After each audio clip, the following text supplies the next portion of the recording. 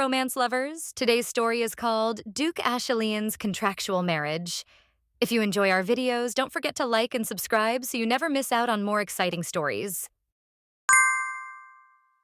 The woman swore before the Lord and the King who is in heaven that if she were helped with this matter, she would give up her firstborn. She had a blade in her hand. At that time, the ruler of the kingdom of Aden was truly a tyrant.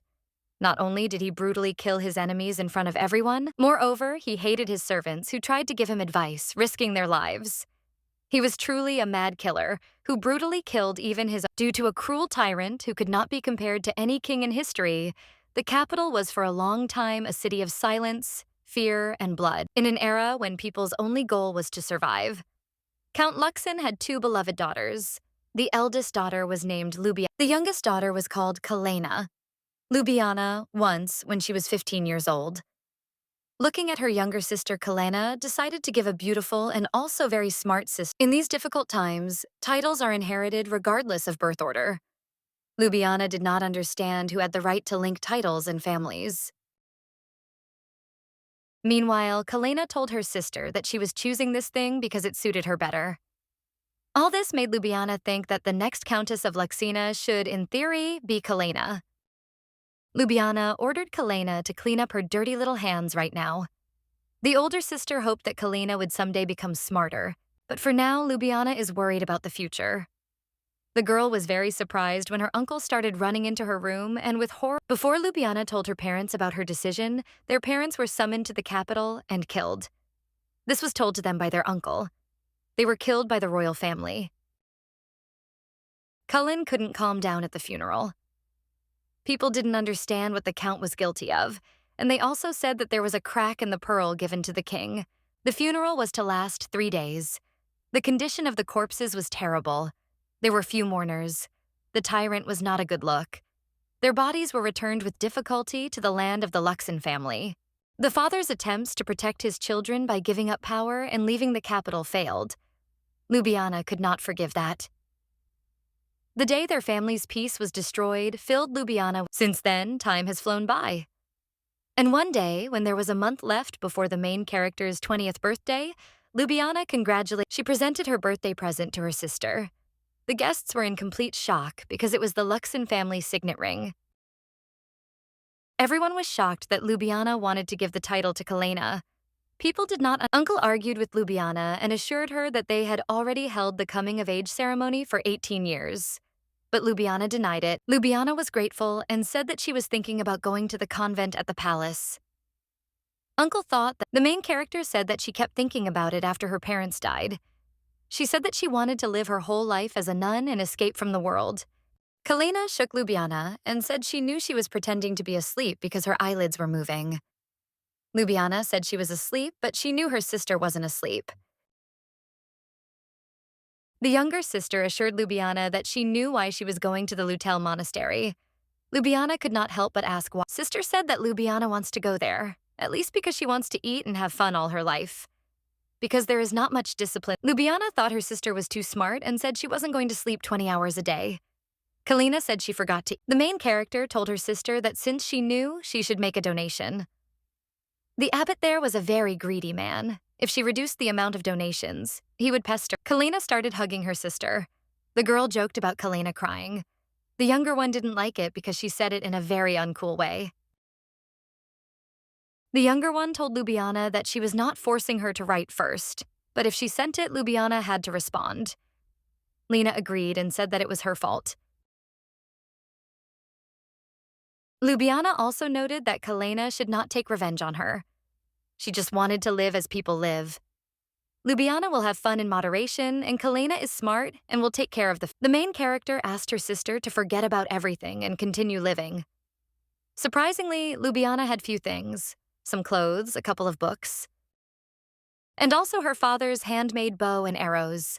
Lubiana lived a quiet and measured life in the monastery, answering letters from Kalena every day. The letters were filled with the daily deterioration of the kingdom's affairs, and Lubiana no longer read them with interest. The travels of a tyrant who says he will never grow old, bathes in the blood of children, and extorts unheard of huge sums of taxes, ruining even the nobility. The main character simply shook her head at all this nonsense and did not mention anything related to the word tyrant in her response. A girl ran into the room and shouted to Ljubljana that now was not the time to sleep here, because guests had come to see her. The main character had to go to the chapel quickly. The little sister, whom Ljubljana saw for the first time in several years, smiled at her and began to say that they had not seen each other for a long time, and she thought that she was ready. She's finally ready to overthrow and destroy that bastard. Or in another order, the outcome is still the same, so she needs her older sister's help. Kalina suggested Ljubljana to destroy this tyrant together. The main character left the title and care of the family to her smart sister.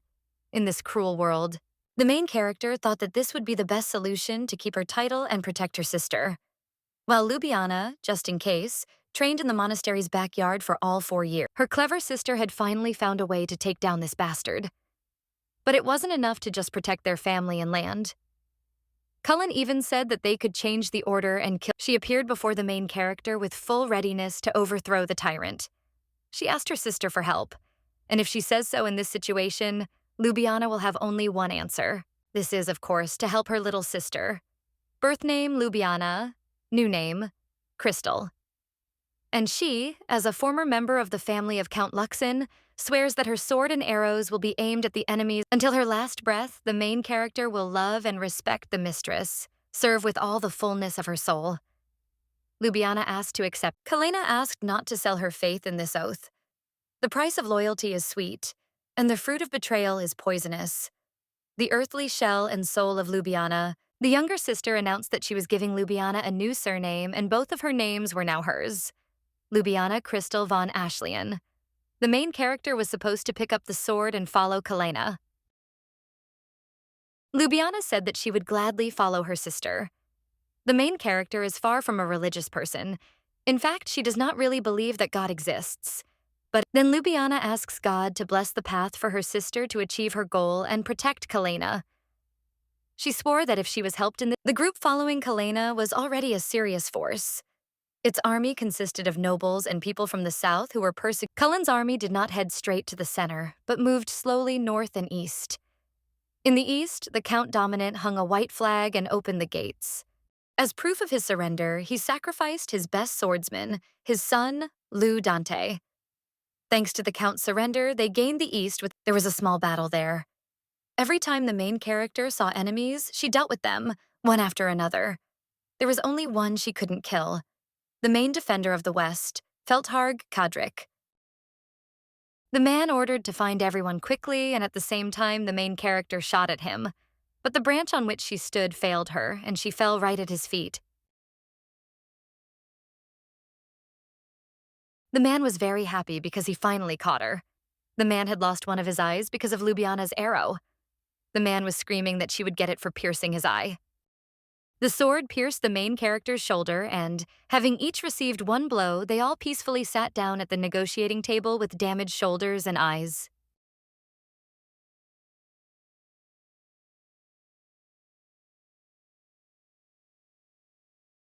Feldharg said that, unfortunately, capitulation was not in his plans.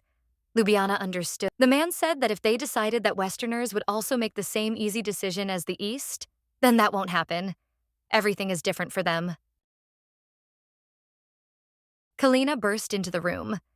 She asked how her little sister was feeling. Seeing the main character's younger sister, the man said that they agreed. Ljubljana was in complete shock and did not understand what kind of idiot he was, because he was against it just now. And even if he is an enemy, the elder sister understood that she had sworn a blood oath and that she still had to get married. But she still decided that she would not rush and would first make Kalina an empress. And so one day, with the south, east, and west in their hands, the army of Cullen headed for the center. At last they were there. The capital, the residents scattered flowers and greeted them with all their hearts. Without any problems, the army passed through the 7 gates and found itself in the very center of the capital. But while preparing for battle with the king, they met an unexpected guest. A delegation from the king arrived to see Lady Kalina.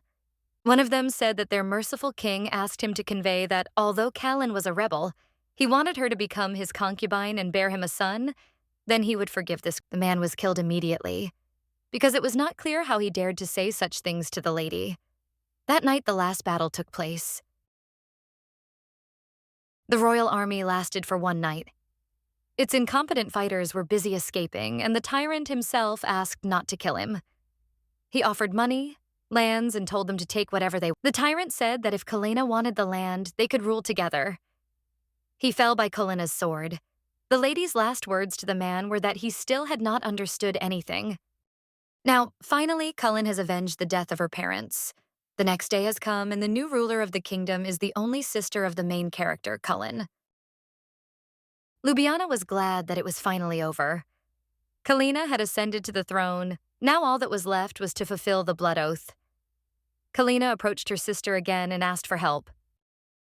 The main character didn't understand what could have happened. Kalena said that she wanted to turn the kingdom into an empire, and so she asked if Ljubljana understood that her sister did not want to be just a queen, but an empress. Kalena added that if her sister was going to help her, she should also catch a dragon. Ljubljana didn't understand why her sister needed a dragon. Kalena said that the empress's throne should be adorned with dragon skin. Ljubljana agreed. They occupied all the neighboring kingdoms. Most of them they first destroyed and then absorbed. Some on the outskirts were left alone, and so the four of them headed to the northern mountains to hunt the dragon. Kalena told them to be careful, and Ljubljana told her sister to go to safety. Kalena ordered to kill the dragon carefully, trying not to break its skin. Ljubljana told her that her little sister had just been almost crushed by a dragon. So Kalena told Ljubljana to be careful too. At the end of a fierce battle, Dante cut out the dragon's eyes and heart. Eventually, Cullen sat on a throne trimmed with dragon skin, wore a crown with a dragon's heart, and became the first empress. She always had 3 men by her side who served her completely and entirely. They were awarded the titles of dukes and were given lands by the empress. The dominant of the Black Tulips received the western lands. Feltarg of the Iron Cross Rose received the southern lands. And Ljubljana, who was called Ashlian of the Silver Line, received the infamous northern lands. The beasts born from dragon blood have been infected, and the only people there are prisoners. Abandoned lands. Kalena turned to Ljubljana and said that since she trusted her, she would allocate the northern lands. She asked that Ljubljana protect her empire. The protagonist did. Having received an order from her only blood, the empress, Ljubljana went straight to the north. She re-educated the criminals, made them ordinary citizens, and taxed them. Those who had no problems with their limbs were trained as soldiers. And after the monsters were driven out, a high wall was built to minimize the damage. When Ljubljana's land finally returned to a more or less peaceful time, a letter arrived for Ljubljana. She noticed the imperial seal on it. The main character did not understand what had happened. And so, at the age of 20, Ljubljanina received an order to return to the capital. Ljubljana was shocked to the fullest extent. Only a few years ago, this city suffered from tyranny. The capital, which the main character had not been to for a long time, was greatly transformed. It changed so much under the rule of Cullen and began to look like a real capital of the empire. The secular society of the center also flourished quite well. And Luciana became a savage from the northern lands for them all. People were talking about how Ljubljana would return, and some were saying that she was 2 meters tall, and some even said that she tore the beast's head off with one hand. Ljubljana assumed that while she was gone, everyone had contracted a disease. Ljubljana was sitting with her sister, and she was laughing. Ljubljana doesn't understand why she was laughing and asked if her sister found it funny. Kalena wondered why Ljubljana was just listening to this and remarked that she should have snapped their necks. Ljubljana assumed that it was Her Majesty who had started, but the Empress said it wasn't her because she had other things to do. Ljubljana realized it was her. Kalena said she was just telling a little about the difficult so that they wouldn't forget how hard she was trying and would be grateful to Ljubljana. And they themselves had already spread these strange rumors. Ljubljana didn't want to stay, but Kalena said that she still had a lot of organizational problems and a lot of things to do, so she needed her sister's help. Ljubljana knew she had to start looking for a husband little by little. The first child who would be dedicated to God, and the second who would inherit the title of Duke and remain. The main character needed to find someone who would easily help her have at least 2 children.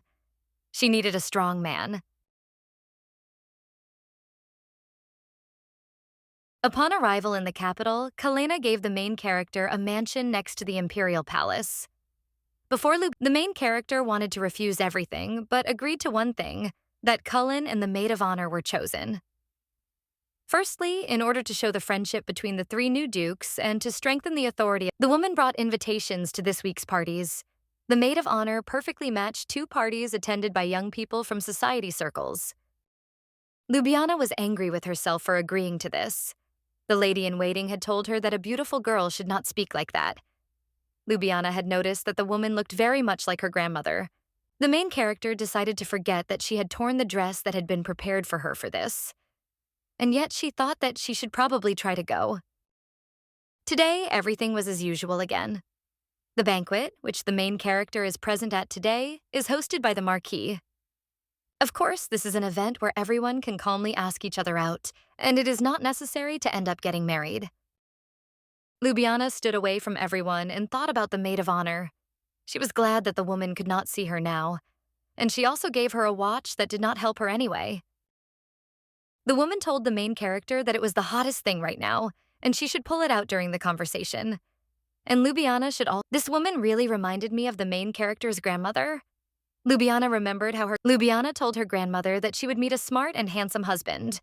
But her grandmother said that a smart and handsome husband is chosen by a girl from an influential. The grandmother asked the girl to remember her words about the need to find a husband who would not harm her reputation and property. Because Ljubljana was the Ljubljana decided that she would look for a husband. According to her grandmother's words, she needed a good man, but also a strong one, so that he would help her conceive at least. Such rare exhibits as Kodrik or Lou Dante already belonged to Empress Colleen. Men pushed and called the girl King of Beasts from the north. The main character heard all evening that she was a cruel killer, and they also said that during the lunar battle she literally had no tears or blood. Ljubljana didn't understand why rumors were spreading only about her. You see, Kodrik and Lou Dante were much crazier than her. The main character was very angry because thanks to her they all live in safety and did not understand how they could say such things. A maid came to Ljubljana and asked if she was okay, but the girl said that she was fine and did not need ointments. Ljubljana thought that this marquis most likely had a problem with his finances because he used low-quality dishes. The girl did not understand what these strange looks were, and she quickly turned around. Hatred, disagreement, they didn't even dare to challenge her to a duel. Suddenly, the girl saw the marquis's wife in front of her. Ljubljana approached her and thanked her for inviting her. Ljubljana said that she was sloppy and her things were wet, so it was time for her to leave. The woman was a little upset. She said that next time she would definitely wait for her. The main character went outside and decided to take a little walk. Because anyway, if she goes now, the maid of honor will look at her with a. But if you think about it, God does exist.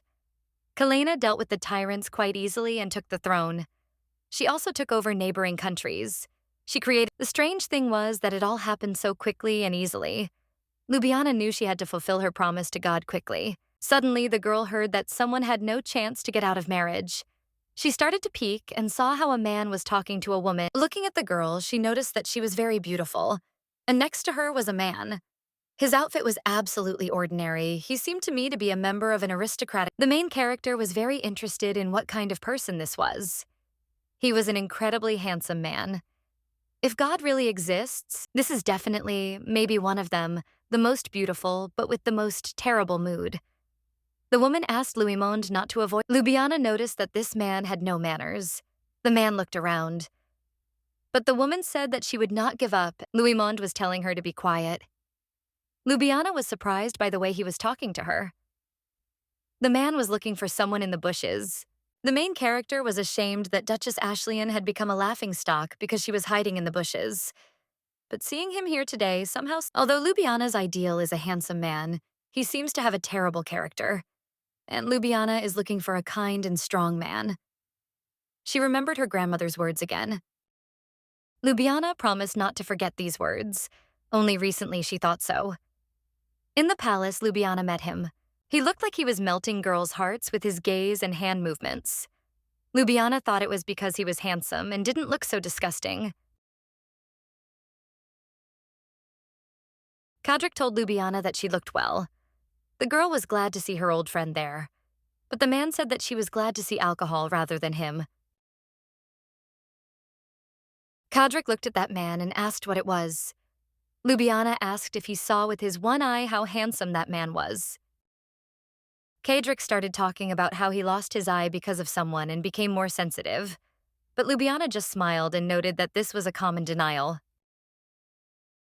The man was very touched by this, and he asked if she was happy only because he could not see. But Ljubljana admitted that she still felt ashamed. Finally, Ljubljana asked who this man was, because she would see him for the first time. Kadrik informed her that this man was the grandson of Count Graham. Ljubljana recalled that during the midnight battle, the day the gates opened, the entire family surrendered and submitted to Kalena. It would not be strange to destroy them. Kalena had ordered her older sister that if anyone other than the royal family surrendered, Ljubljana was to spare their lives. But thanks to Kalena's kindness, they were spared. And the main character's opinion of the Graham family is that they are people who are fawning everywhere, for the sake of survival. After that, Count Graham bought handsome men and offered them to Kalena. When the main character saw the gifts from that count, she was in complete shock and asked her sister what she would do. Ljubljana even offered to help look after him if her sister wanted it. But Kalena said that there was no need for that, and Ljubljana should just tell him that the empress liked it. These words made it clear to her sister that Kalena had a plan, but it was a little strange because as far as Ljubljana remembered, the count's people had wheat-colored hair and brown eyes. Most of the people had no muscles. They were tall. The day the Graham family surrendered, they of course checked the count and his family. This man most likely looked like the illegitimate son of a tyrant. Luiman fen Lux Assel von Graham. Kadrik asked Ljubljana if she knew what this name meant. The main character knew that such shiny silver hair, black eyes, and a magnificent appearance. Ljubljana still couldn't believe it. Kadrik called him the last blood brother. More specifically, this man is the last member of the royal family they destroyed and the only descendant of the tyrant. Shiny silver hair and black eyes. Distinctive features of the previous royal family. The only descendant of the previous ruler. Ljubljana did not understand how the descendant of the tyrant survived. Because Ljubljana believed that they destroyed all his relatives, Kadrik said that everyone, even newborns. This was not enough to get to him. How it happened that he stupidly ended up at a banquet, or Kadrik added that they had recently found out who he was, and that this man was from the House of Scientists. This surprised Ljubljana. The House of Scientists is a place where people have locked themselves in a high tower-like wall. It is a group of mad scientists who dedicate their— When you get here, you have to give up your last name and swear to God that you will study until your death. Once you get there, you can only— They were respected by both the people and the tyrant himself, because the scientists maintained political neutrality. Even Cullen, who besieged the capital to kill the tyrant, did not— Ljubljana had not known that a tyrant's illegitimate son would be in such a place. Now she understood how he— Kadrik asked if he had contacted the North, but the main character said that she had not received any news from him. Kadrik, the man, regularly sent people. He even sent them about the general situation in the central region. Kadrik was very angry and asked if she thought he had so much free time to write her letters by hand every month and waste paper. In fact, the man said he sent them regularly so that Ljubljana would not feel isolated in the north and would have a general idea of what was happening in the capital. He knew that he had tried in vain because she had not even read them, but Ljubljana assured Kadrik that she had seen them and was very grateful to him. Kadrik thought himself a fool because he felt a sense of relief. So Ljubljana decided to ask what all this had to do with the illegitimate son of a— The man said that it was by order of the empress, since they were short of personnel and she wanted to create a new administrative system. Teachings that deny reality are not worthy of existence. Therefore, the House of the Scientists was destroyed, and their people— Ljubljana was shocked that they let him live even after they found out everything. Kadrik said that it was Her Majesty's decision. The two of them were very annoyed. There were still a few small fry who were trying unsuccessfully to follow the tyrant's ideas and restore the former kingdom. Ljubljana assumed that Cullen was simply trying to expose them and get rid of them all. That's probably true, which is why Count Graham is still trying to get closer to the Empress. Not worrying about growing powers is exactly like Cullen. Ljubljana noticed that aristocrats were gathering around him, literally sucking on the tyrant. The main character was glad that she had avoided meeting him. The main character did not understand why this fair-haired man continued to look at her with a look full of despair.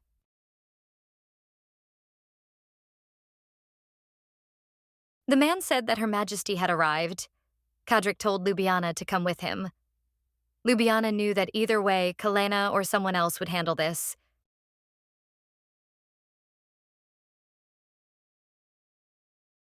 The Empress's job is not associated with beauty or infuriating tricks. The main character only needs to find a suitable groom and return to the north. Ljubljana hated annoying things. That's what she used to think. The main character saw the woman assuring this descendant of a tyrant that she would marry him anyway. The girl decided that she needed to go back and not even think about going outside to get some fresh air anymore. They continued arguing. Because today is the day she will make him hers, she hit the man. The girl said that she really doesn't like to see pain on his pretty face, so he should be hers. The woman said that he should know that cooperation with her family is simply necessary for Count Graham's plan. Not to mention that suddenly they noticed someone. It was Ljubljana. The main character told them that no matter the situation was completely different from the previous one. Ljubljana was wondering if she should help him, despite his origin. The man began to ask. The woman hugged Louismond and was very happy to see Duchess Ashleyan. The girl introduced herself as Lysana of the Marquisate of Odile, and she wasn't even aware of the Duchess's presence, so she sincerely apologizes. Ljubljana noted that she rather elegantly said not to disturb and to get lost, which was to be expected from a lady of noble and telling this skillful lie. But there was something else. Marquis Odile is still in the Old Kingdom. The Marquisate of Odile had a long history. However, after the overthrow of the tyrant, they were cornered and forced to suffer humiliation. Being removed from central, the Marquis's power was so great that even a tyrant could not kill him. Ljubljana heard that they had moved away from the capital. Therefore, but Lysana works with Count Graham to restore the royal family of Inos. Even 5 months after the kingdom's fall, Kalena admired his determination and promised to restore the title, as well as return the territories taken by the tyrant. Marquis Odile knelt down and bowed, but they were not truly devoted to her. In the name of the success of the rebellion, they came to a temporary compromise. Lysana asked the Duchess not to tell anyone about their relationship because they were still a little wary and reserved. Ljubljana knew it was a stranger because all she saw was one-sided aggression. And the expression on the face of this, Ljubljana turned to Lysana and noted that she felt that this gentleman did not share her point of view. The guy himself cried out, asking for help. Lysana denied all this. She turned to Louismond and said that because of his shyness, even the Duchess had doubts about their relationship. Louismond quickly stood up and hid behind Ljubljana. From a distance, he looked thin and fragile, but when you look closer, he was quite complex. Most likely he fell because the lady suddenly hit him. Anyway, Ljubljana didn't understand why this guy was so clingy. The main character asked him to relax a little. Lysana was shocked because it seemed to her that the Duchess was trying to boast that Louis had rushed to her. It was still not clear why they were so close in the first. The girl asked how they dared. But Ljubljana asked the lady to first clarify the situation. She asked the lady to be calm. Ljubljana suggested that it would be better to continue the conversation during the day, tomorrow or any other day. In the meantime, she would help a member of Grand. Lysana was very uneasy with how calmly Ljubljana spoke because she acted like she had the power here. She thought that she should be the one next to Louis. The girl could not accept that a murderer from the north was in her place. She shouted that she would never forget what the Duchess had done. Ljubljana told the girl to tell Duke Feltarg if she did anything wrong. The girl was angry because Ashleyan and Feltarg. She assumed that Duke Feltarg was targeting her Louismond. The Ljubljana decided that she would leave all the trouble to Kadrik. Lysana was just waiting for the moment to save her Louismond from the clutches of these two perverted dukes. It was a complete misunderstanding. Ljubljana snatched her hand from Louis. Ljubljana said that she was saying goodbye. The man was surprised that she was going to leave just like that. And so Louis asked Ljubljana to wait. He grabbed Ljubljana's hand. She didn't understand why he grabbed her. The man asked the Duchess. The main character didn't understand what was going on. She thought he was crazy. The man understood that she was probably wondering why he was making such a statement after their second meeting. But Louis had no choice but to stay close to this woman to survive this time. This time he refused to die. Count Graham not only swore allegiance to the tyrant, but also offered his daughter. As a result, the tyrant's illegitimate son, Count Graham's daughter, was supposed to become queen, but she was poisoned, and the first prince constantly threatened to kill young. Ultimately, Louis chose to live a life of debauchery, as if he didn't need the throne to survive. All the assassination attempts made by the queen, Helena ordered all illegitimate children to be killed, leaving Louis. Cadric and Lou Dante look at this filthy. It seemed that Louis' short life was over, but the man suddenly came back to life. He was sure that he had been executed. This was his chance. This time he promised himself that he would not die and survive at any cost. However, even if he swore allegiance, this is how Louis experienced his 7th death and is now living his 8th life. The man went to the House of Scientists and asked to study there. As a last resort, he successfully locked himself in a house of scholars and intended to study for the rest of his days. But this plan also ultimately failed. Cullen was very angry because she didn't know that Count Graham had a grandson. He is the only pearl left by the Count's youngest daughter.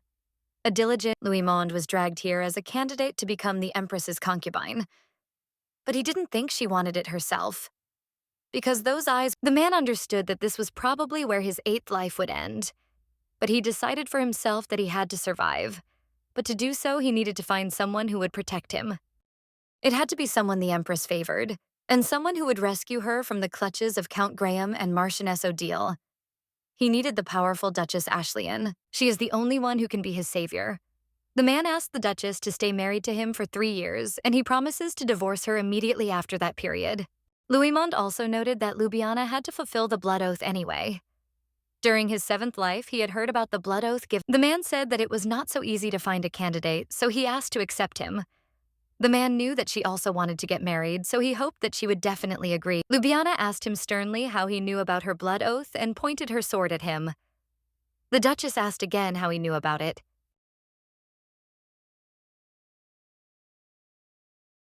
The man was in complete fear and knew that now he could possibly die again. Dukes Dominant and Feltarg were not enough for him. Now he would have to die at the hands of Duchess Ashleyne. The man didn't want this anymore. He didn't want to die. Louis started crying. Ljubljana told him to be honest if he wanted to live. This was his last chance to answer how he knew about his oath.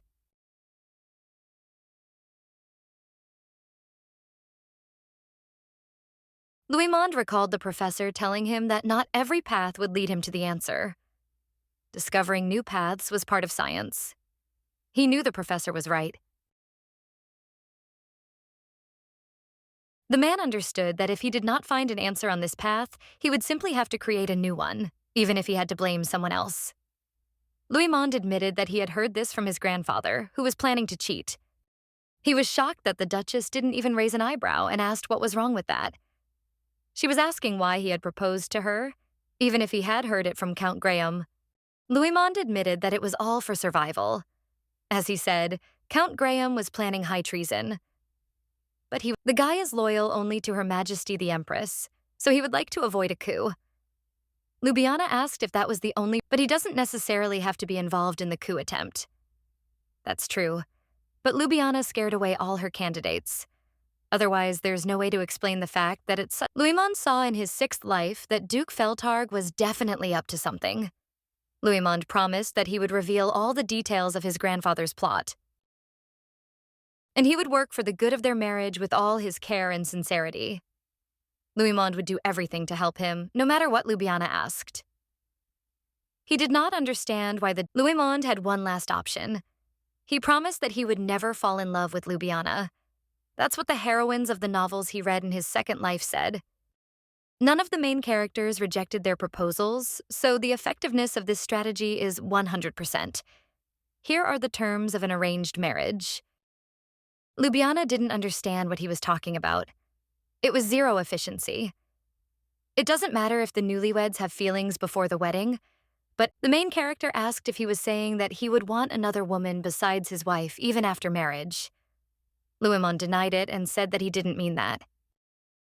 Louis said that he would be faithful to his wife and would not sleep with others for the rest of his days. Ljubljana thought he was not mocking. Louis added that, according to the blood oath, Ljubljana's first child will dedicate 20 years of his life to serving God. She would like her second child to be an heir who will dedicate himself to the empire and the empress. Having children with the tyrant's illegitimate son was not in Ljubljana's plans, but in 3 years she will be able to give birth to 2 at once and get a divorce. If you look at Louis' shape, he fits without question. Although he is quite slender, his chest is wide, plus a good physique. Below the waist, he also looks. If so, it is unlikely that Ljubljana will have problems conceiving children with Louis. The man was embarrassed and did not understand. Louis apologized and asked the lady not to look at him. He was very embarrassed. His voice was trembling. Ljubljana found this amusing. After all, in the capital, so many women's eyes were directed at him, but he was embarrassed after she cast her gaze. Ljubljana lowered her sword. Louis was very grateful and said that she could ask for anything she wanted, and he would do whatever he said. Ljubljana noted that it was not that difficult to test his resolve. Ljubljana told Louis to come to her estate on the 3rd night. She was wondering if they could conceive a child. The main character asked him if he knew what the essence of her blood oath was. The man thought that the essence was to get married. But Ljubljana said that Ljubljana thought he didn't know the details. Ljubljana said she wanted a child, 2 to be exact. So Louis needed to get together with her and have at least 2 children during their. This was Ljubljana's condition. And so if Louis really wants to marry her, she said that they will meet in 3 days. That's what Ljubljana said, but as expected, he didn't come. And he seemed determined. Ljubljana even let everyone go. The main character thought that children were a strange condition. Even when Kodrick found out, he was a little surprised. He didn't know. Ljubljana was wondering whether she should just give up or go look for him. A servant approached the lady and informed her that a black carriage had but the carriage returned to Count Graham. He asked what they should do. Ljubljana didn't even know where to look for him. Suddenly, she heard a cry that said he wouldn't, begged to let him in, and assured her that he had already said he. The main character could roughly understand what was happening here. Louis was screaming in rage, not understanding how they could do this to him. His grandfather shouted at him that he would marry her sooner or later anyway, and there was no problem with that. All this time, Louis thought that the lady wanted to achieve it. Louis asked his grandfather if he was so hungry for power that he was willing to sell him, the only thing he had left of his daughter. He noticed that his grandfather had not changed at all. Count Graham pretended not to understand what was being said. He ordered the servants to drag his grandson here, closer to Lisanna, and she herself noted that Louis should not make her wait any longer. Louis ordered Lisanna to be silent because he had no reason to be with her. The grandfather yelled at his grandson to stop being capricious because even though he was his grandson, if he got in his way, the grandfather would not hesitate to send him to meet his mother. Louis understood that his 8th life would probably end now too. He was very angry because this time it would happen at the hands of his own grandfather. The man was very curious whether he would be able to get out of this loop one day.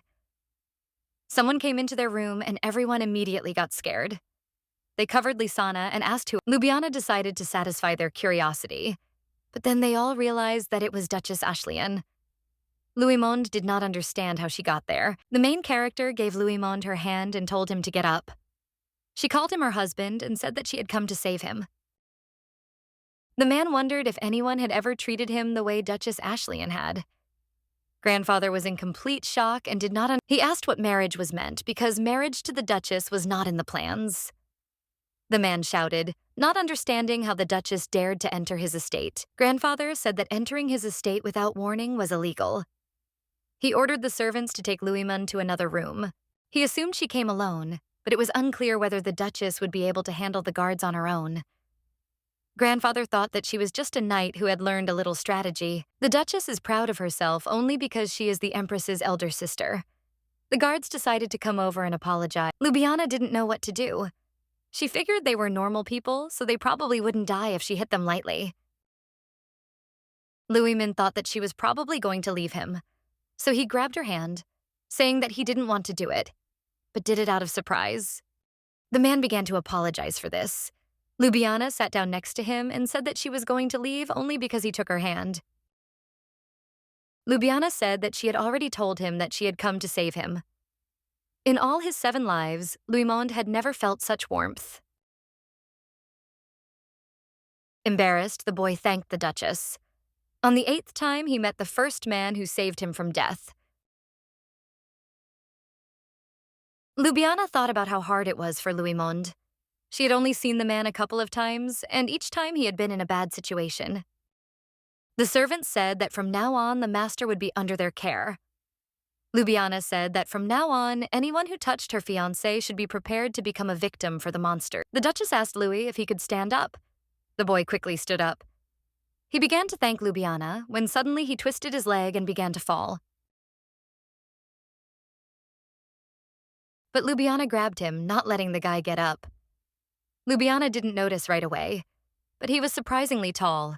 Ljubljana asked if her husband was okay. The guy in turn thanked the lady. The grandfather did not understand who dared to take Louismond at will. The man was yelling at Louismond, saying that he was not allowed to leave without his grandfather's permission. The man still could not calm down. Ljubljana asked if a man who had passed the coming-of-age ceremony needed permission to leave the estate of his own free will.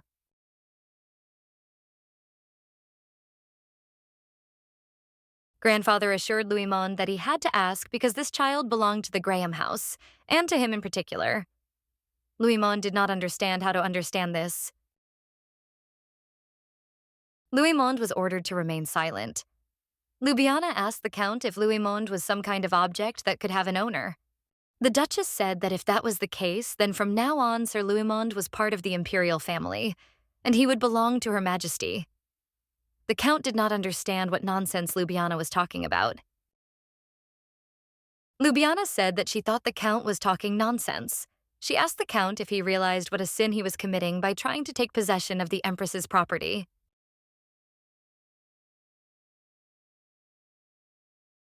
She asked if this meant that the Count desired power equal to Her Majesty. Louis could not believe that someone would oppose his grandfather like this.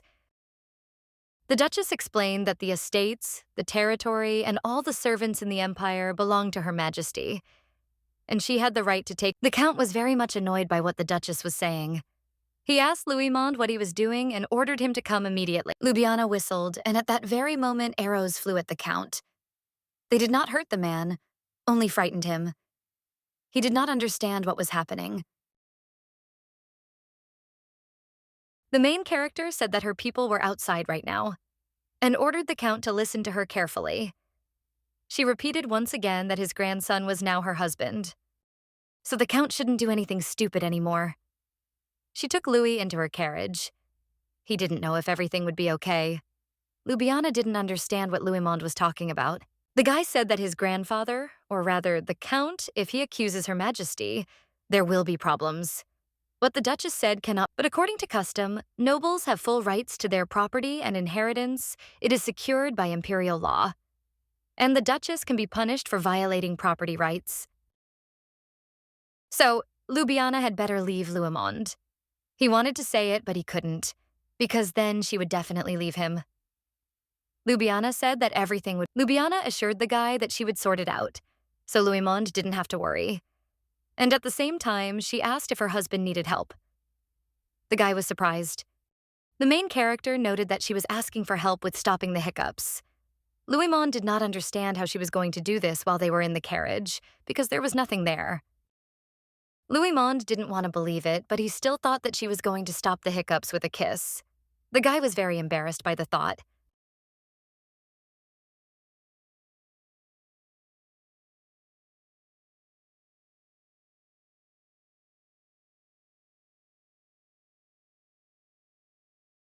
He had done this countless times in past lives, but this was his first kiss. Ljubljana said she wouldn't force him if he didn't want to. Louis started to refuse and say that it wasn't that he didn't want to. Before Ljubljana could finish speaking, she pushed him against the wall, which made the guy wonder if he had done something wrong. Ljubljana stood up and noticed that the hiccups had stopped. She explained that one of her subordinates had been eaten by a monster because of the hiccups. The boy was very happy that the hiccups had finally stopped, and he felt complete relief. If you think about it, Ljubljana is a good person. Because they were not married yet, she called Louis her husband. He did not think that the Duchess would come to his rescue, and the guy really hoped that she would. Louis decided that he would not let Ljubljana regret her choice, so he would fulfill the condition of their marriage today. When they arrived at the estate, Ljubljana was embarrassed. The Duchess thought that her maid would be asleep since she had left without warning. The woman noted that the guest had arrived at such a late hour and that this was rather unusual. The woman said that first of all she would prepare the bath, so Louis should follow her. The guy thanked her for such care.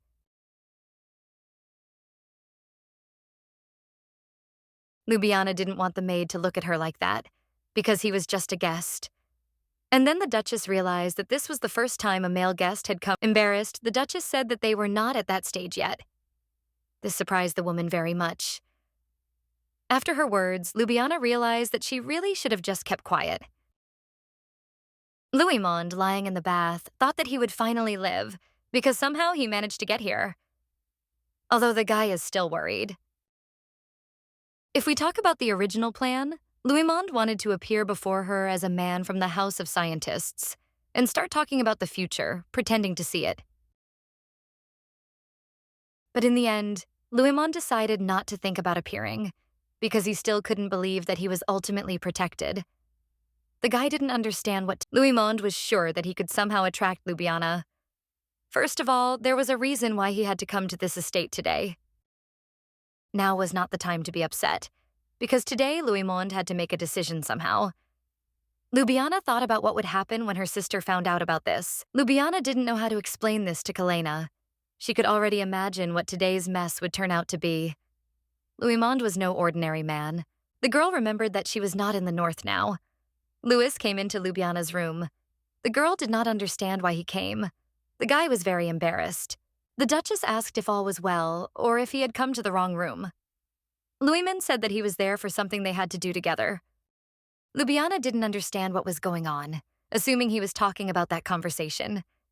Ljubljana said everything was fine and they should rest for now. Louis quietly asked if he could do it today, and then said he wanted to do it. Ljubljana didn't understand how he could be so insistent while blushing so much. She noted that Louis had no shortage of courage. Ljubljana called the boy Sir Louis again, after which the boy asked to call him Louis, starting from today. Ljubljana said that what they had talked about a few days ago. Louis did not understand why she doubted, although she called him her husband.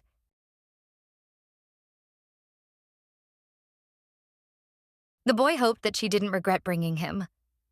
Ljubljana thought about telling Kalena everything, but she didn't even have time to think of what to say the next time she visited.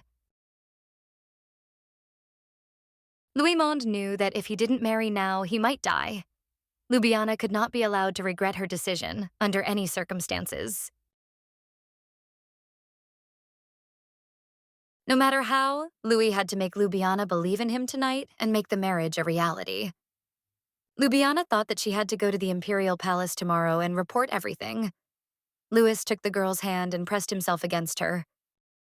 Ljubljana threw Louis onto the bed and pressed him down. The boy asked her to let him go because it hurt. He came so close so suddenly that the Duchess's reflexes kicked in, but he seemed stronger than Ljubljana expected.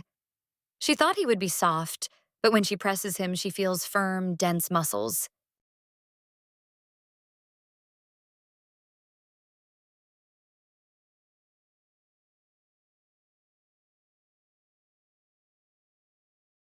The Duchess thought that if he had such a body, even without training, he could become a skilled knight with the right efforts.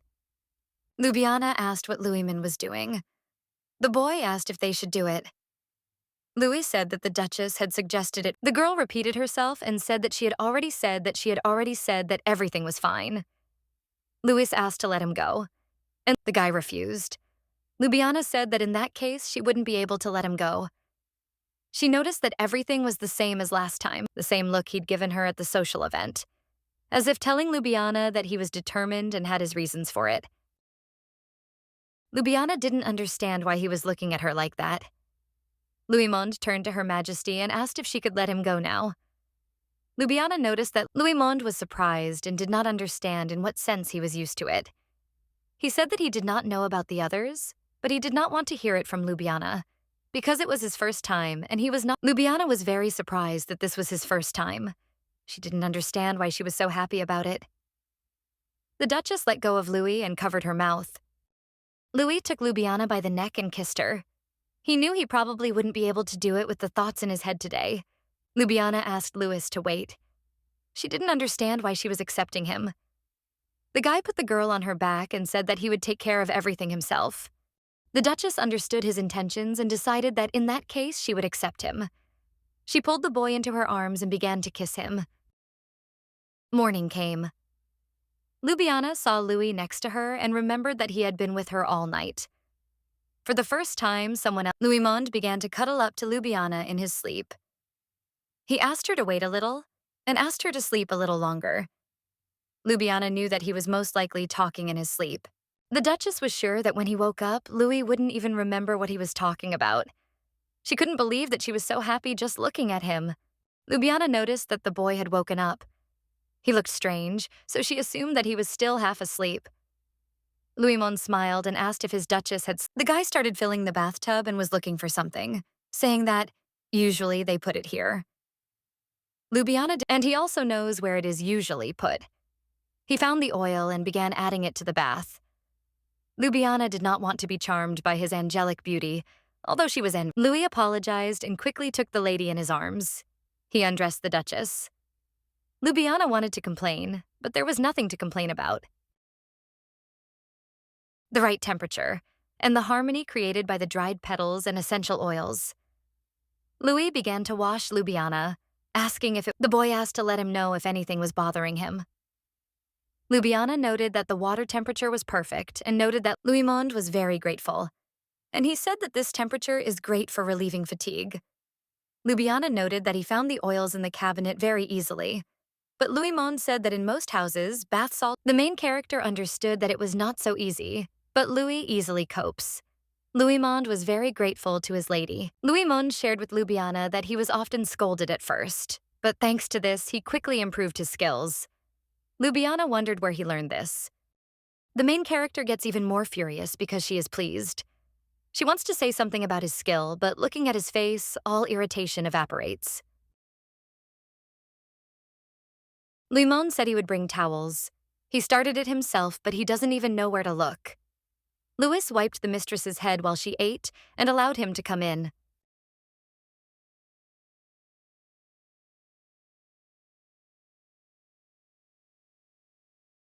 A maid came in and told the Duchess that she had to hurry and eat because someone had come to the imperial palace, and then a message came from there to come there quickly.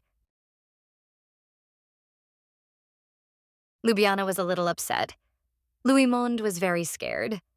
He started asking what they should do, but Ljubljana shut his mouth with bread. Ljubljana said she would eat before leaving. She said she would leave immediately after the meal so the woman should prepare the carriage. The Duchess knew that if she was summoned to the palace, then Cullen would already know everything. She told Louis that she would go to the imperial palace and he would stay here for now. Louis-Monde grabbed Ljubljana by the sleeve and asked if she would be okay. The girl said that she would return as soon as possible, but first she would visit Lena and assess the situation. The servants noticed Duchess Ashleyne, that is, the bloody Duchess. The atmosphere today is, as expected, frightening. The empress noted that they had not seen each other for a long time. Ljubljana greeted them. Kalina noted that there were only 2 of them here, so she could dispense with formality. Ljubljana said that even if that was the case, she couldn't dare do that. Ljubljana thought that Lena already knew, and that was why she had called her. So Kalina asked with a smile how Ljubljana dared to do that a few days ago. The main character knew that she would not return in one piece today. The empress reported that she seemed to have much news for Ljubljana. She said that everything was fine and asked what her elder sister would disappoint her with. Kalena ordered the servants to leave them for a few minutes and asked for a cup of tea. The girl thought that Ljubljana had something to say. The younger sister sat down and said that there were only the two of them in this room, and she was ready to listen to what Ljubljana wanted to upset her with. Ljubljana only now realized that she knew, but she asked anyway. Kalena asked her sister if she liked everything. Ljubljana said that she couldn't say that she didn't like it. Kalena was happy and said that Ljubljana could marry because she gave her approval. These words surprised Ljubljana very much, and she began to ask again. Ljubljana was out of her mind with shock. Kalena asked if Ljubljana had come to tell her about the marriage. Kalena calmly said that Ljubljana could get married. Ljubljana couldn't believe that it could be that simple. Because Cullen was going to use the tyrant's illegitimate son to lure out and destroy the rebels. And in exchange, Cullen said that neither she nor the other dukes would. This is what Ljubljana expected. Kalena did not betray her plans or change them. Using her sister's wedding with him, Kalena asked her sister not to be upset because she had told her in advance. Ljubljana did not mind. She understood that not only Kalena would not come, but once the wedding ceremony is over, the nobles will be busy spreading rumors. People will say that Ljubljana was enchanted by the tyrant's son and quarreled with the empress. No one should notice that this marriage is fictitious, and Ljubljana is most worried about that man. At this rate, by the time the marriage contract expires, Louis will be accused of treason and executed immediately. Ljubljana must somehow prevent this. Ljubi apologized. Still, Ljubljana spent the night with him, and she can't help but worry about her current husband.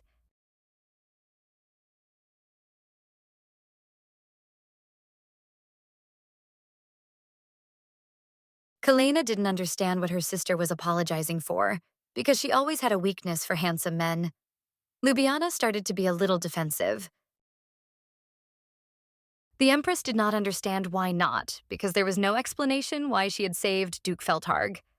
Ljubljana said that Kalena asked if Ljubi thought it was easier to take an eye than to kill someone. Ljubljana was angry because she felt like she was being picky, but the empress said that her little sister was still crazy about her beautiful appearance. Ljubljana was embarrassed and said that it was not so.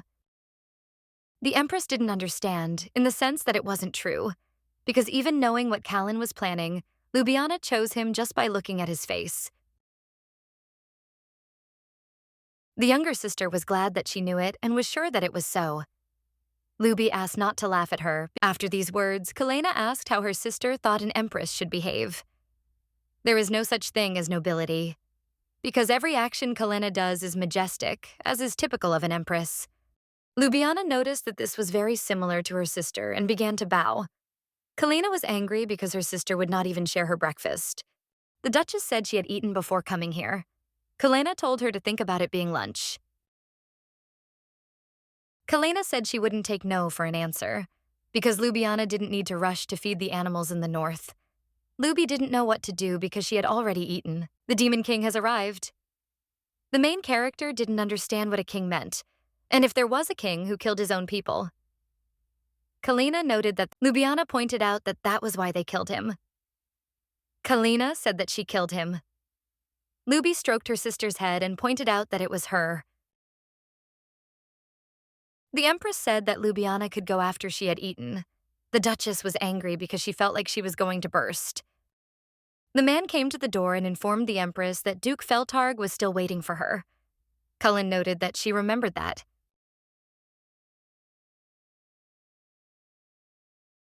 The man noted that he had come to see Duchess Ashley at the palace, so there was no point in keeping him waiting for so long. Kalena allowed him to enter. Kalena greeted him and noticed that he looked like he had a lot to say to her. The man came closer. Lena apologized for keeping him waiting. The Duke asked if Cullen had given them her blessing. She said she wasn't sure she understood what Feltarg was talking about. The man asked that Her Majesty not pretend. He said he disagreed, And in horror, he asked why she had allowed the illegitimate son of a tyrant to marry Duchess Ashley. Kalina assumed he was asking because he didn't know. On the one hand, he was the most valuable and capable man, loyal to the empire. On the other hand, the illegitimate son of a tyrant and the mistake of the millennium from the House of Scholars. And wouldn't it be better to use and throw away someone who is nothing without appearance? The Duke was shocked. The Empress asked if he had anything else to say. Kalina asked if he thought it made sense to marry two of the three dukes of the empire. Kalina asked if the Duke was going to go against her will. He asked her if the lady knew how hard it was to refrain from making a scene. The Duke had spent the last few years searching for his distant relatives. He did this because he wanted to give up everything, including his title. And all this was for the sake of winning Duchess Ashley, but the Empress did not allow it. Cullen said that she did not want to lose such an important figure. The Duke asked Her Majesty to tell him the real reason. Cullen had already said that he was the most precious to her. Cullen, despite his family being killed by the tyrant, he remained to defend the border until the very end, for the sake of the people. Ashley mistook him for, but in truth, he gave in because he realized that he was facing a real traitor who would not make peace with the tyrant. Having failed the rebellion, the people who joined him were destroyed. From this, we can conclude that he is a truly virtuous man. And on top of everything else, he developed unwanted feelings for his subordinate, for whom he was ready to go to the ends of the earth. Even so, Cullen hates him for hurting her older sister. The Duke asked if the Empress knew why he lost his eye.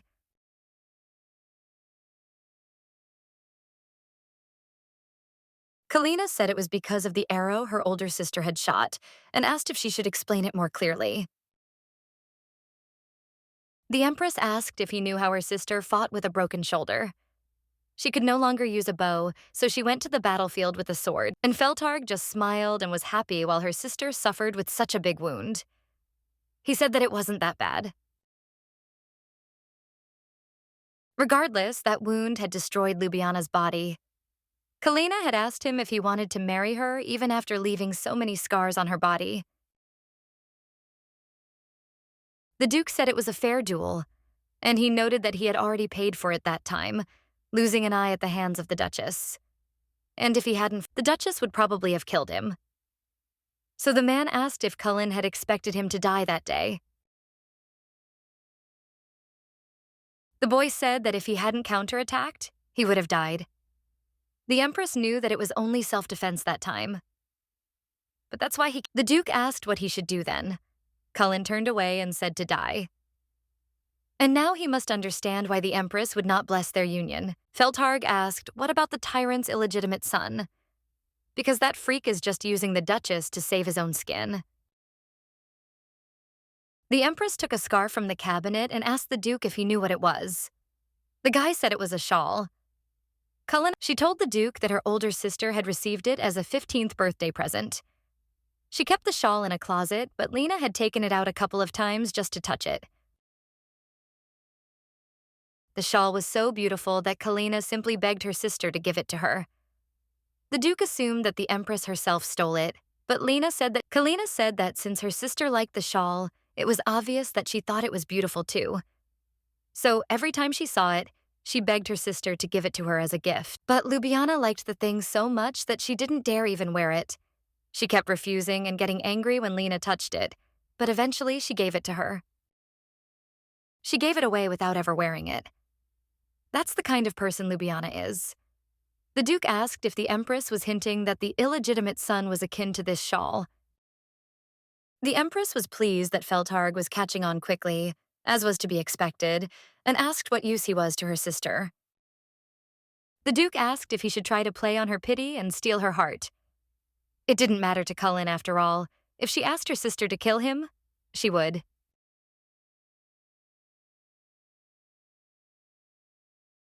The Duke himself noticed this, because if you think about it, the Empress never allowed him to confess or openly show his feelings for Duchess Ashley.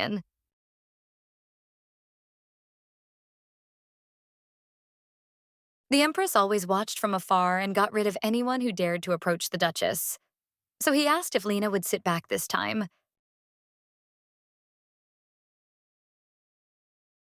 If she had been so thorough all this time, but now she had let things slide. And there must be a reason for that. Ljubljana thought that Lena was planning to kill him anyway, and she wondered if she would be able to get pregnant before that.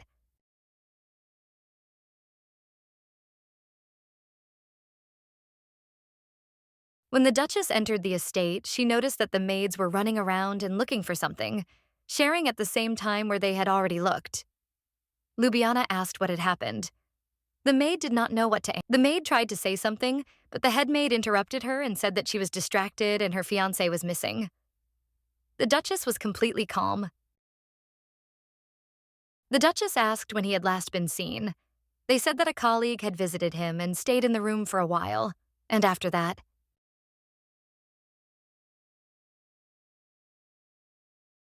Ljubljana asked again which colleague he was talking about. The maid said that she was an official of the empire and studied with him in the House of Scholars, and her name was Peony Lauren. The protagonist realized it was a woman. The woman said they were close friends, which sounded convincing. Ljubljana realized it looked like Count Graham hadn't. The main character did not understand why he ran away and asked if they had searched the estate. The woman confirmed this, but with the exception of the West Wing. Ashley didn't understand why they didn't look there either. The maid said that she had told him to refrain from going to that part of the building, and he had promised not to go. The woman said that such a graceful and dignified man would not break his promise. The maid also confirmed this because that smile did not look like the smile of a liar. Ljubljana went to the West Wing and couldn't believe that her fiancé was here. She couldn't believe that she had been deceived by his beauty. The guy was lying on the floor and there were a lot of books near him. Ljubljana didn't understand what they were. The woman noted that since he only studied purely scientific works, then perhaps such literature could hook him. Ljubljana decided that in that case, she needed to fill her library with such books. The woman asked if the empress approved of the Duchess's union. The woman started telling her to get married as soon as possible, but Ljubljana covered her mouth and asked her to wait because she was not ready so quickly.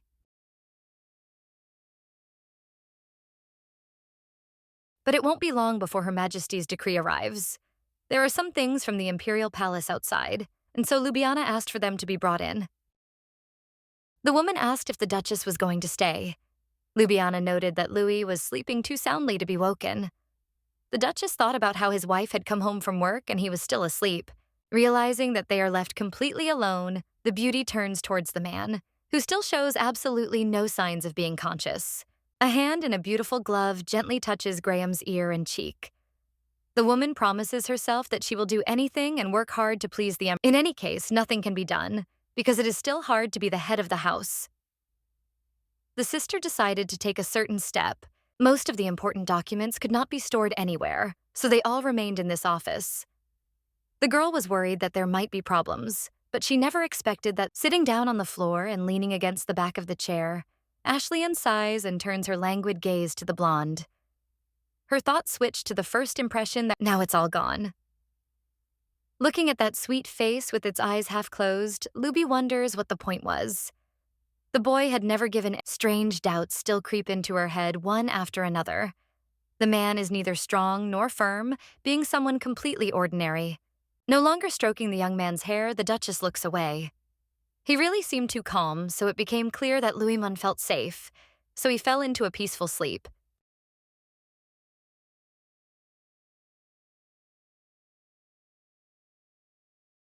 I immediately recall the moment when the beauty brought the guy home from his grandfather's estate. He was terribly scared and visibly nervous. It seemed as if every nerve in his body was experiencing wild. Closing her eyes and sighing heavily, the maiden understands that it is absolutely impossible to hate such a person. There are many reasons for this, which are quite simple for the mind. You wouldn't think that this would affect her image in any way. However, it's all because the Duchess is no longer the young and weak girl she used to be. Time has passed and everything has changed now, as it should be. At least life has more meaning. Ljubljana has a husband who will soon officially become that man. If everything goes well, the Virgin will be able to protect him, hiding him from the hateful It is worth staying calm and not paying attention to anything. Then everything will be rewarded. There is only one problem that has been bothering me since the moment it was announced. The head maid's words about Lewis's visiting friend being a woman still echoed in his head. The strange colleague named the girl trusted her lover, even if curiosity eventually got the better of her. After checking, she did not find kneeling down and getting closer to the guy, the girl gently squeezes his hand, hoping not to let her anger out. Perhaps this was the reason. Looking at the sweet face, the woman sighs, realizing that this is most likely not true. After 3 years, he decided to escape and the hand touches the silky hair again, slowly running its fingers through the strands. It was hard to believe that the man had decided to run away with Peony. As if on purpose, memories from that very night in the garden come to mind. Louismond was extremely persuasive, almost begging the lady to marry him. Forcing the redhead to freeze and listen, the guy continued to beg for the Duchess to be married to him. At first it seemed pleasant, but the Virgin didn't want such a future for herself, but she couldn't help it. She had to believe that Louis had pure intentions and was doing all the anger bursts out, leaving behind consequences. Ljubljana squeezes the piece of paper that just happened to be in her hands. The guy will divorce the heroine exactly 3. Turning back to her lover, Ashlyn looks at his body and features with concentration. Her thoughts are haunting her, making it eyes boring into everything around, still in a rather relaxed state. It remains a mystery why the young man made such an offer. The doubts will not go away until it is all over. That brunette still remains in the mind as a second option for the king's son. A few hours ago, something happened that could have clarified everything for the young lady. She was in a completely different place to see it, so she simply missed it. His hands fall on the table in anger, making a characteristic clap that makes it clear that the man is no longer able to restrain himself. Louis is ready to cry or do something worse. He is too bold to allow himself to do all these terrible things. It seems that immediately after arriving, something went completely wrong. The couple then spent the night together. Everything went as it should, and Louis thought he had done quite well, considering that he even prepared a beautiful bathroom for the Duchess afterwards, it seemed that nothing had happened, but the lady was not at all embarrassed, not showing her true emotions, but rather tired. From her face, one could tell that I don't want to admit my mistakes, but I'll have to clarify the circumstances. The girl most likely just didn't like something. She didn't say a word as she left for the Imperial, putting his palms to his face in horror and burying himself in them, trying to let everything out. The blonde understands that he miscalculated somewhere. Maybe it wasn't his body that was needed, but something else. The self-flagellation was interrupted as soon as rustling sounds were heard behind the door, followed by short but repeated knocks. Nodding his head, the man allowed the person to enter. The woman with gray hair, who had just entered the room, helpfully conveyed the information that Miss Lauren had come to see the boy. Without saying anything else, the maid seemed to be asking a silent question about what she should do next. Louise, not wanting to give any answer, quickly jumps out of bed and heads towards the exit. His shoes are evenly knocking on the parquet, making it clear that the hero is really in a hurry to meet. The young man throws the door wide open almost with his foot and runs out into the corridor. It is the girlfriend who must give at least some answers to the never-ending questions that are becoming more and more numerous every day. There is no limit to the joy, because an old friend is already in the room, carefully lowering a mug of long cold tea. Lauren was the royal conservator of the House of Scientists, which gave her even more status. No longer holding back, the blonde rushes to meet her and climbs up to the woman with hugs, shouting about how long it has been since they last saw each other. Putting her hand forward, the beauty asks him to move away, which is quite. Sitting down on the chair and looking at the trays completely filled with sweets, the guy asks how the girl found out that he was here. It's simple, because the lady heard about it when she came to work in the morning. Graham scratches his head as he remembers this. Work was still something important, even though the man had forgotten to tell absolutely everyone there about his vacation. Peony was more prudent, so she officially asked for time off for her friend. However, the girl is not here because of gratitude, but because of rumors that began to spread like a comet. From the very morning in the House of Scientists, everyone spoke only about Louismond. and how the Duchess fell. Grabbing the cookie and slowly chewing it, the brunette listens to her friend's excuses without burning with desire. It turns out that Her Highness simply learned of the— Now, this doesn't interest the girlfriend much because the next question becomes something more important. The man must give an answer about work. Even nodding, Peony rose to leave the estate. Now she had heard everything she wanted to hear. Just about to leave the door, the girl freezes, as if something very unexpected had come into her head. It is unclear how this will end. Turning to Louis again, the girl warns him that he should be careful. This whole mess is definitely not for her, but it is worth— Don't go too far for answers, because there is only one truth.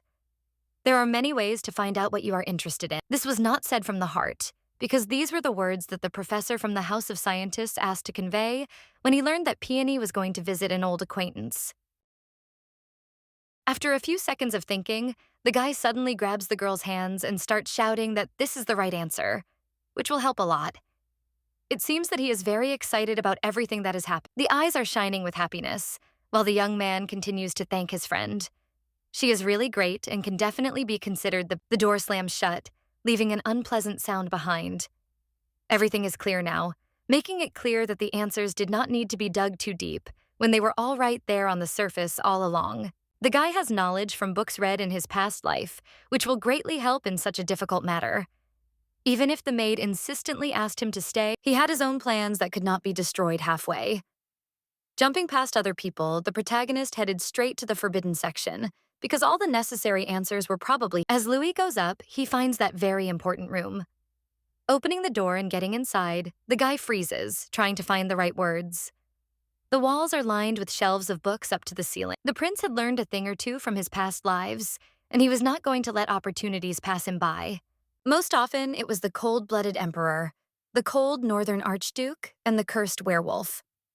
They were all on the evil side, but only for a time.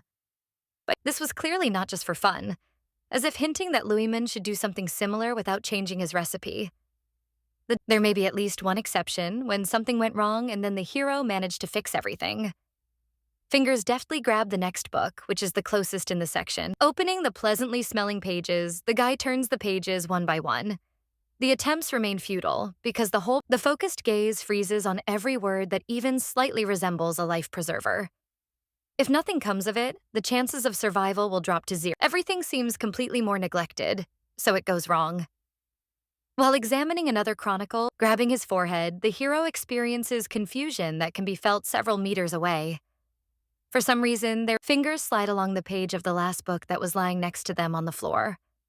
For some reason, they all fall in love with the main character immediately after the first night spent with her.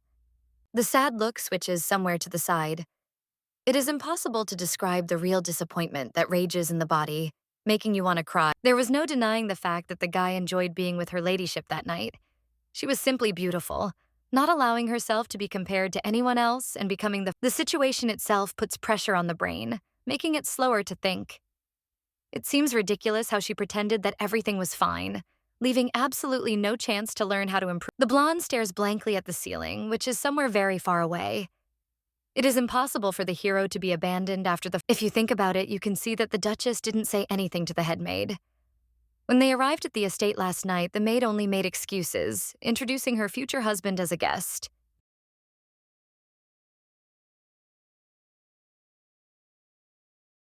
After everything that had happened, the boy did not want the girl to leave him alone in the morning, but to give a concrete answer that would clarify everything. The feeling of expectation became the worst torment. The lady did not answer, only stroking her husband's hand and leaving him completely alone, left the estate for a long time. The thoughts still can't calm down while the young man turns from side to side. This definitely can't be. The Duchess Louis knew was definitely not like that. Ashley went against her grandfather's will just to save the boy and even covered him with her cloak. It all meant something. Beginning to feel more relaxed, the hero closes his eyes, rubbing them because of slight fatigue and pain. Thoughts about his wife make him feel better, because all this is nonsense. Covering his eyes with his palms, the boy sighs deeply. It seems that he is the only one here who has feelings. They appeared completely unnoticed, making it clear that this has its place in the world. Rolling over onto his side and closing his eyelids to block out the blinding sun, The blonde sighs. He wishes he knew who exactly he was to the prince. It seemed like only a few minutes had passed, even though it had lasted much longer. Opening his eyes, the man noticed a blurry silhouette standing right in front of him with beautiful hair.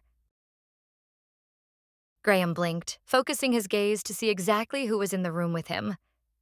Before he fell asleep, the boy was completely alone.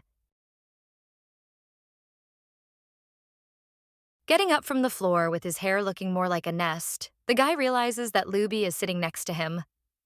The girl was busy with something, but realizing that the man was awake, a soft smile lights up the beautiful features of the lady, who is not angry at all.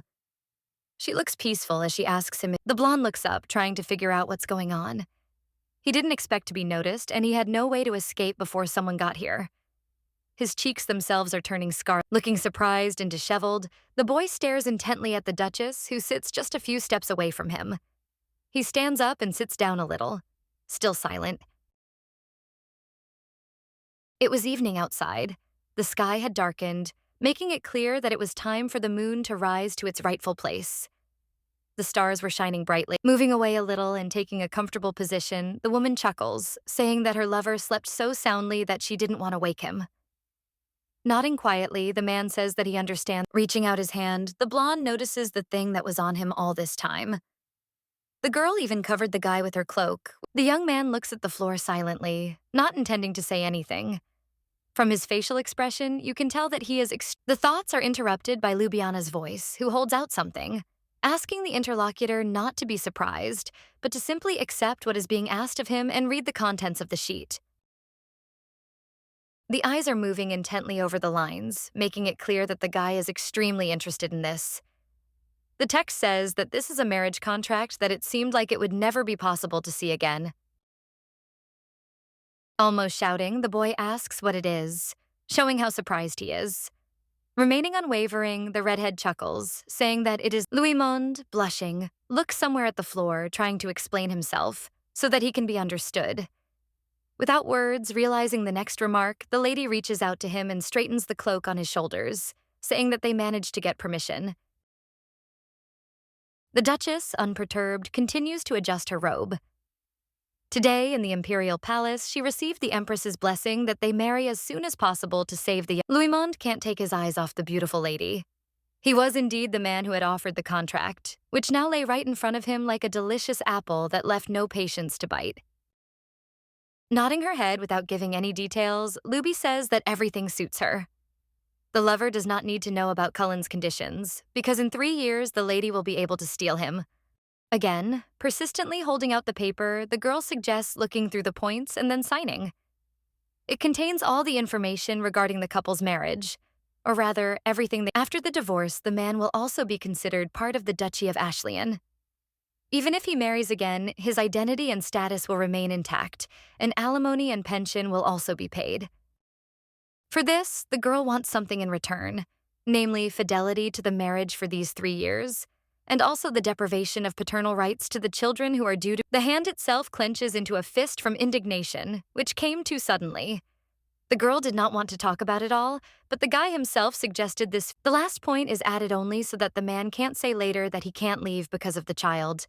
They have an agreement, and it is calculated that Louis will leave the estate without lingering feelings for his loved ones.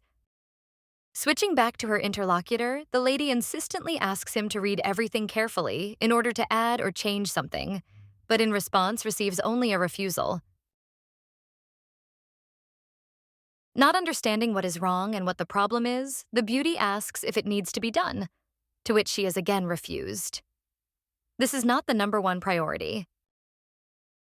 Still unable to accept this, the redhead asks what the problem is. This is done for security purposes. The pen is in her hand in a split second, ready to write her signature on the paper. Her ladyship would not allow clauses to be written into the contract that could cause any trouble to her future husband. Moving to be as close to the girl as possible, the guy smiles and says that he completely trusts his beloved. There is no reason to ever doubt this. This makes the heroine freeze in shock. She tries not to show her true thoughts, but there is too much going on in her head. Her heart beats faster and her breathing quickens, making it clear that the maiden is grabbing the paper. The redhead turns away, agreeing with him if that's what it said. Her voice seems unstable due to the stutter that came from embarrassment. Looking away, in which all the warmth and love is read, the guy thinks only about the Duchess. This is exactly what he should have expected. Virgo is responsible for the words spoken until the end. She helped him, and even when he was locked in the estate, she came to let the guy know that he was safe. The one with whom the hero spent the night took this burden on her shoulders. It becomes clear that the lady does not want to change anything, so she will do everything to make them happy. Looking again at the interlocutor sitting next to him, the young man looks at her with love in his eyes. All these features perfectly suited the beauty, because he will be her husband, who will also try to do everything in his power to gain her trust. The redhead signs the contract. Being around this woman seems to change something, because Louis immediately relaxes and his anxiety disappears, letting him know that everything is okay. It feels like everything is floating before your eyes and they are somewhere in a weightless space that makes it clear that everything is gone. The man is no longer able to hold back. He falls. Everything is shaking, not allowing you to see anything. But the last thing that remains before your eyes is the figure of his wife, who is opening his eyes slightly, trying to concentrate. The young man blinks nonstop, intending to rise. The girl did not call him by his full name. It is very pleasant to hear such a thing. To the point of dizziness, only a few hours have passed, which have managed to turn into a whole immeasurable space. The room is dark and only one candle and nightlights on the edges of the door are lit. The young man lies unconscious in bed, completely unaware of what has happened, and not even suspecting that the Duchess has been sitting next to his bed all this time. The man looks peaceful, but at the same time restless. His eyelids are twitching, as if he is about to wake up from some nightmare that is about to overtake him. Ashley looks at her husband with warmth in her eyes, trying not to replace it with worry. Graham's body was too weak from the constant overwork and the fatigue that was definitely. A few hours ago, a doctor visited the estate and gave a precise diagnosis and verdict. Nothing terrible happened, except that, be that as it may, it was difficult for a young body to. Crystal was not at all happy with this arrangement. The girl was given a wonderful bath for complete relaxation, while the guy himself slept on the floor the whole time. Louis Monde had been through a lot living with the Count. It was obvious even without reading any biography or asking any questions. He was probably winding him, clenching her hand, which had been resting peacefully on her knee all this time, into a fist. The girl wonders what this reminds her of. The young man is completely defenseless and behaves appropriately. Then he held on to Luby so desperately, just like Cullen did after the king did something terrible. The baby was scared. Some strange movements from the bed attract attention. It doesn't take long to understand that the guy has finally woken. Running closer, the Duchess bends right over the guy, who seems to be barely breathing. He tries to inhale as much air as possible. His lips were completely dry, making it extremely difficult to move his mouth. The blonde had never experienced such. With his only words out, the boy leans back against the pillow and holds out his hand. He doesn't want to die at all. This has gone too far. He wasn't going to lose his. Quietly reassuring the hero, Ashley promises that he will not die. Everything will be okay, even if he does not think so. The guy's hand reaches forward and grabs the shirt of the girl standing next to him. He squeezes it convulsively, listening to her words about how she. Lowering herself and pressing her face to Louis chest, the beauty looks sadly at his closed eyes, which no longer try to open. Everything will. The boy's eyes slowly open, trying to study everything around him. The ceiling seems familiar, but it is not the most interesting part of this house. Looking down, the boy notices the Duchess. Looking at the clear and distinct facial features that remain relaxed, the hero tries to reconstruct the chain of events in his head. The last thing that comes to mind is nothing else is known because the actions seem to be shrouded in fog. The couple's hands are intertwined, which makes it clear that it has. Getting up and sitting on the bed, the guy still can't concentrate. It sounds strange to even say, but why did the girl wait? For some reason, the beauty does everything for the prince and tries to prove that she cares. No one has ever done anything like this, which clearly captivates the young man. Approaching the heroine's face, he examines her. Their lips are very close to each other, even if it's completely by accident. It seems as if something is about to happen, but everything is interrupted.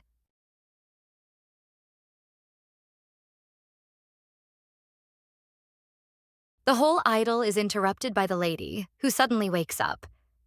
Frowning, she asks if her lover has finished admiring her and if it is possible to move from the spot. Jumping to the side, the blonde blushes and stares in horror at the girl, who grins. With such loud breathing and movements, absolutely anyone will catch him. Standing up and placing her hand on top of Louis's, the girl smiles a sweet smile, asking if the young man would like her to teach him how to properly pretend to be asleep, which could. Trying not to stutter, Louis can't get a word out properly, failing the mission. He wants to know what his wife just said, even if he doesn't need to know. Pretending that she doesn't understand anything, the beauty smirks and asks if she needs an explanation about the fake dream. The man just wants to. Awkwardly scratching the back of her head, the redhead seemed to remind them that they would soon be getting married. So she thought about addressing each other in a way that was convenient. She had a nickname, Luby, that could be used. Approaching and almost interrupting the girl, the guy calls her Bia. There is a large choice, but he wants to call her by this name, and not by the one that other people. This option seems to be the best. In his past life, the young man heard something not very good. Duke Feltarg had a strange bad temper, which led to him being the last thing the prince saw before he died. He was angry that a man wanted his Luby. The hand itself clutches the sheets lying nearby. Now it doesn't matter at all because what was has long since passed, leaving no trace behind. Now nothing matters so much anymore. Even if the Duke cuts off his head, Ljubljana will still be his Bia. Everything has changed, and nothing will be as usual anymore. After a few minutes of thinking, the blonde hears Luby's voice, who after a minute of silence says that in fact, she never liked the Deciding on this, the man repeats Bia again, savoring the name, preparing himself for how it will sound on a. The Duchess smiles back, looking happy. She clearly likes this boy, who is still quite cute and belongs only to her.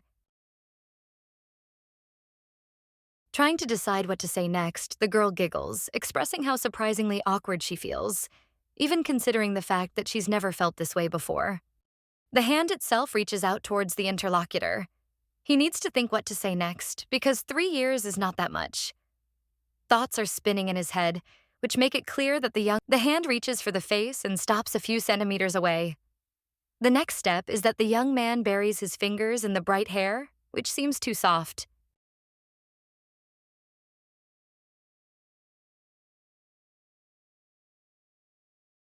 Virgo does not belong to anyone else, remaining only for Louis, who no longer wanted to share her with anyone. This arrangement did not suit him, despite what others thought about it. The girl's lips stretch into a smile, slightly revealing her snow-white teeth. It is clear the couple can no longer contain themselves, being so close to each other. They bite into the lips of opposites, finding it the most beautiful thing. It had only been 3 days since the last incident and since the guy had gotten sick. These days had passed unnoticed due to the. Immediately after this, the prince's temperature jumped. The doctor was extremely worried, not knowing what to do, but having gathered his strength, he gave him a lecture and insisted on bed rest, which was best to. Meanwhile, rumors were spreading throughout the castle like a snowball, drawing in as many people as possible. The servants could not remain silent, passing it all on. Among all the rabble, there was the funniest one about the Duchess falling in love with the illegitimate son of a tyrant and spending all 3 days in bed with him. It seemed absurd, but it continued to work, gaining anger from everything that has fallen upon her fills her with rage. Her fist hits the tabletop with force when, this was too minor a problem now, since the lady had not slept for the 3rd night because of the mountain of work that Cullen had dumped on her. It was hard to believe that her sister was capable of sorting through another stack of documents and rereading reports. The girl sighs. Whatever she did, this punishment was too cruel even for her. At first, things weren't that bad, but over time, the situation got much worse, so much so that the lady wrote a letter of indignation, which had to be sent. There was no point anyway, because the message wouldn't have gotten through. The blonde would have understood what was going on, realizing that it was probably about Ashley and not wanting to work, so Count Graham, who felt that relations with the empress had deteriorated, visited the palace to complain and express his deep indignation. Not wanting to listen to all this, Kalina simply tried to patiently settle this whole conflict. Everyone was tired, but that was no reason to give in to emotions that were overflowing. As it turned out later, it all started because the empress sent the count a letter allowing a marriage to which he himself did not agree. Because of it, everything will be fine only if the heroine agrees to pay a large monetary compensation. She will have no choice, otherwise the decision will be cancelled. Justice was eventually served. Early in the morning, a meeting was held between Crystal, Louismond, and Graham in the imperial palace. The future husband and wife stand in complete silence, not wanting to start this unpleasant conversation, which seemed like a complete failure from the start. Count Graham was equally reluctant to say anything, remaining oddly taciturn and not very happy to see the pair again. His most important servants stood on his. The room seemed to be about to start flashing lightning bolts due to the tension that had built up and was continuing to weigh on the mind. The situation was not improving even with time. Stepping forward, no longer able to simply remain silent, the man looks menacingly towards the couple, saying that despite the agreement approved by the Queen herself, he wasn't going to give his Louis to the Duchess, even if he had to throw sand in his eyes. The whole situation had already gotten on the woman's nerves, making it clear that everything was bad. Deciding to try to smooth things over, the girl nods, thanking him for raising his grandson to be a decent man who knows his stuff.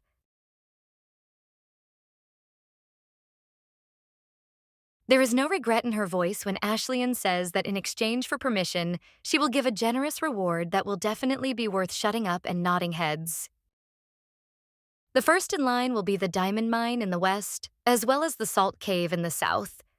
The Ashleyan mine is the most profitable in the empire, making it an even better proposition. The salt cave is not inferior to the above. It is said that the size of the extracted salt can cover the territory of several villages. This does not bring any disappointment or loss, because this is all crystal. The empress gave after she ascended the throne and settled a little in the new place. It's very simple, because when the empire gets rid of all the rebels, all the property will become national treasure. So there is no problem here. The musings are interrupted by Louis, who reaches out and rubs the girl's knee, trying to get her attention. He makes no attempt to hide the conversation from the rest of the group, remaining as lucid as ever. Bowing his head, the blonde asks not to give away so much property. There is absolutely no point in this because it will not help the case. Knowing his grandfather very well, nodding slightly, the redhead tries to calm her husband down weightlessly, assuring him that this is nonsense and not worth worrying about. So, turning away, the man sighs convulsively. He lowers his gaze down, trying not to notice anything around him. The beloved does not understand the seriousness of it all. Turning around again, Ashleyan notices how Louismond has slumped. He seems upset that no one is listening to him when he speaks about something really important. Reaching out, the Duchess takes his hand in hers and squeezes it tightly, trying to calm him with her touch. She knows what he's talking about and what he's worried about, but everything will be fine. No one knows what things might happen by chance in the future. However, it is precisely the good outcome that Luby, who has already calculated everything in advance, is counting on. After all the hardships in life and loyalty, Kalena gave only the crystal mines and salt mining sites in the north. It seemed unfair. This is all because the places can be used for rebellion. The riddle was not difficult, so it did not take much time to solve. I did not want to argue with my sister. No matter how strong the rebellion is and no matter what the outcome, it will not change the villagers. It will not even be possible to take away the spies who serve the empire from there because of the attack. Looking at her lover, the heroine experiences physical pain. He overreacts, just like he usually does, not knowing that he shouldn't apologize so much. Deciding to cheer the guy up a little once again, the lady approaches the prince's ear, asking him to raise. The man should sit up straight and look straight at his grandfather. He will do nothing to someone who is no longer in his power, because he has status and power. Following the advice, the blonde turns to the side and lifts his head up. He looks at a man he no longer recognizes. Strange feelings still haunt the guy even after all the words have been said. It is hard for him to believe that everything is already over.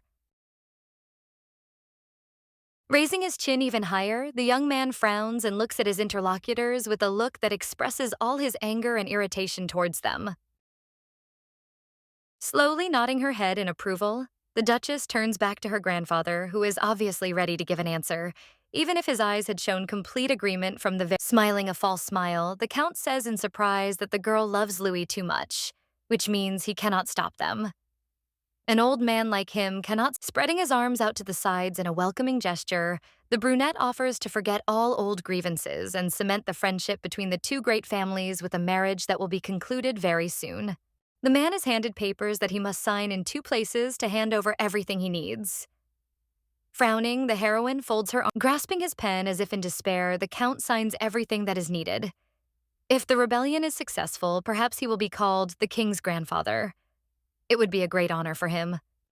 Everything will be fine in any case and in any scenario, because even if things fail, you can use Louismond and hide in the shadow of the Asvillian Count family.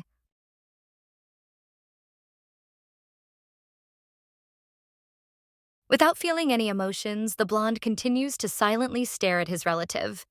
It seems he is happy with the thought that by selling him, he will gain more power and money. Taking the paper back, the red-haired girl reads it all carefully and nods. Now everything is official, and she only has this man and nothing else left. The Duchess's assumptions were correct. She had never been wrong before, so this time everything turned out not much worse than expected. Graham is just the tail of this rebellion, not the body. There is someone else behind it, more powerful, who is running the whole. If they really want to make Louis their king, they will certainly want to do everything they can to prevent the marriage that has just been agreed. Their goal is much more primitive because the people just want to revive the past kingdom, which existed with a tyrant as its leader. The blonde is just, even the boy himself is of little importance, for they are willing to hand him over to another man for a sufficient reward. All the rebels are waiting for is the separation of the Duchess and the king through. The man is only related to the previous government by blood. In fact, he will make the most terrible king, given his ability to govern. This leaves no. Louis was treated almost entirely unkindly most of the time. If they had truly considered him their king and were loyal to him, the boy would have fared very differently. Rising from his seat, the Count interrupts the heroine's thoughts, bending over and asking her to leave. They need to talk to Louismond for a while. The woman is already quite protective of the boy, and family conversations are a completely different, serious matter. Still, without any about to say something, the Duchess turns to her future husband. He interrupts her halfway, saying that it would be better to do as Count Graham asks. Freezing from surprise, the man begins to get angry. He definitely could not tolerate such a strange pronunciation of his own last name under any circumstances, especially from this puppy. Ashley wasn't going to keep quiet either, so she tried to focus as quickly as possible and didn't say anything about it, just giving her interlocutor a cruel look that made it clear that it was better to shut up. Looking at her lover, the girl asks him again as if to clarify whether everything will be okay. It is important for her to make sure before going. Smiling his usual charming smile that makes the lady calm down, the guy assures that everything is fine.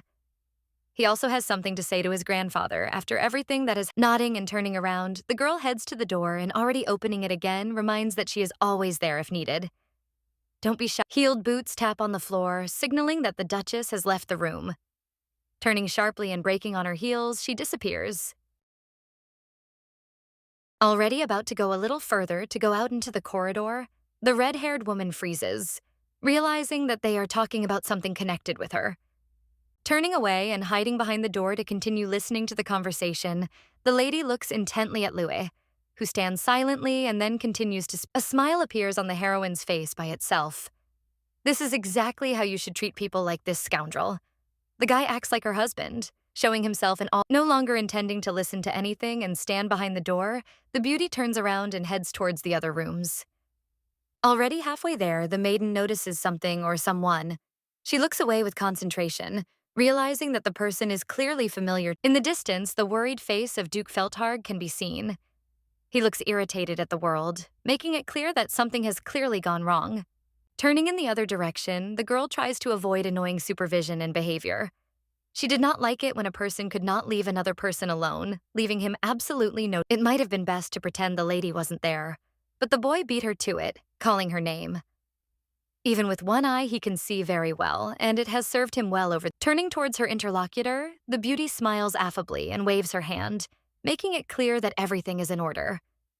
The blonde bows his head and looks at the ground beneath his feet with concentration. It seems too beautiful at such an exciting moment. He needs to find the right words. Ashley stares at the boy, confused. There's no way she's done anything wrong again, since they haven't even really started talking yet.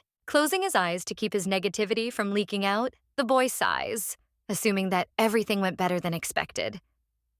His thoughts are very— The Duke is clearly holding back, so the heroine, sighing with relief, realizes that the guy is not like this because of her. Ashlyan had no choice but to build his pre-prepared plan of actions and words in his head. Surely the young man would say something about a normal person, because of whom he now had to feel— No words come because instead the blonde clenches his teeth tightly. He seems too irritated to say anything other than repeat the same phrase. Apparently, Louis was very much in love, since so many jewels passed into the possession of the beauty. This remark was perhaps— There is a problem somewhere that goes deep down. Apparently, Kadrik is too sensitive to talk of money, or someone from the lower class has gotten hold of these riches. The hand itself is drawn to the back of the head when, as a man, he tries to calm down. He cannot openly say that the problem lies in the very fact that the heroine is getting married. This is the largest part of the— Still not understanding anything, Ljubljana gently asks if she should decide for him. Everything would be much easier if she could do it. The girl did not notice the truth even now. The problem will remain the same as before if it is not solved, and the heroine understands this perfectly. Kadrik frowns and talks about his words and hints. He promised to always help, and as much as possible, he will do it. However, even with time, nothing will change. Coming closer, the lady looks into the eyes of her interlocutor with interest. She is interested in why this happened and what exactly he is talking about. Now we need to think about something important because it may be connected with Kalena. She was always on the Duke's side, even if he did something wrong, because Feltarg was quite a valuable person in the kingdom. With the Empress, it's simple. She had a goal that she focused on, making it clear that things weren't that simple. The words spoken a few minutes ago could be deciphered as a hidden meaning that was supposed to be conveyed to the girl. Many hints that I want to help meant that the Empress successfully ignored all the offers of the Duke, who was most likely more than persistent, trying to maintain subordination. The strange place referred to the House of Scholars, which had been destroyed only recently. Someone grew up poor, refers to the poor-looking officials who came— The realization hits the heroine like lightning. Now everything falls into place, even without any additional clues. She will need to talk to Kalina about this before it is too— The only question that remains to be answered is why did Lena exclude Kadrik from her list when she addressed the others? It was obviously unfair. Kadrik, Duke of Feltarg, wields the most power of the 3 duchies in the Empire. This has been known to everyone in the kingdom since the beginning. It is also possible that the man has loyal vassals who are always ready to help him. Along with the support of the Western Territory, he has more and more allies. The Duke's business continues to grow and remains more than successful considering that he started it only a few years ago. There are even more questions because for some reason Cullen is repelled by the guy because of such trifles, which in fact means it would be better to marry him and gain even more power.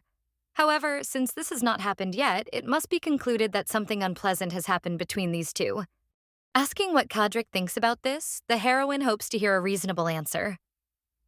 Everything turned upside down and lost its meaning because she misunderstood everything. The guy, not expecting such a question, asks again, because he did not know that she would be interested in his opinion. The girl is simply cute. The matter cannot be left without detailed information, because the Duchess understands perfectly well that she must be confident in order to inform. The blonde freezes and looks around nervously. Apparently, they are talking about 2 completely different— Finally making up his mind, the man sighs heavily and nods. If the lady is— All thoughts, as luck would have it, get confused and prevent you from concentrating on the most important thing. It is not necessary to pretend that something— Coming closer and leaning towards Ashlyan, the man quietly exhales, indicating that he does indeed have a few thoughts on the matter. He is in no hurry at all, and this is one of the biggest mistakes. After a few seconds, a hand in a white glove breaks through between the bodies, leaving a— The lady looks at the glove intently, realizing who it belongs to. The hand pulls the wife along, hiding her from the potential danger that is almost upon her. Cursing quietly under his breath, Kadrik steps aside, realizing that the redhead doesn't pay any attention to the strange behavior of her interlocutor. All she can do is turn towards her lover and look into his— The blonde stands silently, not daring to say a word. His cheeks are slightly flushed, making it clear that he is clearly embarrassed, and his smiling as if nothing had happened, the beauty asks about the conversation. She didn't think it would end so quickly. The guy is not going to tolerate such an attitude towards his beloved woman. So, without answering the question, he carefully pushes her aside with his hand and steps forward. He will have— The Duke smirks, knowing he should start the conversation first. It will be difficult, but not impossible, which makes it all that much easier. He asks what Graham is— The prince frowned, clearly not sharing such a joyful mood. He looked extremely annoyed, saying that these were his words addressed to Feltarg. They both look at each other, almost throwing lightning. Somehow it seems like this will end very soon. Ashlyn looks at the two with concentration. Her husband is no less than Cadric, even if he hadn't hidden that side of— Almost shouting, the boy says that he always knew that this could happen around such a person. Bia should stay away from— The Duke, who was about to reply, freezes. He asks again if he heard correctly what was just said. Bia is a pet name that had not been heard before in their circle. Not understanding why everything has suddenly changed, Cadric asks about Luby's nickname.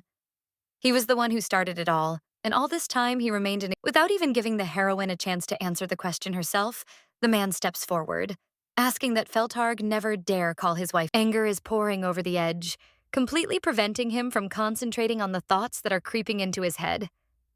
The man wants to rush at the upstart who dared to tell him what— Instead of a fight, a verbal duel begins, which only gets more dangerous as time goes on. Unable to take it anymore, the heroine grabs Louis with force and, turning him to the side, leads him to the exit. This is just a misunderstanding, so it would— The man again seems too fragile an exhibit, with a broken heart.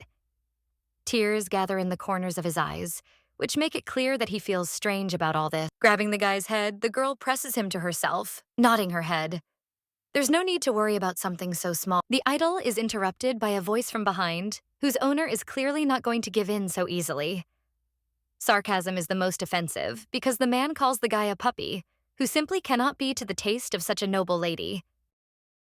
The Duchess's patience had long since run out, losing all boundaries that were no longer able to stop. The interlocutor begins to stutter and quietly asks again, unable to believe that he is the future husband.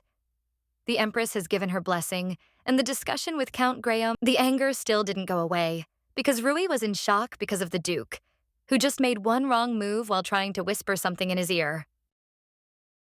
Gritting his teeth and trying to breathe deeply, the guy looks at the couple intently. They are talking about marriage right in front of him, which makes it that much worse. Crystal was about to say something wrong, but the blonde stopped her mid-sentence. Looking at her with pleading eyes, the guy asked that they finally leave here, leaving everything behind. Without waiting for the answer that was supposed to be given in the next second, the man picks up his wife in his arms, looking quite determined about what he is doing. They simply had to leave there as quickly as possible so that the guy, who was still a nasty person who was annoying everyone around him, would be left alone without the right to see the Duchess. A hand in a white glove, belonging to itself, soars into the sky, as if responding to the lady being picked up. Grabbing the man's throat, the girl gently squeezes it with her fingers, not understanding why this happened. Both are in slight shock because of this. The blonde came to his senses first, starting to snore and try to say something. He asked to let him go because the air no longer enters his lungs. Smiling a triumphant smile, the Duke is pleased with this. Ashlyn's reflexes are still not rusty, so any touching of her or— The realization comes very quickly, so the lady freezes, looking at her lover with horror. Of course, she did not want to hurt anyone, so she tried to control— Lowering her hand, the maiden immediately begins to apologize and examine the guy's neck. She can't believe that this happened, but the prince had a share in it too. There was still something to say, but it quickly disappeared as the young man, without saying anything else, moved towards the exit, where they were originally— Now the guy looks more like a jealous dog who took a dislike to another dog on a walk who was trying to get his attention. It sounds funny, realizing that she needs to say at least something to Feltarg as quickly as possible. Waving her hand after him, the red-haired one chuckles. The maiden invites her friend to the wedding, but since he won't come, she's waiting for at least a gift, which— Somewhere in the distance, the Duke shouts the Duchess's full name one last time, looking even more— Only a few weeks had passed since the incident. As usual, the castle was silent everywhere except the main office, where all the important matters of the kingdom were— Cullen smiles, saying that she did not know the man was so interested in the Eastern Dam. Her sister approached her and asked her not to rule out the Duke's house. This all irritates the man quite a bit. He was not prepared for the even greater responsibility. The whole castle is filled with a cry about how terribly Ljubljana treated His Highness. He never wanted all this. But then, in the corridor, they seem to— In her office, the heroine shifts some documents, signing an official paper. Louis sits silently up, putting everything aside. The red-haired one smiles, saying that from now on they will begin to actively prepare for the wedding, which should be very soon. The date will be determined by the Imperial Palace and the Empress herself, who should make a verdict very soon. The head maid will take care of all the preparations, so there is no need to worry about it at all. It is not the first time that she organizes some important events. Looking at the first document from the stack, Ljubljana reads out a plan that states that the office is in the western part of the mansion, and the bedroom is in the center. Louis listens to everything with interest, because after all of this, there is a brief description of the Ashleyan Duchess that she is. This is created for informational purposes. The man looks around, continuing to listen to everything that is being said to him. A familiar feeling appears, which, like everything, starts to swim before his eyes again, warning that the young man will soon fall into a sleep that will be impossible to interrupt. The professor in the House of Scientists was exactly the same. He always told two interesting stories, thus showing it. The drowsiness and reflections on the past are interrupted by a voice that becomes rougher and louder. The girl addresses her lover, asking him to sign the bottom of— Despite the fact that the man lost years in the House of Scientists, he is not so stupid that he will not sign documents without knowing their contents. It cost a lot of money for no reason. So quickly signing his name, the young man quickly hands the paper back to the Duchess for her to accept.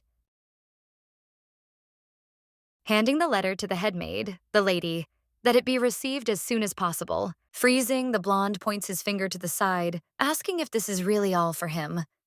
The amount he just saw on the sheet was simply enormous. Turning away from the maid, Bia blinks her eyes in surprise. She asks if this is not enough, that it does not suit him. Calling the lady over again, the girl promises to make some adjustments, to which she hears an active protest against any changes. Words have no effect because it is too late to say anything.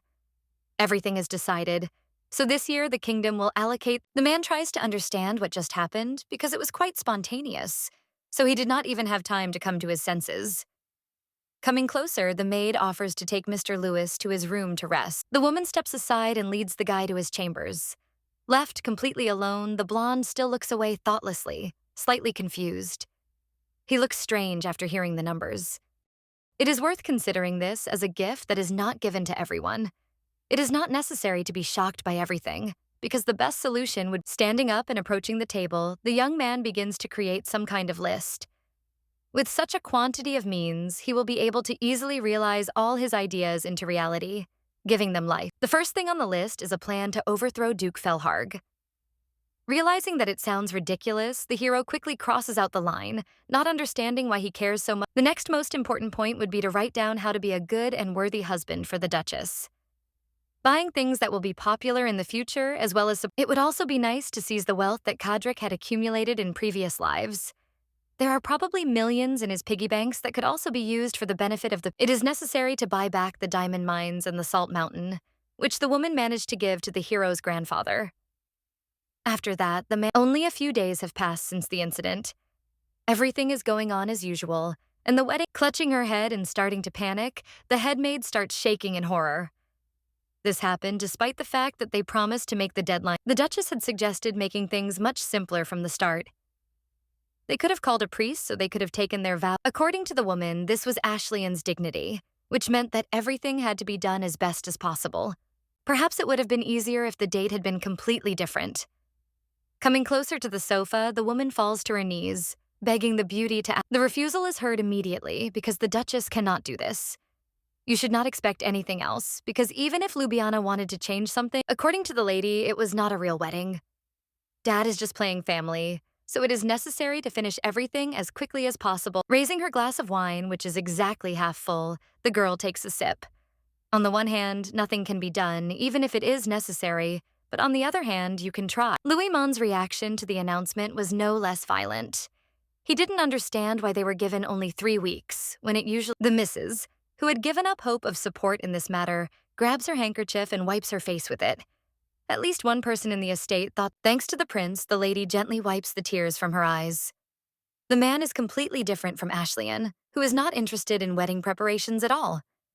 She's starting to fuss, the blonde asks about everything, down to the smallest details.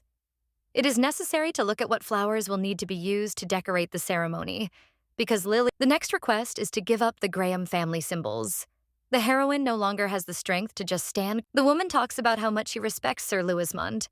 You can always rely on a man who knows what he wants and how he is going to get it. Smiling, the boy notes how he always respected Madame Ramon's for the perfect management of the mansion. He can't blame Bia, because he understands that this is not at all interesting for the Duchess. They both laugh, knowing that it's true. Ashley has her own specific attitude and attitude towards all. The redhead smiles as she peeks around the corner.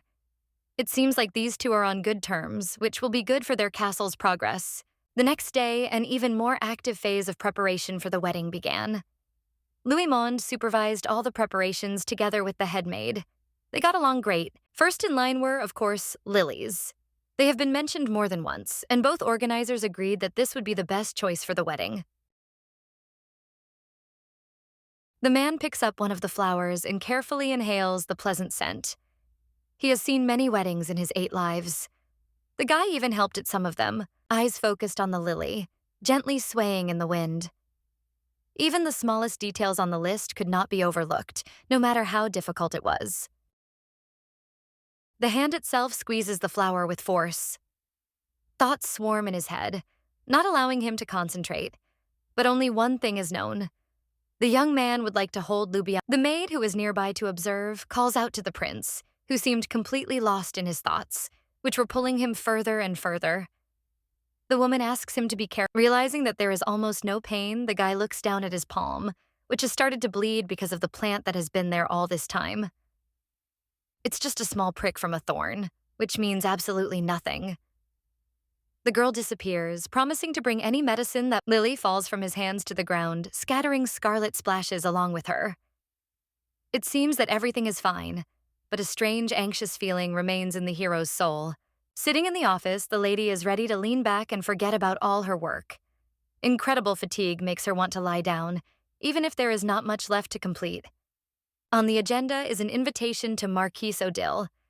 He will probably not come, because they have their differences. But above all, his family is a family. The maid, appearing as if from nowhere, brings an important letter that was addressed to the Duchess on an urgent basis, which meant that it could not wait for a response. The girl carefully opens the sheet of paper, quickly reading line by line. The number of attacks in the country is increasing, which greatly worries the commander, despite the fact that everything seems normal. The man asks when Ashley will return to the north. The brigades need the leader's help to resolve the many conflicts and repel the many. Sighing, the lady declines the offer to send a reply letter. It is indeed an important part, but it is not yet time to return north. In time, everything will change. Night has fallen upon the kingdom, covering the sky with a dark blanket so that people can sleep more easily. There is complete silence, as well as emptiness due to the absence. Ashley gets up from the ground, carefully shaking her clothes from unnecessary dust and earth, which only hinders her. Carefully pushing back her hood, she looks. Setting out on her way, the beauty heads forward, breaking into a run in order to make it to the place where she is heading today. There are hardly any lights visible in the city, because everyone who sleeps turns off the lights in their windows, closing the curtains. Only one house remains occupied with. A man at a bar takes out 2 empty glasses made of durable material. The shouts around him are silenced by a banging sound. The owner has something in mind, so he proposes to make bets that could influence the course of events. The dispute is about who will wear the wedding dress at the wedding of the Duchess of. Someone might bet on the bastard prince who is more beautiful than the woman, and someone else on the Duchess who is hanging out with the king of beasts in the north. Each jar should be filled with pros and cons. Picking up a pita with beer, the beauty brings it to her lips and takes a sip. These players sometimes go beyond any limits of what is permitted without thinking about the consequences of the game, which at any moment, the bartender, noticing the heroine off to the side, sitting in the very corner, hurriedly approaches her, hoping that this is his last chance. He tilts his head, pulling the empty mug to the heroine's cheek. The man continues to advertise his bets, because if the Duchess now puts money, she can win 100 times. The brunette understands that nothing bad will happen, offers the girl to put everything. because if the guest wins, he will sell this place and pay 100 times more. A young man in a dark cloak appears behind Ljubljana, seemingly out of nowhere. Smiling, he asks if the owner is sure of his words, since lying can be. The person offering the bets is already quite tired of working forever, so such ignorance is considered something extremely terrible and unpleasant. He cannot restrain himself, but his attention is drawn to a coin flies into the empty jar with a crash, shining like gold, which makes it clear the true value of the thing.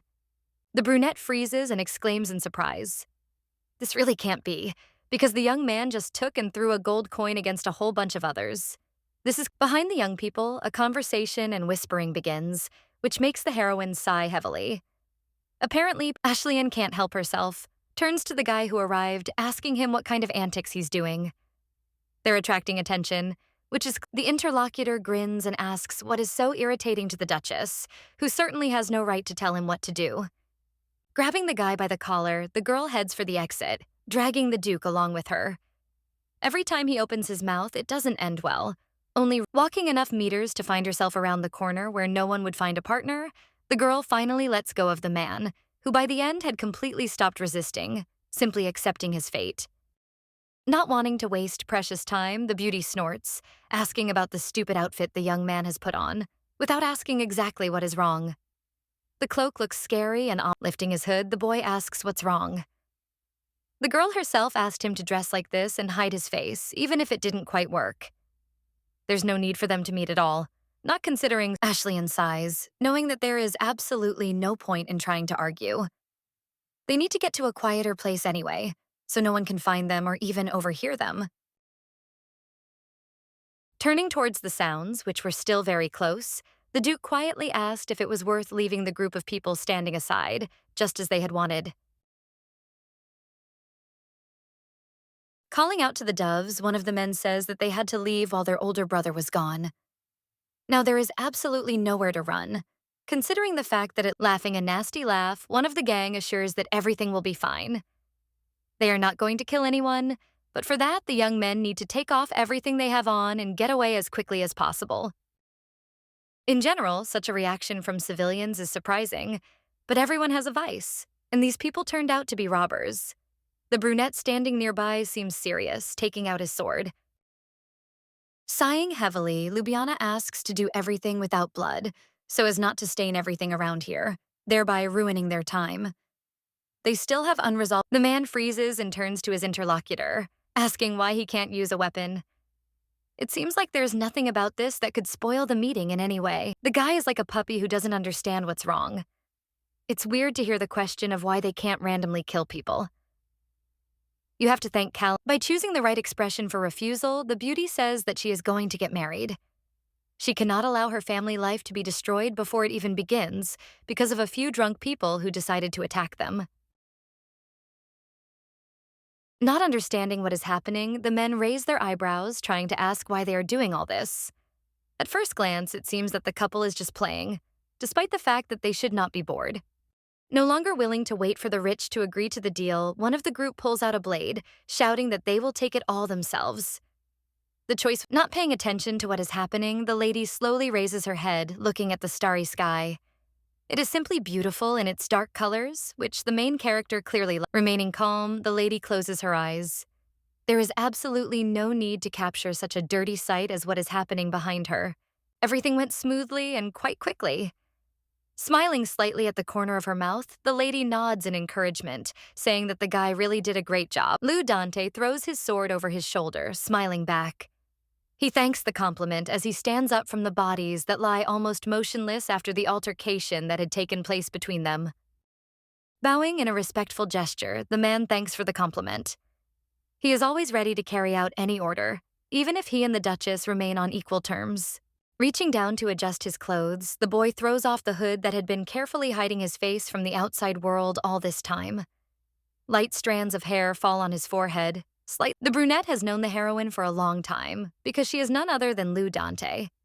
She called him for her own purposes, but the Duke happily agreed. Smiling again and closing his eyes, the young man asks what happened. He always tries to find out as much information as possible, especially when someone is looking at him almost point blank. Dominant, the youngest of the dukes supporting the empire at this time. Despite his age, his abilities are unimaginably strong, as he is the best knight in the entire empire without exception. Throwing his hands behind his head, the brunette leans back, asking his sister to put on a wedding dress so that the man can earn some money on the bet that will. Showing an unpleasant gesture towards the interlocutor, the beauty smiles as if she finds it funny, creating a shell of sarcasm. Even if she has to. Nodding his head, the knight says that he came here for a reason. He is not interested in that argument at all. Leaning back, the redhead realizes that the young man just wants to cheer her up with words. If she thinks that way, then there will be many difficulties that will stand in their own way. No longer intending to joke or play, the Duke jumps closer to the lady, standing only a few steps away from her. Leaning, the heroine freezes. She doesn't quite understand what the guy means, but her eyes automatically widen in fear, which is usually not seen in the strongest warrior in the country. The hand itself drops down and convulsively grabs the handle of the sword, which all this time was on the belt without any movements. The fingers in the gloves begin to tremble, not wanting to obey. Taking a few steps back, the lady swallows loudly. She is again haunted by a strange feeling that does not give her peace. As soon as a man approaches, there is always a feeling that has a bad effect on the heroine's thoughts and state. She never understood what the problem was, even if it would be nice to find out everything from the. With Kadrik, it's the same, despite the fact that they are supposedly friends, or at least not enemies, since they serve the same emperor. This can't help but worry the girl who always reacts sharply to every bad moment. The feeling and the look in the eyes always make you shudder, making you want to. That is why the blonde does not advise getting close to Lou Dante. No one knows what is going on in the young man's head, considering that he came here completely by accident, initially not intending. The Duchess, not understanding what the hint was, twisted her mouth and frowned. There was no way she could get close to someone like the dominant, no matter how crazy it sounded in the eyes of those around her. They had indeed been hanging out together in recent days, but rather than using the excuse of having only one eye, the Duke had to notice that it was Dante himself who had. Not understanding what the lady is getting at, the interlocutor asks why the man is clinging to her. There must be at least some reasonable answer to this. Even if, pointing her finger forward, the girl begins to list the reasons, because he could do this, since the heroine is the sister of Her Highness, and she can influence the marriage. They had exactly this conversation not so long ago, and now every line flashes through his head like something familiar, making it. The gray eyes, which had been looking straight into the eyes opposite all this time, look down and notice details that are impossible to note. The hand still tightly grips the hilt of the sword, which remains in the sheath because it is only fear. Lou Dante raises his head again and smiles. It is not immediately clear whether there is a reason for this strange joy, or whether it happened. He seems to enjoy watching Ashley get nervous, which is even stranger. The anxiety just won't go away, driving the heroine into a. That's probably what he was thinking. When a good knight approaches a man, the last thing he thinks about is what to do, trying to stay alert. If the lady does something wrong, she will easily be killed, which will make everyone nervous. In any case, this guy has no idea what's going on in the lady's head. He's not going to do anything to the empress's sister, no matter how cruel he is. Leaning closer to be right at Ljubljana's ear, the brunette quietly says that the rebels are targeting her wedding. They have some kind of plan that no one. I can't believe this is true, because everything seemed to be going well. They are going to take Luimond away, and before that, they are going to ruin. Don't worry too much, because it won't be just the wedding of the Duchess of Ashlian. All the attention in the kingdom will be focused on them, and it will be allowed by the. Calming down, the heroine lowers her voice, asking about the information. The young man must be absolutely sure of it in order to tell her anything. A completely different force is emerging, which will be independent of the others. The second group wants to restore the old kingdom of Aden.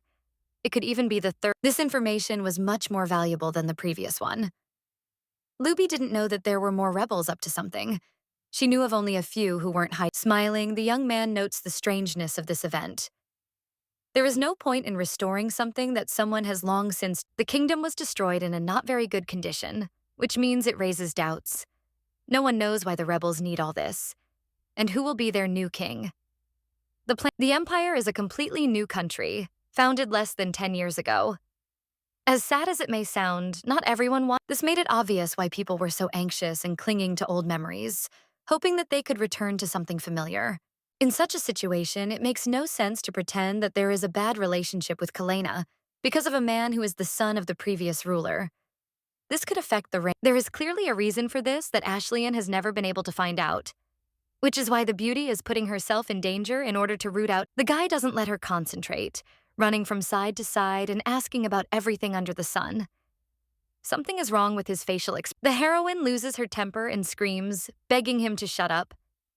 Sighing heavily, as if he had been offended, the young man simply nods, saying that Ljubljana is of the three, Dante is the closest to the empress, and now he decides he can brag about it. This can't be true since the Duchess is her older sister. All this worrying is useless, so don't take it so serious. Ignoring yet another request and refusing to remain silent, the man says that he thought about getting married earlier. Ljubi was supposed to be the last one, but it seems that the situation has changed. In order for the empire to be stable, it is important for Her Majesty to quickly find a husband and firmly establish an heir. The guy was sure that he would marry first as soon as the empire was formed. Sighing slowly to control herself, the Duchess remembers Kadrik. He could rightfully be the first, since he is also a duke. The man would clearly. The dominant freezes and slowly turns towards his interlocutor, his eyes wide. It seems as if he has heard the most terrible stupidity in his entire life. Not a second passes before the boy bursts into laughter, which echoes down the alley, filling the. Wiping away fake tears, the brunette smiles, asking if the heroine said that just to make him laugh. There is nothing left to do. Chuckling, the maiden says that after the hysteria that the boy threw, she will push Kadrik forward, helping him become emperor. In objection, the young man, determined to quickly save his situation, Lou Dante comes up with an absolutely absurd idea that actually sounds good. Giggling now, as if the maiden had heard a joke and they had changed places, she asks why he needs this, since she herself can provide She had a plan to make it perfect because she was really going to take him with her. Louis-Monde could simply be wrapped in thick fur to maintain his temperature. Insisting on his position, the dominant reminds that the lady will not be able to be with him all day anyway. As long as he is in this capital, no one will be able to protect. After Ashlyan's words, it is worth thinking about, because the man is the head of the intelligence service in the entire empire. So it would be good to protect Louis with the help of this man who has an imperial guard. There are still too many buts that, after all, influence the course of events, so the beauty turns away, announcing her verdict. A place next to Her Majesty cannot be exchanged for anything, even if someone really wants it. The girl believes in her sister's insight, so if one day she takes a gardener or a gate. If you think about it, there are weird people everywhere. If it's someone crazy, you can deal with them without Kalena knowing, so as not to upset her.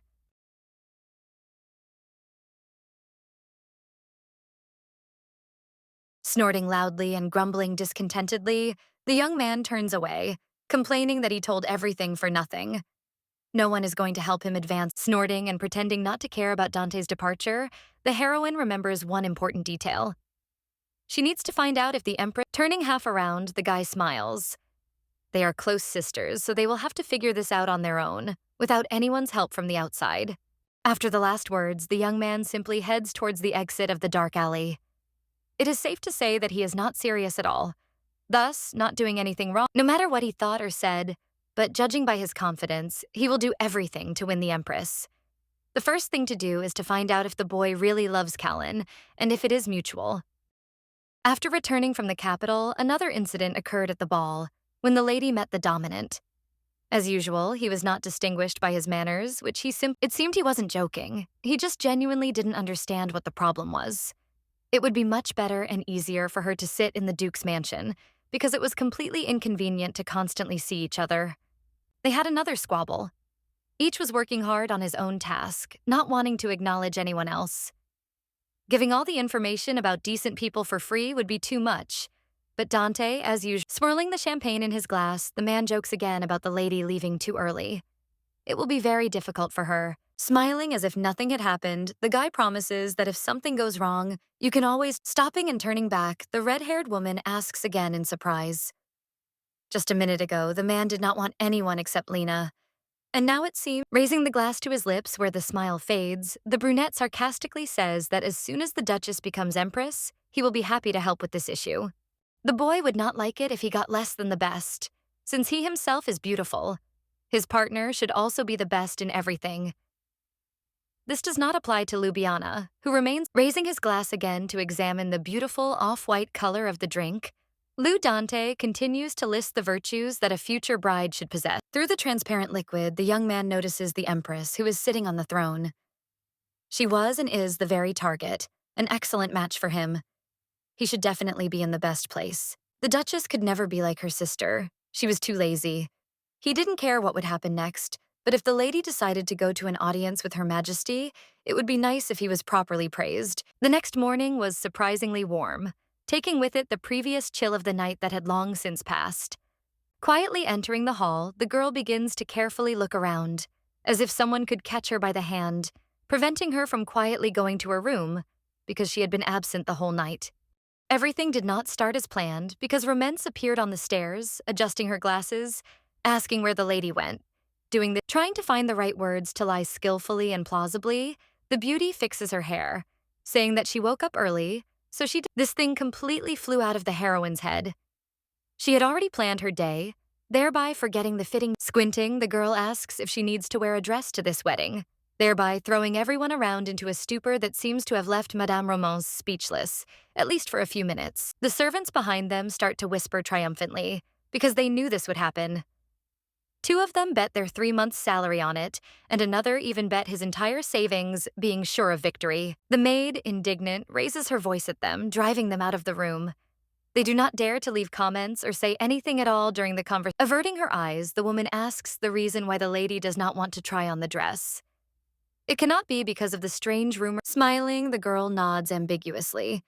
No one knows what's going on in her head, just like no one knows what her next move will be. The squabble is stopped by a male voice coming from somewhere above.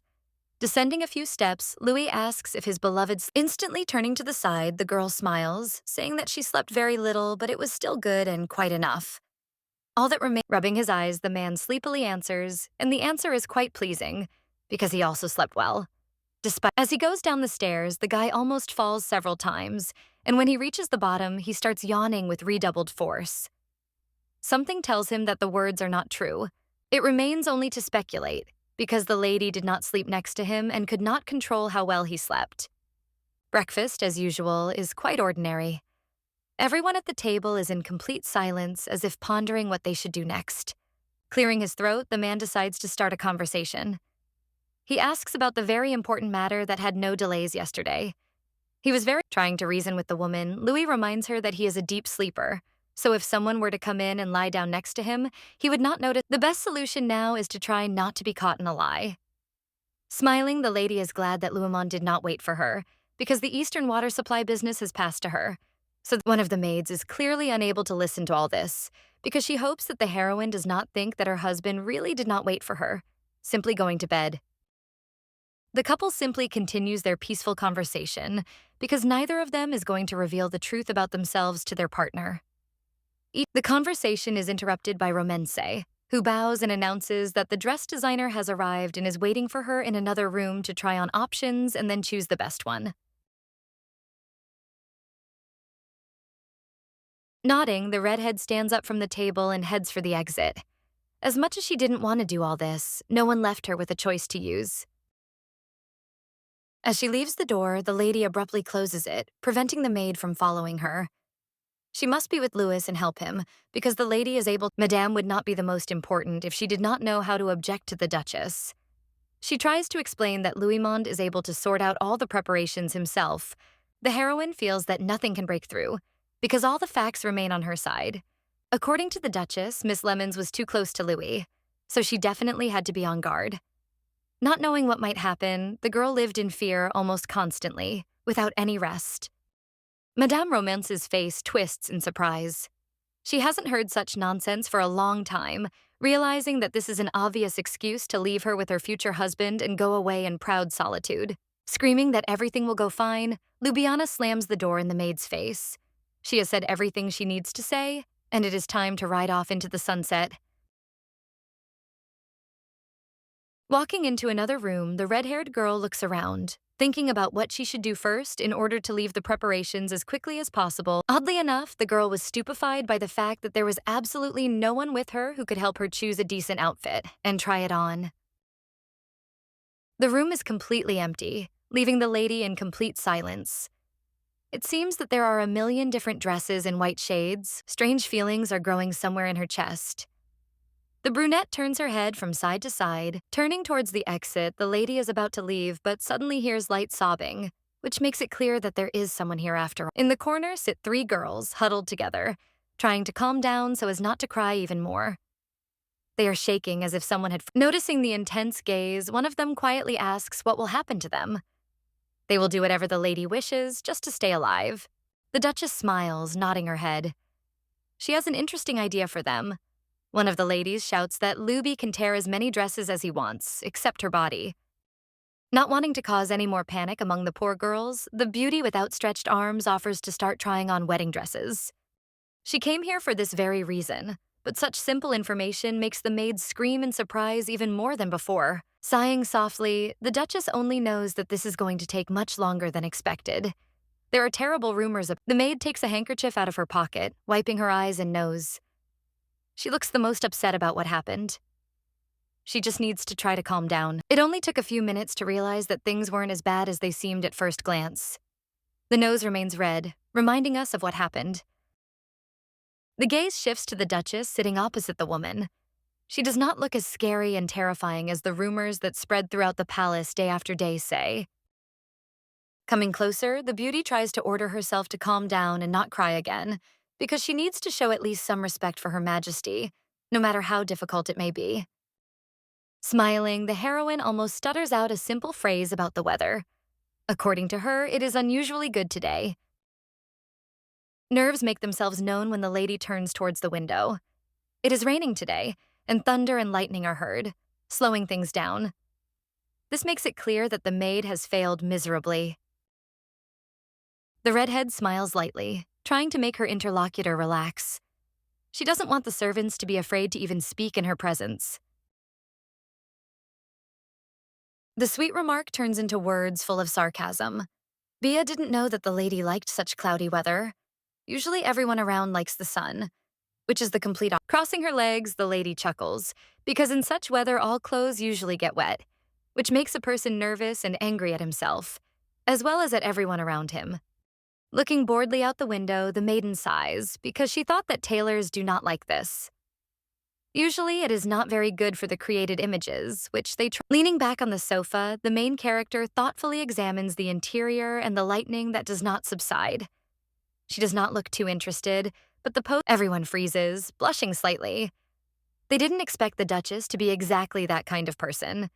Instead of rumors, they had a wonderful person. Looking at Luby with a loving gaze by profession, the tailor admits that her heart began to pound from such beauty. It can be perfectly combined with any proposed outfit. A gloved hand rises into the air and gently taps a finger on the table next to her, wordlessly ordering the file to be placed right in front of her for further review. Bringing the folder, the girl places it in front of Ashley-Anne. She must first carefully look through each picture in detail, and then give her answer about the dress she has chosen. The Duchess opens a notebook containing many sketches. She has already paid a decent amount, so she can choose any design. Trying not to interfere, the girl breaks down, noticing a beautiful option that the Duchess might like. Pointing her finger at the sketch, classic and elegant design is definitely in fashion now. Not the first wedding was held with a dress similar to this one, and each time everything ended more than success. The next option remains no less attractive. Fun design is also in fashion now.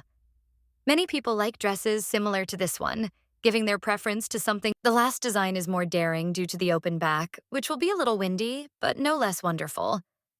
A hat covering the face will add elegance to the image. The eyes run intently over the pictures that flash one after another, leaving in the... Looking up, the heroine is embarrassedly silent, and then says that they all look exactly the same to her. For a person who is used to ordinary clothes, especially in trying to instantly correct herself, the heroine says that they are all equally beautiful, so it becomes more difficult. Since they are all exactly, the tailors know what we're talking about right away. They have a great option that seems perfect for Ljubljana. She's looking for something specific, so they have something to offer. The gorgeous dress looks mesmerizing, making everyone around it gasp at how spectacular it is. The long sleeves and closed neck flow into a long skirt that the girl looks at the garment thoughtfully, trying to figure out what exactly is wrong with it. There is nothing to find fault with, especially since the tailors standing in the background begin to exclaim in surprise, admiring their own work, which sounds extremely cute. Nodding, the lady turns towards the maid, asking if it would be possible to puff up the skirt a little more so that it would be exactly what was needed. The woman nods, asking about the volume that should be.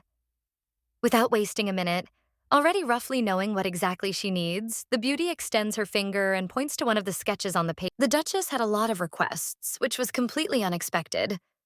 She would like the girls to use panniers, otherwise the dress would look too bulky. The crinoline will not be used, so this needs to be thought through a few more times.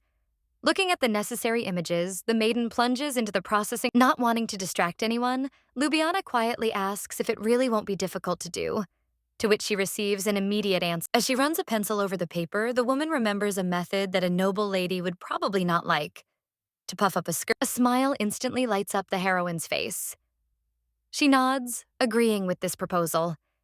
It seems that this option doesn't sound so bad. So, taking the notebook back into her hands, the girl adds some sketches that can be added. It won't be difficult, but no one understands why it is necessary to do something like that. While finishing the edits, Ljubljana asks that the dress be kept a secret from Mrs. Lemons.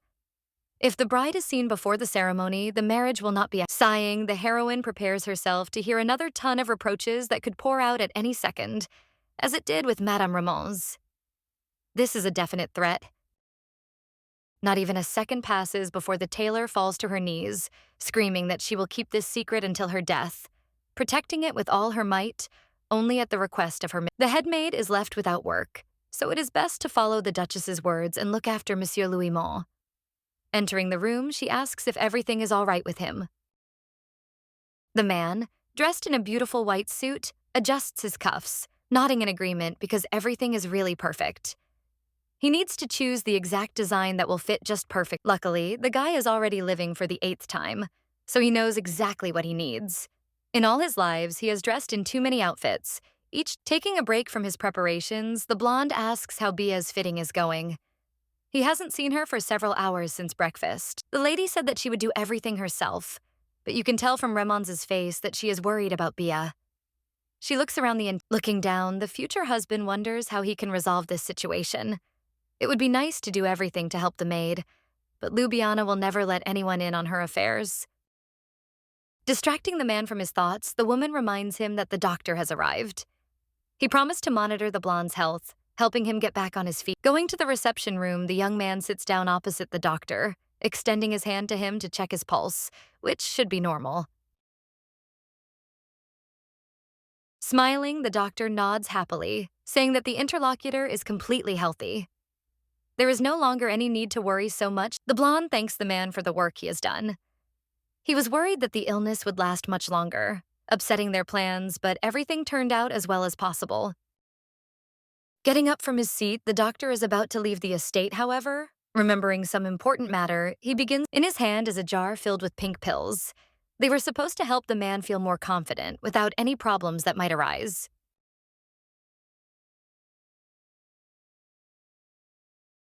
Ever since the physician learned that Louis would be the husband of the Ashleyan Duchess, he had been intending to convey this. He had never gotten around to it due to the lack of. He felt incredibly sorry for the young man, because he fainted from exhaustion of male energy. Trying to object, Louis intends to return the pills back, but the doctor disappears behind the door with the speed of. Sighing quietly, the blonde nervously adjusted his hair. The doctor had mistaken his point of view, which was of no importance. In his 8 lives, the boy had never needed such. Realizing that this is useless, the man hands the jar to the servant, who happily nods his head, agreeing to accept the gift. He doesn't need it, so he needs to get rid of it as soon as possible. If a guy is planning to have children, he needs to watch what he puts into his body. He should have 2 children in 3 years.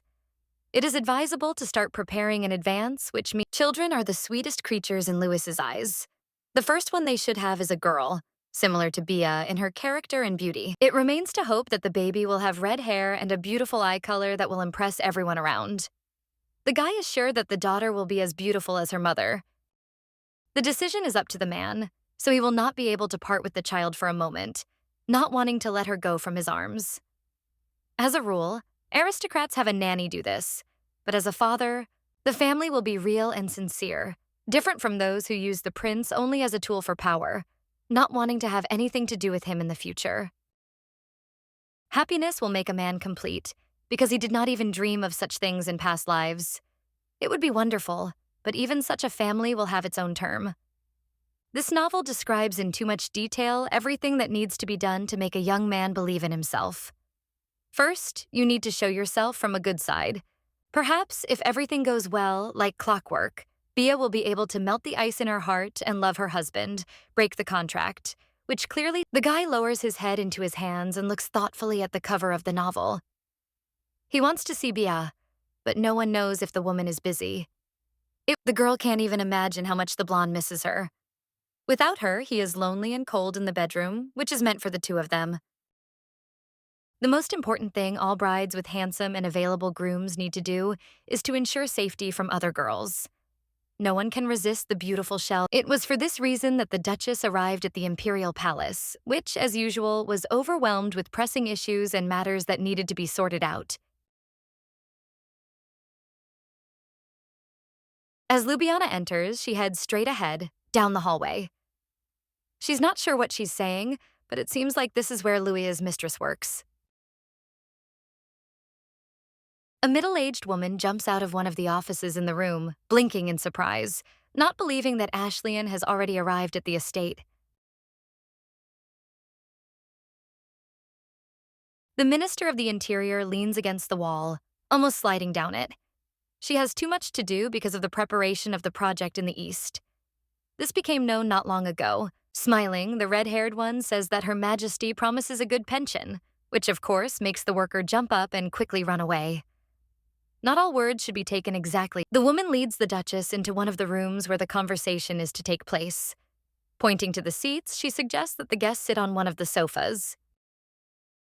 Nodding, the girl switches to the topic that interests her. She needed to know where Peony Lauren was now, who had arrived at their estate just recently.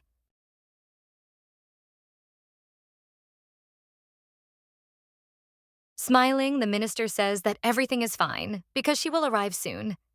He must wait for her here because the lady was called by the Duke for some personal conversation, the contents of which are forbidden to be disclosed. There is more than enough time left, so the Duchess asks why the woman does not hire more people.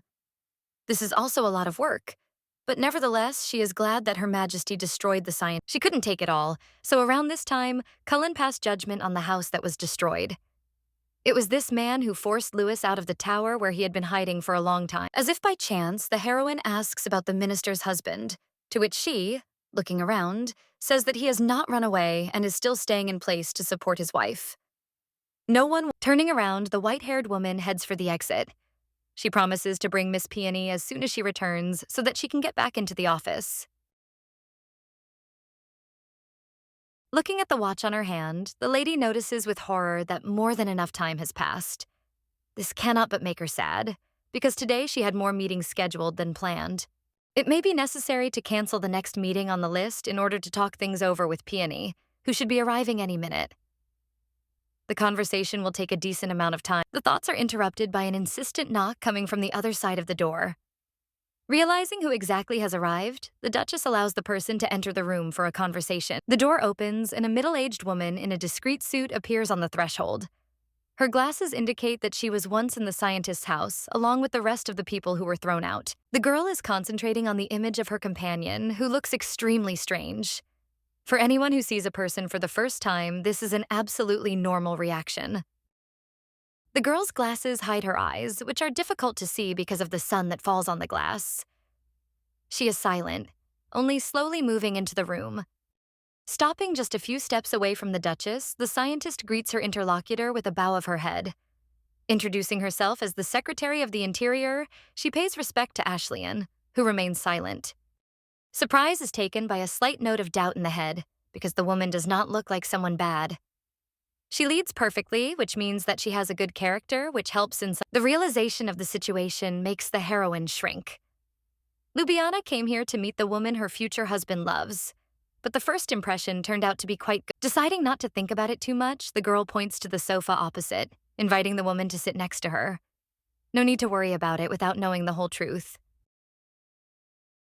Raising a mug filled with the aromatic drink, the beauty takes a sip, trying to finish it as quickly as possible. She wants to avoid conflicts out of nowhere. The lady seems too pleased when looking at Ashley. Her eyes literally glow with a light that comes from the soul itself, making her feel uncomfortable. Peony probably doesn't think she was called because of Louismond. Her face looks more like joy or excitement because some distant boss has called her to talk about a promotion. Putting down her teacup, the lady chuckled. There is obviously a distinction between public and private, since even a simple secretary is so thorough, knowing that I am a duchess.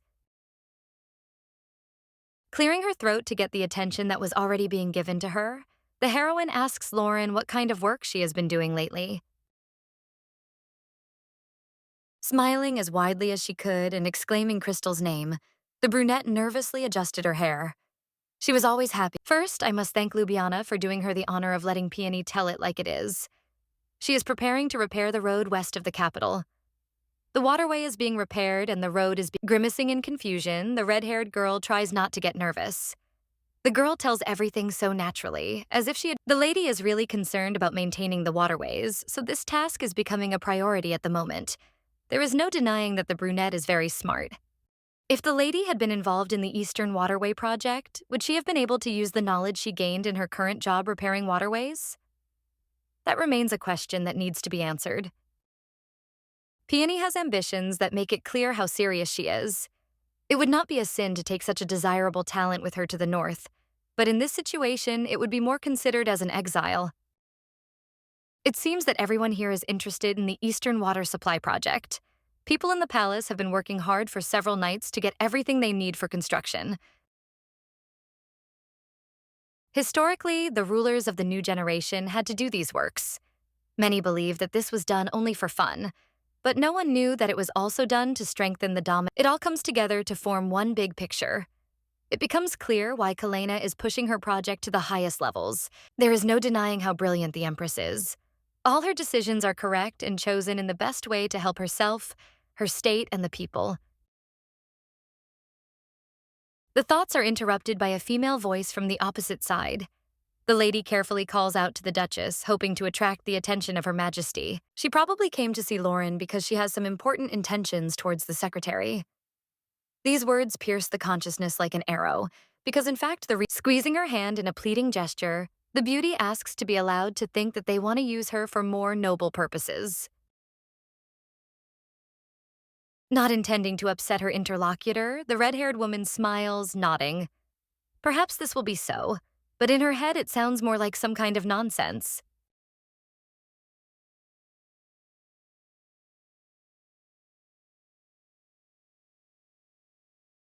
Jumping up from her seat, Peony was ready to throw herself on Crystal's neck.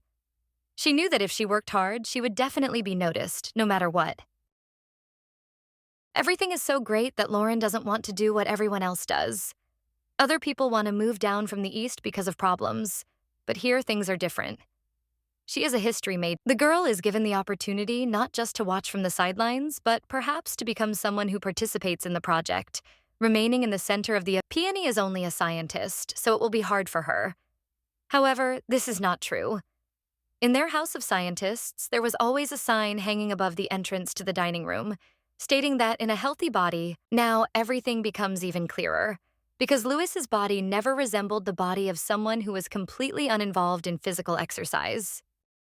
The realization comes quite quickly, because thinking about such things at the moment in an office where there is another person is not the best idea. All that remains is to agree, because you can talk to Duke Feldharg, who is responsible for this matter as a whole. The girl thanks, smiling broadly. If the lady is hurt by her wedding with Louismond, there is no need to worry, because the red-haired one will leave the country in 3 years. Peony looks much better than she expected. If she works with such motivation, she will be quickly promoted, noticing her extraordinary abilities. They will need to leave the country quickly before the rebels kill Lue, who they need. Perhaps someone could exchange their abilities and ambitions for love. However, the young lady could certainly not do anything like that. To get the prince, the maiden would not be able to sacrifice anything. Covering her eyes, the girl admits to herself that she has lost because everything is over, clearly not in her favor. Nothing more can be changed, no matter how much one would like to. Only 3 years must pass, which must be waited out.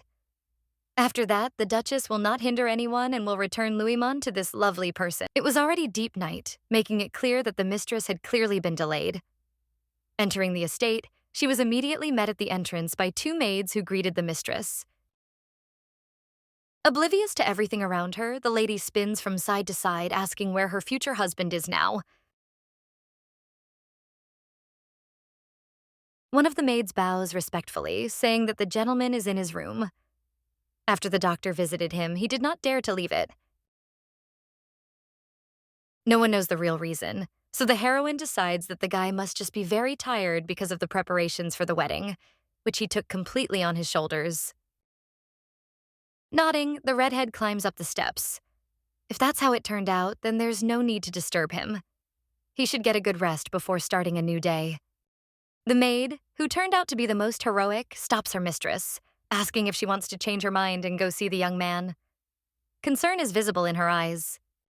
Turning around, the Duchess raises her eyebrows in surprise, not quite understanding what is wanted from her. She is sent to Louismont's room without any reason. According to the maid, the gentleman would not be bothered by a lover, even if he is currently resting. Ashleyne does not like at all that the ordinary employees think that they know her man better. The brunette's hands were convulsively clutching the hem of her dress, waiting for the answer that was supposed to come soon. This made the beauty nervous. The gaze switches to the companion. She is shaking like an aspen leaf from fear. However, she still continues to insist on her own, showing her incredible courage. Pausing on the step, the girl leans towards the lady, asking why she thinks so. She needs some answers, but all she hears in response is an incomprehensible whisper. Finally gathering her strength, the lady gives out the information almost in one breath.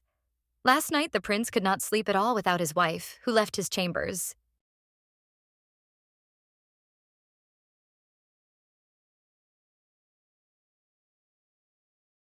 He waited for Crystal to return almost all night, doing various things, and the maid brought him candles until dawn so that he could wait for the hair. Now everything fell into place. In the morning, the man looked completely sleep-deprived. Yawning every minute, almost crying, the brunette begs not to leave the gentleman alone.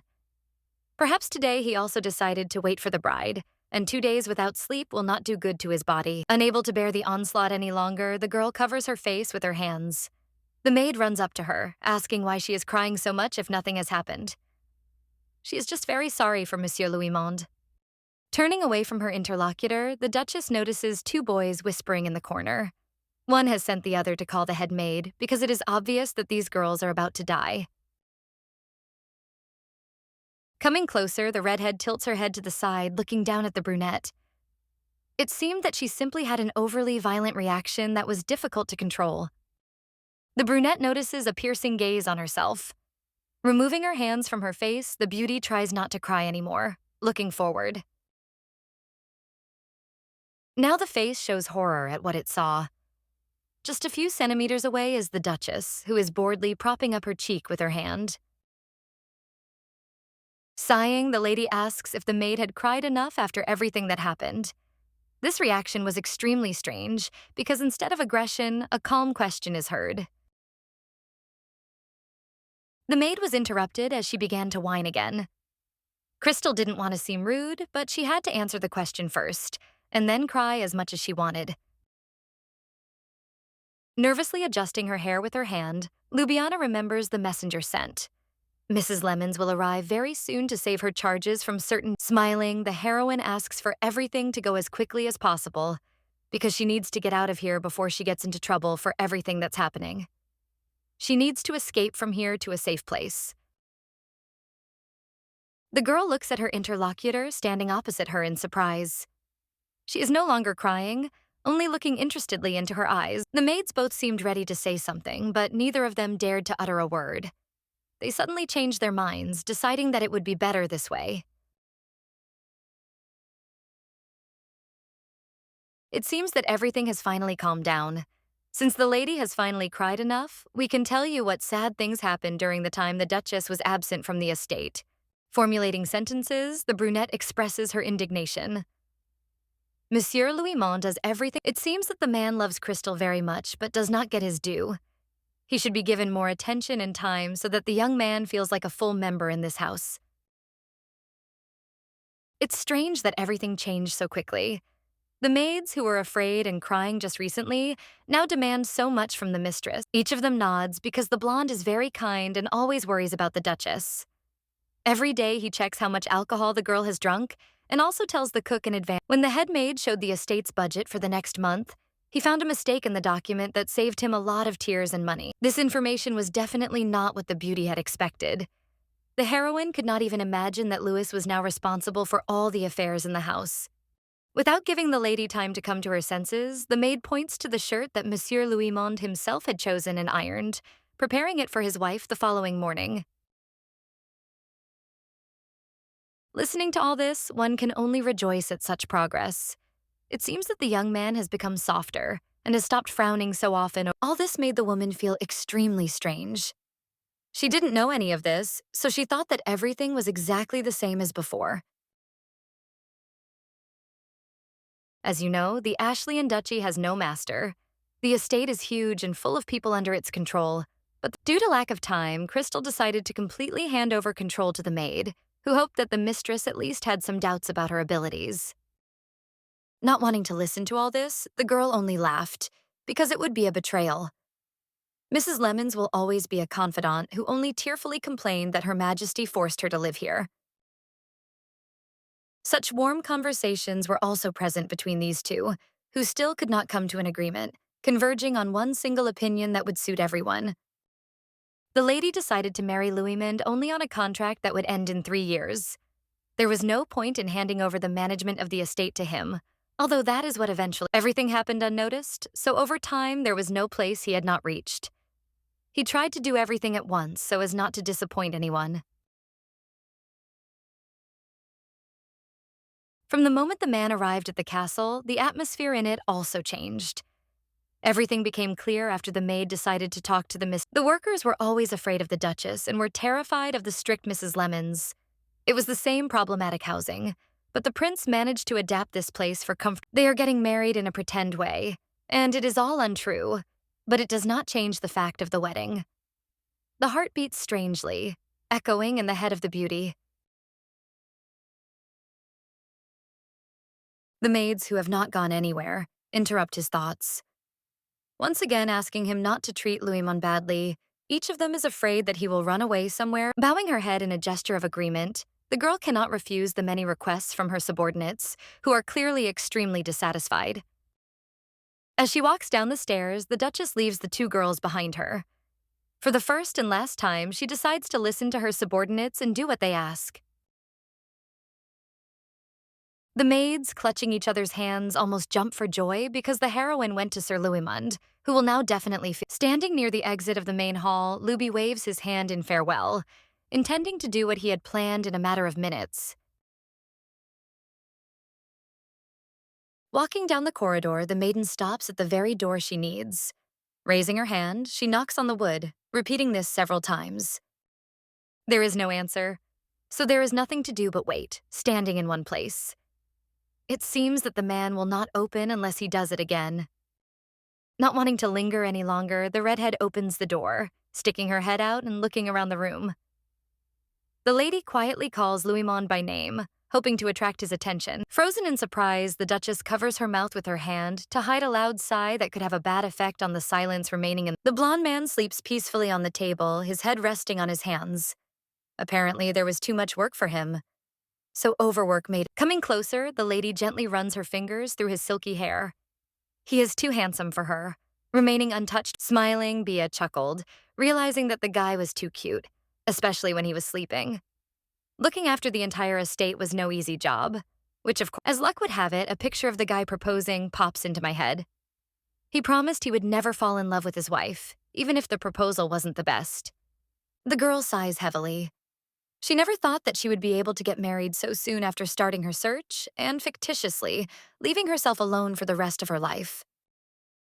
It's hard to admit, but if things continue like this, it will be hard for the girl to let him go somewhere far away with another man. She may simply change her mind about keeping him with her in the estate. Not much time has passed since everything that happened. The wedding day was approaching, making everyone nervous. This day was the most beautiful and important in their lives, despite the fact that the preparation was not. The dressmaker who brought the dress came personally to help the Duchess change and then to assess her own work. The woman sitting in front of the mirror looks at her reflection with interest, without turning towards the man. The silence continues for some time. Turning half a turn, the heroine nods slowly so as not to interrupt the work of the makeup artists and stylists. They need to repeat themselves. Madame Lemon seemed overly impressed by the sight. Her eyes sparkled with a joy that was hard to miss, and her cheeks flushed with a joyful blush.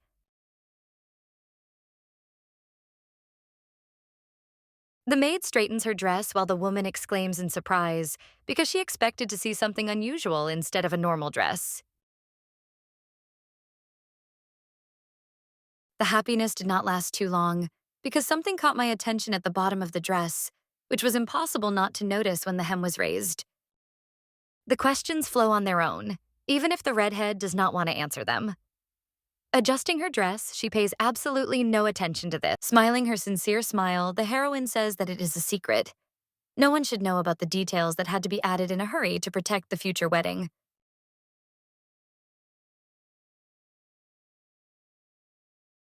Sighing dejectedly, the headmaid asks to return the delight she managed to experience not so long ago. Her eyes widen on their own, giving away her mistress. The maids, who are on either side to fully assist the Duchess, blink their eyes in surprise. Luby is simply beautiful in such a dress. Carefully examining her reflection, which was still looking back at her in a friendly manner, the heroine tries to make sure that their words are true. Finally breaking away from her occupation, the beauty turns her gaze towards the other people in the room. She looks wonderful. The hairstyle and dress are in perfect harmony. The hand goes down, grabbing the hem of the dress in order to move forward without dragging it along the floor, thereby dirtying the snow-white edges that shine so strongly. And thoughtfully examining the thing, which is light on the figure, the girl admits that her feelings are indeed mixed. The beauty is wearing such clothes for the first time in a long time, which the maids can't stop praising the dress and how the Duchess looks in it, which makes Bia a little embarrassed by such close attention to her person. I want to thank, but it would be better to just not be arrogant. If you remember the face and clothes of the future husband, you can compare the royal person with a squid. Intending to rest a bit before the ceremony, the girl heads for the exit, hearing reproaches behind her.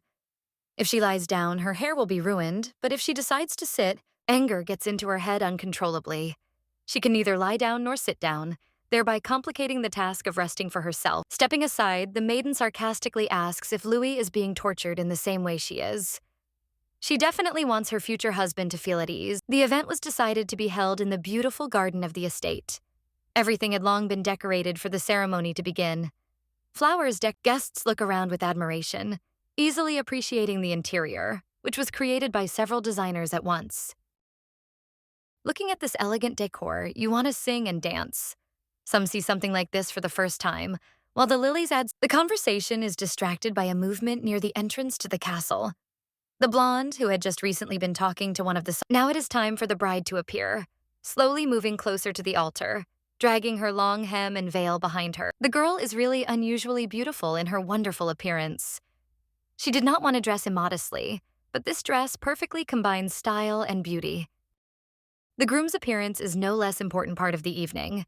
The man has been preparing for this for more than one night, carefully choosing everything so he deserves. Louis Monde is dressed in a wonderful white suit that will perfectly match the color of the bride's dress and the theme of the event. A few minutes after their appearance, the couple meet at the altar, looking at each other in complete silence, unable to find the strength to say anything. The servants in the background do not spoil the situation, even with their whispers, turning into shouts. Everyone was betting that the others also couldn't believe that it was really Ljubljana, who usually dressed like the knight she was. Her eyes dart intently over the man standing right next to her. A blush fills her cheeks, making it clear that the girl is embarrassed by such beauty. The prince was truly second to none at this party. His beauty was still as wonderful as ever. It seemed like such a sight would be impossible to get out of your head. Tears start to accumulate in the corners of his eyes, which intentionally flow down his cheeks. So the beauty, running closer, asks why he is crying.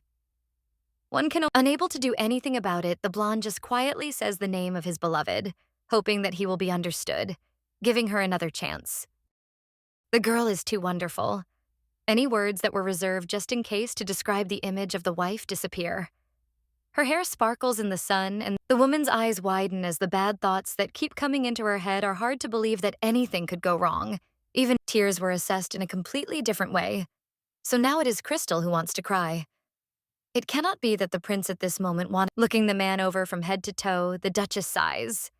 She gave him many chances to run away, but it was her hand gently lands on the man's shoulder so that she can encourage him.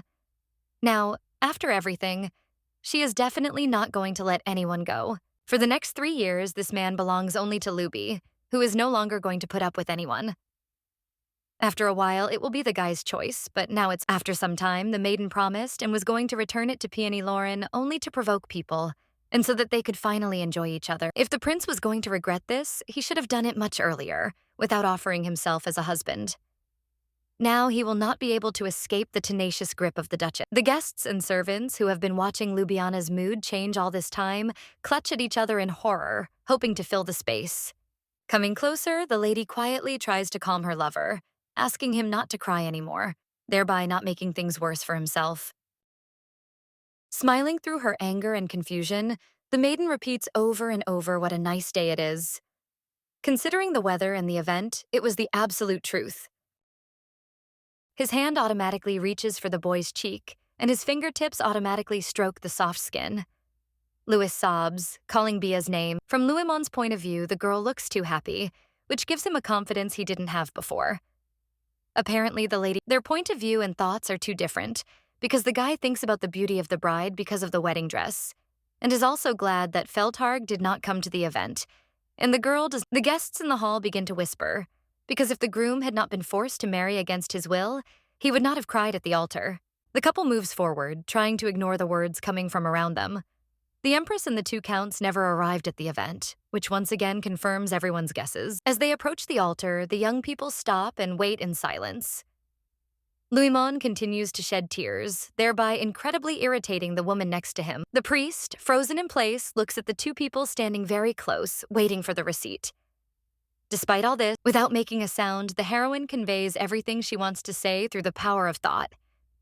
It would be nice if today what was planned happens without delay.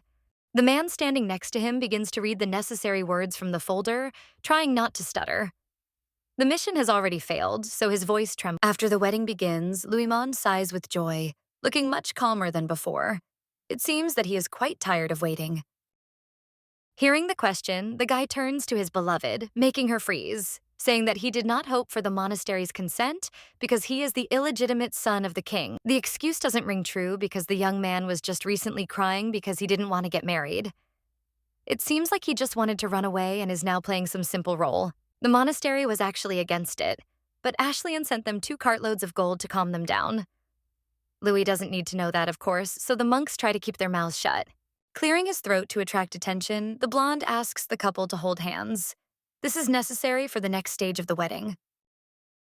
Stretching out her hands, the maiden finds herself completely in the prince's palms, who squeezes them gently, not intending to let her go. Smiling with her eyes, the lady realizes that she is blushing. Louimon's hands are large and soft. The warmth radiates even without any touch, warming others. Looking at Bia's palms, the man wants to start apologizing, because her hands are covered with scars and calluses. Against this background, soft and unharmed, seems the red ribbon slowly falls on the intertwined hands. It symbolizes the shedding of blood. The oath for 2 in the formation of a married couple remains something important. After the words, smiles appear on the faces of both young people, who continue to look into each other's eyes. Ashley just can't believe that after all the difficulties she had to overcome during the preparation, she is finally staying with the very man The guests watch the ritual with fascination. Everything happens in a measured manner so as not to interfere with the couple's concentration on each other.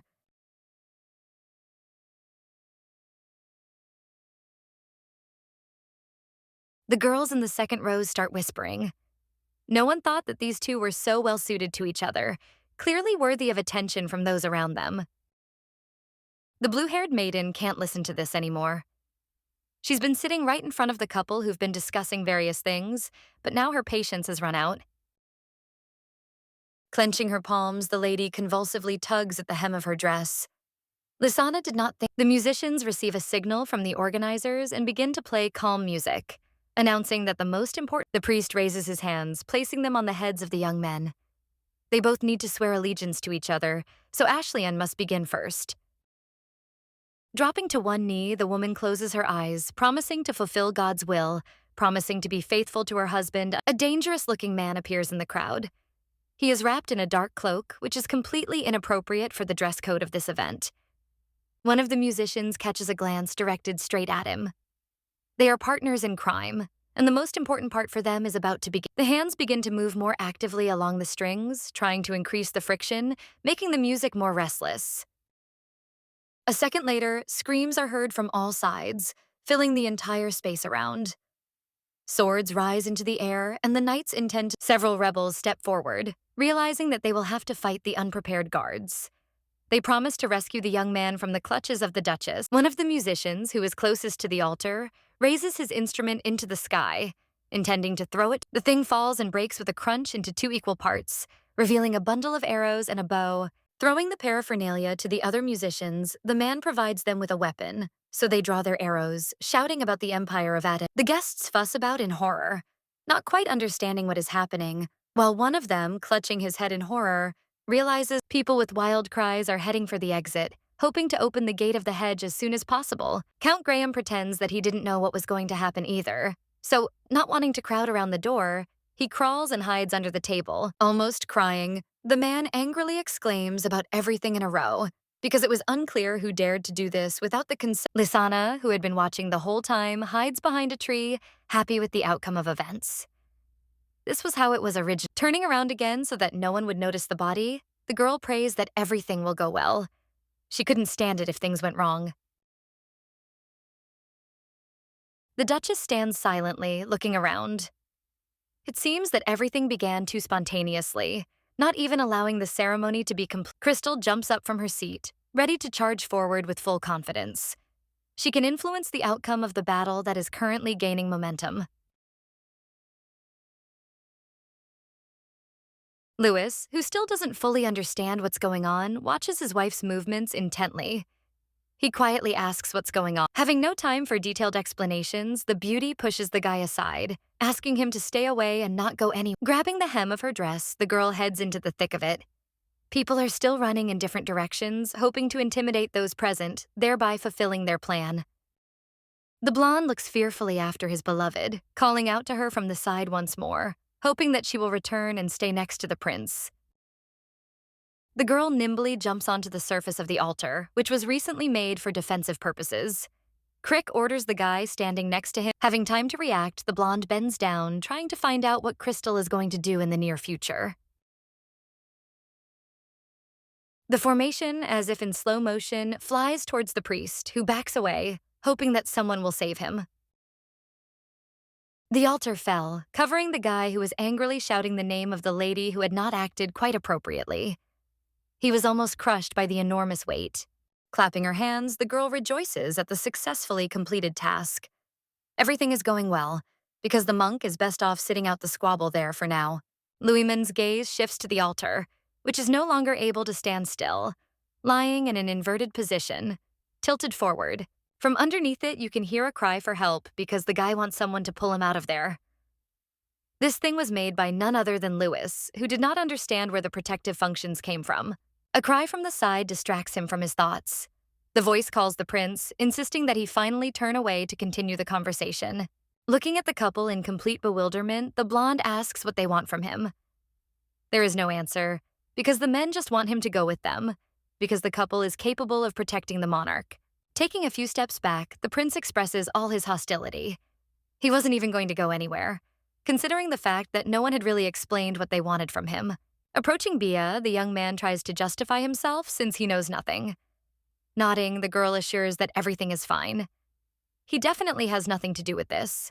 Ljubljana doesn't intend to wait any longer because she needs to find out the identity of the attackers as soon as possible and expel them from the wedding, ending the ceremony. Staying in place, the heroine screams to be heard better.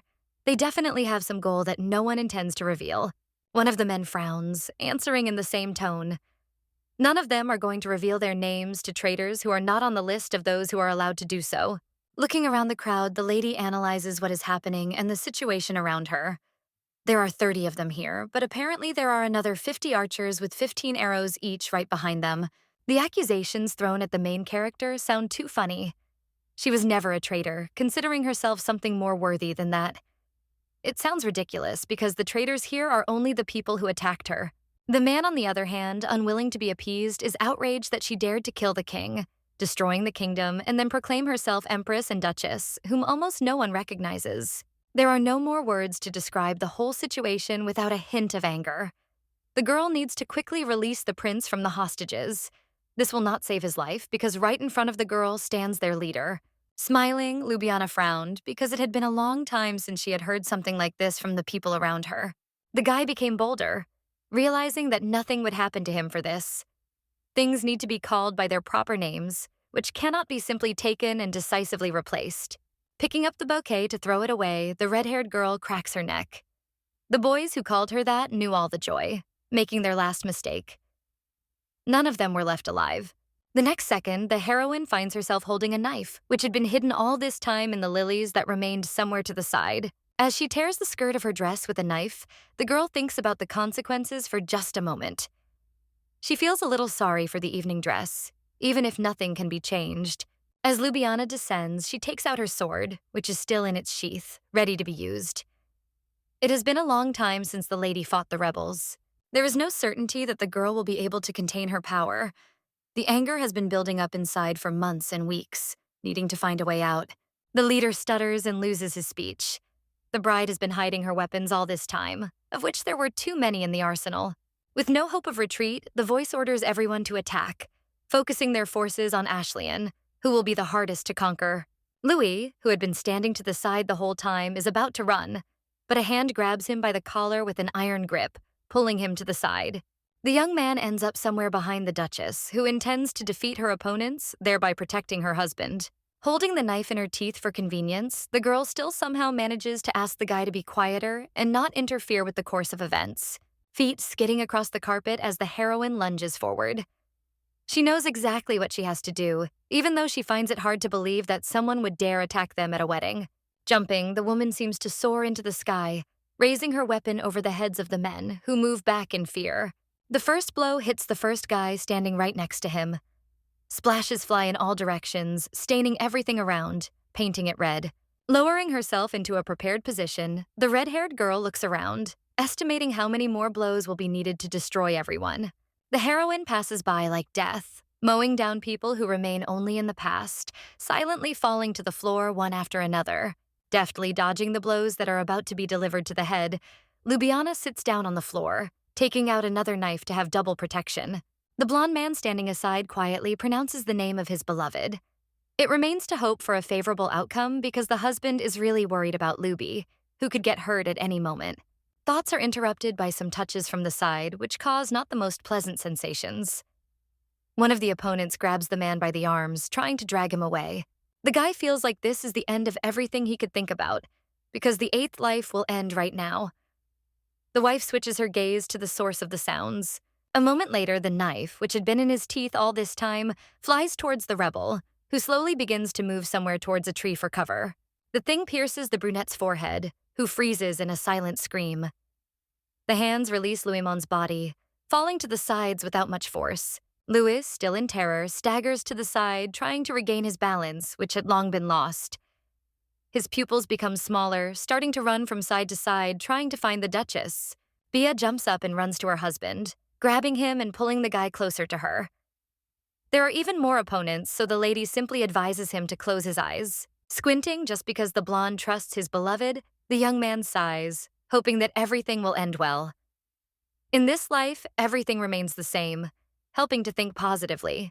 Turning from side to side in order to change position, the girl launches knives one after another towards the people who are just arriving, forming a kind of circle. The knights, no longer able to fight, simply retreat, still hoping to steal the prince. Horror is etched on their astonished faces. The Duchess is indeed a monster. Unfortunately, this is no longer a rumor, but a very real reality that remains right here and now. The leader, looking around the battlefield, tries to step back, to take at least a minute to think about the thoughts that have filled his head so far. Too many people have died during the battle. Not wanting to retreat, the brunette turns to the archers, ordering them to shoot in the direction of the crystal. It is very difficult to hide from arrows, no matter how much you want to do it. Speaking to Louis's defense, the girl warns them that this will not be the right move. The men must understand that their precious prince will suffer because of the bow and arrow. Apparently, the leader had lost all patience, no longer hoping to win. It would not be a loss, because there would always be a few more of the king's illegitimate children who were surely hiding somewhere. The heroine was well aware that words would not work, but it was still worth trying. Standing in a pose on her head, the girl turns around, hearing that they are going to shoot at her, pointing many bows. Things aren't that simple. So the Duchess inserts 2 fingers into her mouth, and then an unbearably loud whistle is heard throughout the area, signaling the start of the battle. The arrow that appeared at Ljubljana's command hits the leader's heart with all its might, who, coughing strangely, steps back, preparing to fall. Next in line are the ordinary archers, who, not expecting this, do not have time to escape, so they also receive a portion of arrows right in the chest. Realizing that the job was done, the redhead waved her hand, ordering her men to stop. That was definitely enough to make an impression. The hooded men meekly lower their bows, no longer intending to harm others unless ordered to do so. Now only the leader remains, hunched over on the ground, still coughing. Coming closer, the lady bends over his face, frowning in a strange grimace. She demands that the man repeat what he called her, because 10 minutes ago he was completely sure that the girl was a traitor. Seeing the sword in front of him, which remained just as sharp, the brunette tries to back away so as not to be hit, realizing that this is most likely the end. Asking for mercy, he begins to cry. Sighing heavily, the heroine realizes that he is pretending not to know anything, asking for something that is impossible to get after everything he has done. Extending her blade, Ljubljana swings, knowing that this is the end for him and everyone else. She too sees no need to tell her name to any traitors who dare to attack. Having done her job, the beauty doesn't even blink an eye, turning around and calmly walking away to leave the place completely splattered with scarlet liquid that sticks to clothes. The girl with blue hair, who decided to look out from behind the tree, gasps in horror while holding out her hands, realizing that she could have been heard, thereby revealing herself. Tears start to gather in her eyes on their own because of fear. If she gets caught, she will have to die too, thus completing everything she had not managed to do before. Hiding behind the trunk again, hoping to remain unnoticed, Lysana shakes like an aspen leaf, as a result of which she accidentally hiccups, which almost gives away the beauty. Luby, passing by, freezes because of the unexpected sound. It is worth thinking about it because everything could have seemed and not been the truth. Overwork is to blame for this. Deciding to ignore it, the maiden heads off to the side, hoping to find Louis within easy reach, not far away without any searching. Noticing the figure, she calls out his name. The man still stands in the same place with his eyes closed, just as his bride told him to do before starting the casualty attack. The gaze itself goes down, examining the palm from both sides. The glove no longer remained snow-white, forcing the dark spot to spread as much as possible. The guy is shaking from fear or excitement, so only a heartless person would not feel sorry for him. Virgo is not sure if she can approach him like this. It will probably be too cruel a sight for a man from a house of scientists. Luby cannot predict his reaction, because Louimond might get scared and run away. The reflection is interrupted by another figure in a dark cloak, appearing right in front of the lover. The man takes out a sharp knife, which in a split second can end up in the guy's body. The heroine's eyes widen. She needs to act quickly to ensure that this battle has a favorable outcome. He is not like the other rebels, but that does not change the importance of the event. Rising into the air, the beauty jumps with ease, raising the knife, which in an instant flies somewhere to the side, heading straight for the target. The young man hears some whistling sounds near him, but he still does not dare to open his eyes without permission. He is afraid, even if he has to endure everything that is happening. The figure falls lifelessly onto the cold asphalt, no longer wanting to do anything. The girl, trying to calm her lover, asks if he is okay. Opening his eyes, Louis lowers them to the floor, hoping not to lose his excitement. He says that everything is fine, clearly not matching his words. Instead of continuing what she started, the lady runs towards the guy, forcing him to duck. It seems there is no end to the attackers. The blonde only manages to turn to the side, noticing one of the arrows, which is intentionally flying towards him, intending to hit his head or something more important. While the young man is pondering what needs to be done, the beauty appears next to him in a split second, intending to save his skin.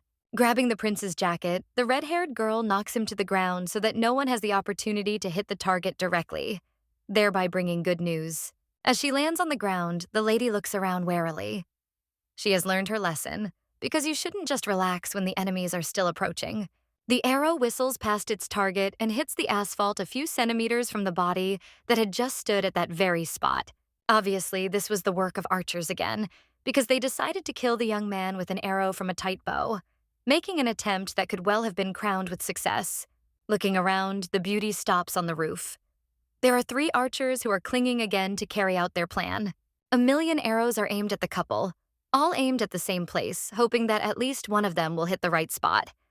Unfortunately or fortunately, it will be impossible to kill the guy this way. As Ljubljana prepares to flee, she changes tactics. Turning around, she notices a bow and arrows lying not far from her, words inviting her to try her strength in battle. Jumping to her feet, the Duchess knocks one of her arrows. This needs to stop so that each of them can finally breathe freely and without injury. To complete the matter, Bia must kill the main attacker. So as she turns around, she aims at the man who is deliberately trying to hide from justice. The girl has no shortage of accuracy, so the arrows hit the body one after another, knocking the man down. The cloak envelops his lifeless body on the ground. Sighing heavily, the beauty is glad that everything has come to an end. This time, the rebels were well prepared, trying to do everything possible. But because of Ljubljana saved herself and her husband. The blonde, finding strength, slowly rises from the ground, trying to shake off the dust and leaves that have stuck to his suit. A quiet voice calls his beloved. Things were bad because Bia had been cruel again. This time, it was impossible to avoid this outcome, so it all seemed quite logical. Deciding to have this conversation, the lady slowly turns towards the guy, asking if he is okay. Hoping for a positive answer, her eyes light up. The man interrupts the girl with a loud sigh that echoes throughout the room. Horror and worry flash in his eyes. In a split second, he runs up to the lady. Louis grabs her face with his palms, carefully examining it from all sides. There is a wound on her face, which makes the man worry too much about the health of the girl. Moving down, he begins to examine the girl's body in great detail, asking where and how badly she was hurt, hoping that the answer will be given immediately. Not wanting to delay any longer, the blonde man kneels down, forcing Luby to climb onto his back. They need to see a doctor as soon as possible so that he can examine the Duchess and tell them about the girl's condition. The redhead looks at her fiancé with distrust, hoping to understand what is going on.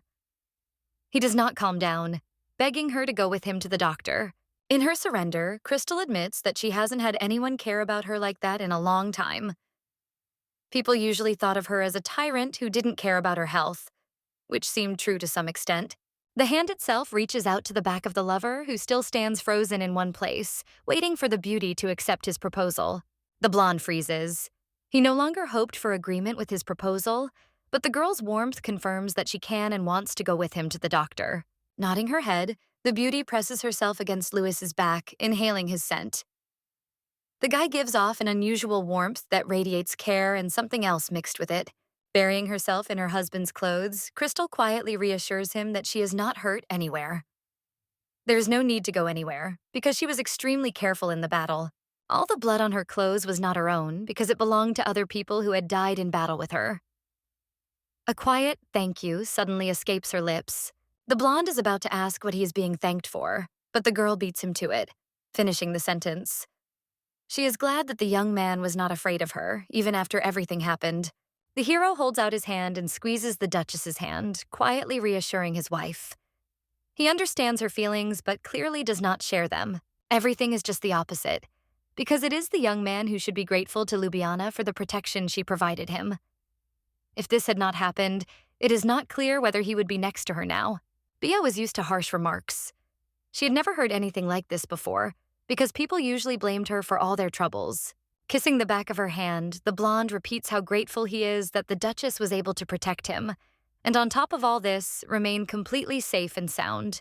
The beauty is unable to utter a word. She stands frozen and looks somewhere down at the guy who continues to kiss her hand. It seems that now another problem has been added. Confusion closes her mind, but the girl still clearly realizes that she wants to take possession of this man. Not just for 3 years, but preferably not for the rest of her life. As she descends, the woman sighs and suggests continuing the wedding ceremony. The young man freezes, looking at his beloved as if he had seen a ghost. Right now, there is complete chaos all around, which would definitely be a hindrance.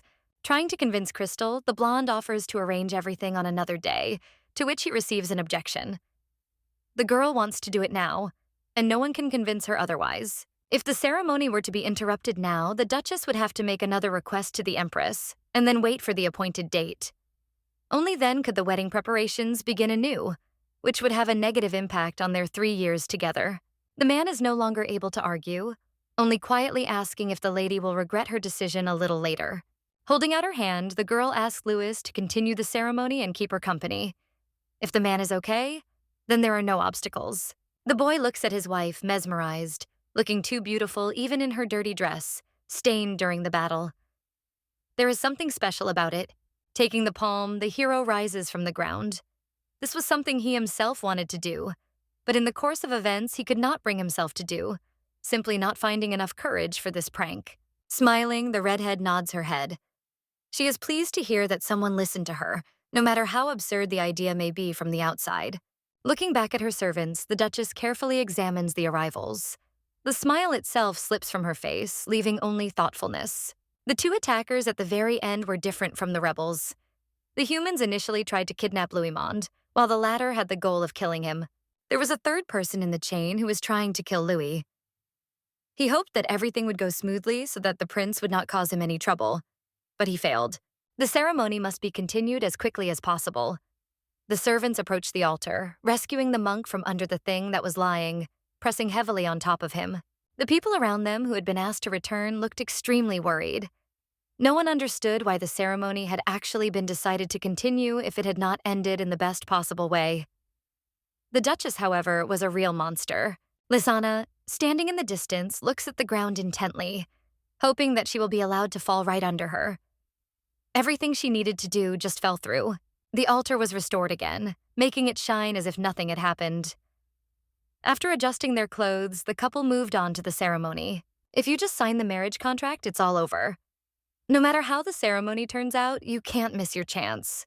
Taking the pen, the girl carefully writes the necessary signature on the paper, but notices drops of blood that seem to have dripped next to her on their own. Turning to the priest, the Duchess asks what happened. It shouldn't be a big deal, even if it did. He promises that everything will be fine. Louis is next in line. He adjusts his hair, takes the pen too, and carefully writes his first and last name on the sheet of paper. Now the marriage of these two is officially sealed in heaven and on paper in the palace. Their hearts belong only to each other for the next allotted time. The boy, impressed by what he was told, reaches out to touch Luby's hand, who doesn't seem to quite want to feel any touch on her body. Raising her hand in the air, the girl avoids Louis, who looks at his beloved in bewilderment, trying to find some logical explanation. Putting her palms on her dress, on which red marks remain, the girl shakes them off, angrily reminding him that her clothes and body are all covered in blood after the fight. The words are interrupted by a velvety voice that calls the main character by name again. The man tries to attract her attention before doing what he has planned. A second later, the Duchess finds herself in her lover's arms, looking around in horror. Her eyes widen slightly as she begins to ask questions. Trying to clap the guy on the shoulder, the girl is indignant. It seemed to Louismond that the woman was avoiding him, not wanting to have anything in common, which was generally not true. If this goes on, then he can definitely hold her in his arms further. Crystal sighs and asks about the blood. One only has to look closer to understand the problem. The snow-white suit is stained with scarlet spots, The guy seemed completely oblivious to such trifles as this. He asked to look at him, so that it would be easier to say what he wanted to say. Moving just a few centimeters closer to Ljubljana's face, the man seems ready to kiss her, but instead he tries to calm the Duchess down. Standing just a few centimeters away from his beloved's face, Louis vows to be the most faithful husband who will always take care of his wife. A smile appears on the hero's face, who always wanted to say such words to the heroine. He hopes that 3 years will pass unnoticed, making her change her mind about the contract. Her hand reaches for her cheek, gently stroking her skin with her fingers, trying to give an answer to what was said. She also promises to do everything possible to remain faithful and good to him. In the name that belongs to God and in the name that belongs to the earth, they swear to be only for each other. The oath is given in all the names of the Duchess, for she promises to do everything possible for their mutual happiness. People in the room blush, turning away in embarrassment. The moment feels special, even to those present. Lisana, standing aside, is shaking with indignation. Even in such a situation, everyone finds a reason to rejoice and smile. This couple is simply made for each other. The hand angrily squeezes the hem of the dress, which remains lying quietly on the heroine's lap. She cannot calmly look at this picture without wanting to take revenge. No longer willing to endure or try to say anything, the girl turns around and runs as fast as she can towards the exit, causing tears to fly in all directions. Louis did the most horrible thing by falling in love with Duchess Ashleyne instead of Odile. The choice was precisely this terrible woman, who terrified everyone. The carriage stops at the estate. The crying can be heard even beyond its borders, forcing the servants around to understand what the problem is. The butler comes closer, opening the carriage door, allowing the heroine to step out. She has already arrived without any warning, having done so much earlier. Wiping her eyes, the girl tries to hide the red marks left by her tears, adjusting her voice. There weren't many things that ended earlier than planned. Going out into the street, the lady heads to the estate. She would very much like to cuddle and cry to the nanny, or at least the maid. But because of her status, of course, such weakness is not allowed. All this is because this palace has its own rules. Passing inside, heading to the right room, the girl stops in front of the door covered with writing, which is the right one. As she walked inside, Lisana curtsied, letting her father know that she was back. It had indeed been only 2 hours since she left, which was alarming. Looking out the window, the man quietly recalls what happened at the event. Colonel Gale has already begun to act, even if the whole plan failed. The beauty shrinks, looking intently at the floor so as not to incur her father's wrath, which usually had no end in sight. Turning towards his daughter, the boy notes that it was a good choice for him. He did what he had to do, knowing full well that he was guaranteed to fail. The colonel has always been a radical, so everyone thinks he will stay. As is known, the family has been deprived of influence, but even in defeat, this will not bring them any harm. Everything went smoothly, unless Lisa left a thread that could serve as a clue and lead to unpleasant consequences, which could be regarded as treason. Hiding her identity, the girl traveled to the capital and delivered the message through an unsuspecting maid. It wasn't the worst choice, even if she didn't tell anything. The beauty shrinks, trying to pull herself together, but all attempts remain somewhere far away, failed after everything that happened. A rough voice asks what the reason is. Unable to bear this attitude towards himself any longer, the man starts shouting, calling the lady by name and ordering her to calm down. Proudly raising her head up, the lady looks straight into her father's eyes, which sparkle with anger mixed with the madness that had come not so long ago. You just need to stop being afraid and stay strong. Arrogance will also help in achieving the goal, and the heroine certainly has plenty of it. Smiling a fake smile, the boy is happy with this outcome. This is exactly what he needed. Only the future Queen of Aden can behave like this, so it is worth training to be persistent. An example is given of Queen Alina, who was able to protect her first prince from the tyranny of his majesty. She, like Lisana, was elegant and unwavering under any circumstances. In order to become a princess or empress, the girl needs to take care of Louismond, who, as it turns out, really loves the Duchess he married. Trying not to show his nervousness, the man quietly asks again, trying to understand what just happened. Words cannot be true. Ignoring everything, the father returns to the fact that even with Louis's admiration, Lisana is not allowed to cross the line of what is permitted, which has been clearly outlined. No longer wanting to communicate with the girl, the count sends her to his room to rest. Looking rather tired, she makes everyone worry. Continuing to look somewhere out the window, the guy again thinks about his plans. The girl should become a queen. But if he knew that everything would turn out like this, he would have started training her from a young age. There is a knock at the door, which attracts the man's attention, and then the butler enters the room. He announces that Graham has presented the salt mountain as a gift. Turning half around, the Count chuckled thoughtfully. The old man had dared to give only a mountain, pretending that this was all he had received. Apparently, no one in the Count's house yet suspects that Odile knows the full contents of the deal. All the conditions are spelled out there, including the diamond cave, which would be more useful. Graham mistakenly believes he is the center of the rebellion and fears that the rebellion's cohesion will be weakened if the man turns away from him. Promises of marriage were the most important pledge. The servant asks about a mine that could be lured out by force and threat, but the Count is not at all interested in this thing. The salt mountain also needs to be returned because it has no value. It could bring in a lot of money, but it's definitely not in Odile's position. The guy who doesn't understand what's wrong asks questions. The salt mountain could improve the financial situation and could also be used as a training ground where a lot of troops could be hidden.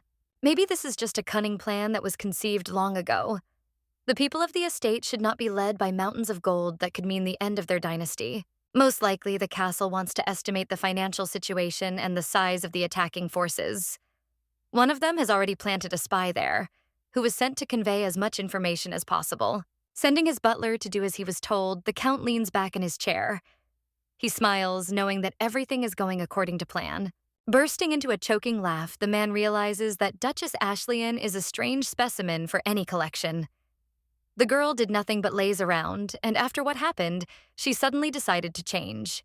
The prince, a descendant of the Anos family, was a wonderful addition to the couple. He was completely unsuitable for the beauty, but for some reason she chose him. The Count was amazed at the cleverness when he learned that the prince, in order to escape death, had fled to the House of Scientists. The empress destroyed this institution, thereby forcing him to marry suddenly. Deba, the surviving guy, decided to get away from danger, but now he himself goes to the most dangerous place, for the sake of salvation. Duchess Ashleyne is that very seething point that will definitely not give him peace. Seeing such courage and wisdom, the Duke's soul grows stronger. Prince Louismond will definitely become the King of Aden under any circumstances, even if it costs everything in this world. There will be no choice, even if the man tries to run away or hide again. Odile will make a king out of him, forcing him to believe in the old days under the rule of a tyrant.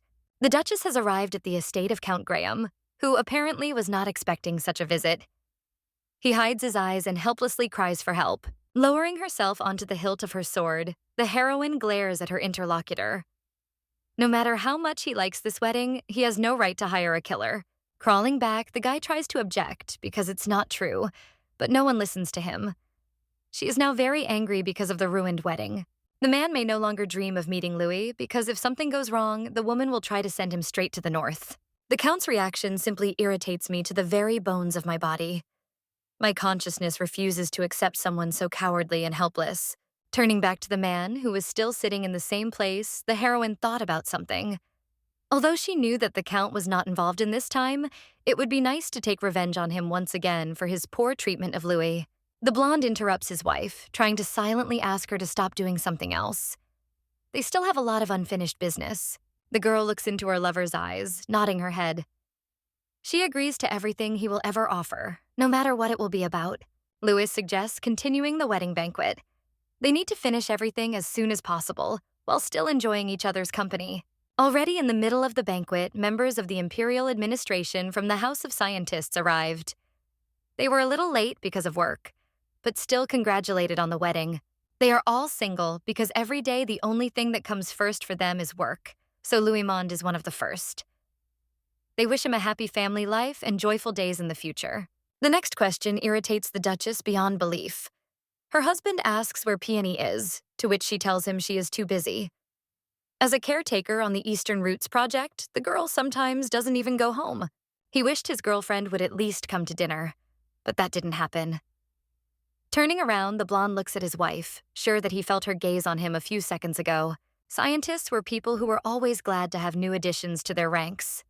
Evening had come, so before leaving, his friends promised to find a place for him if he suddenly expressed a desire. Everyone has left the wedding venue, except for a few people who are still in their seats. This is a bit embarrassing for the groom. Looking at the aristocrats, he wonders why they suddenly decided to stay here. looking extremely worried that they were not given something. They stare at you with intense gazes, not taking their eyes off you for even a second. Their faces show greed, which makes it clear that they really need something. Everyone as one wants to receive 5 colored stones on the wedding altar. The whole celebration, they seem to be calling people to come closer and take some of them. The stones are a symbol of a close relationship with the newlyweds' family. This custom has been passed down from the old kingdom of Aden, bringing with it many others. According to legends, guests who receive a gift may have the right to help. If people are going through hard times, you can always put the thing in the box, and then the family will be obliged to do everything for their well-being.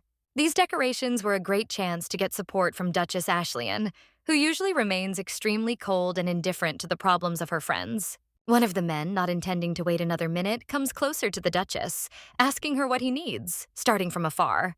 Turning and fixing the boy with a piercing killer's gaze, Ljubljana asks what needs to be said in her direction. She didn't expect anyone to have the courage to ask for anything. The young man, almost crying, steps aside, claiming that he doesn't need anything. Pointing to the boxes, the heroine says that she has prepared small gifts. They can be accepted and quickly leave the event. The aristocracy whispers about what a tyrant the girl is. It seems as if the lady has no idea about noble manners. The woman looks on haughtily at the guests who can't get enough of what they are given. Remaining grateful is the most important trait in this life. The real altar that Louismont made remained in the mansion, because the lady had not planned to give stones to guests from the very beginning. She was not at all attracted to it.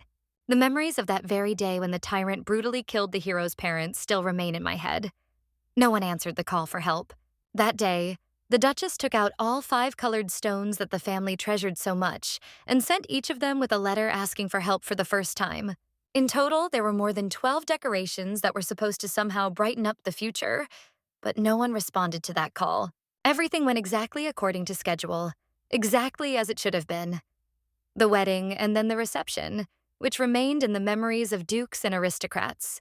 It was time for the wedding night, but Louismont looked embarrassed. Sitting in the warm water, he gently asked if they had to go that far. Bowing, the guy nods his head actively. This is mandatory, because no matter what anyone says, the first night is very important for a married couple. The cheeks themselves are covered with a light blush, which makes it clear that the young man is too embarrassed even at the thought of Bia. It wasn't all that bad, since the couple had joined their bodies long before the wedding. But what was happening still made Louis worry. Falling onto the bed and starting to roll around, he notices that all the suffering was in vain. His wife didn't even come, staying in another room. Turning on his side and looking somewhere at the floor, the blonde asks himself questions that are impossible to answer. Perhaps the lady still has some business to do. The girl is in her office with one of the knights. She ordered to find out who the attacker was, later finding out that it was Gael Odrek, who was assigned to guard the outskirts of the capital. It was he who capitulated before the battle at dawn, where the tyrant was beheaded. After what happened, the man had no choice but to follow the new queen, but they say that when he is drunk, he always praises the kingdom of Aden. It seems he did it all without any help. The Duke Dominant continued his investigation, but at this point, no more information could be obtained, even by force. Getting up from her seat, the Duchess also orders that they find out about the 2 who attacked Louis. The knight himself can begin the investigation without Lou Dante's interference. If you don't use the Dominant's intelligence, it will take longer, but you can try to speed up the process, despite all the problems that will arise. Ms. Lemons, who had been standing outside the door, enters the office, calling out to Ljubljana. Ljubljana immediately asks about the maid's condition after what happened this afternoon. Bowing her head, the lady assures that everyone in the mansion was not harmed. There is something more important now. A lady should not leave her husband unattended on the first night, even if she was planning to go to him right now. After all the arguments with the maid, the girl was incredibly tired, realizing what this promised her. The woman offered a silk nightgown, to which Luby refused, because it was completely see-through. Walking further into the hall and stopping at the right door, the lady extends her hand, hesitantly lowering it on the handle. This is the first night, before which everyone is a little nervous. Opening the doors, the girl pokes her head in, quietly calling Louismont's name. She wants everything to go as smoothly as possible, but it seems that it has not been heard. The guy is lying on the bed with his eyes closed and peacefully snoring with his mouth open. It seems that too much time has passed, which was taken up by conversations in the office. Coming closer, Ljubljana quietly calls her husband again, to which she receives no response except loud snoring. she is too late. The hand clenches into a fist, trying to control the anger. The young man really did fall asleep, even though he promised to wait, as is proper for newlyweds. Looking at the peaceful expression imprinted on the prince's face, the girl becomes more and more mired in the aggression that is pouring out. She did not think that on a special day she would be treated like this. Kneeling down, the Duchess quickly changes her mood at the sight of his tempting face. His sleeping appearance is too cute to be angry. Holding out a blanket to cover the boy, the girl sighs quietly. The young man is too exhausted from the last day and weeks of preparations. Carefully climbing under the blanket next to the man, the red-haired woman tries to turn on her side as quietly as possible and hug the sleeping body. Feeling movement from the side, the blonde suddenly turns to face the Duchess, who freezes. He is still asleep, but now in a different position. The couple lies in the same bed, not even suspecting how lucky they are to be next to each other after everything that happened.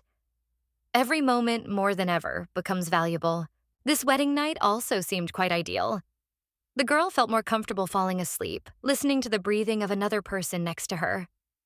She had always feared such a cozy feeling, which had not been available before. The only one who doesn't seem to be sleeping is Duke Feltarg, who is sorting through documents with some graphs in his office. A man in a cloak materializes out of nowhere, dropping to one knee in gratitude. He tries not to show his shame. Leaning his head wearily on his hand, the blonde disappointedly reminds them that the humans had failed in their plan to kill Louismont. It was very simple, but with the Duchess by his side, it was almost impossible. The man asks if anyone has managed to uncover their plan, but the other man shakes his head. At the same time, a group of rebels burst in, which seems to have helped them remain unnoticed. It all ended better than expected, as the chaos clearly came in handy. The Duke sighs, asking if Ashley-Anne, who was also there, was okay.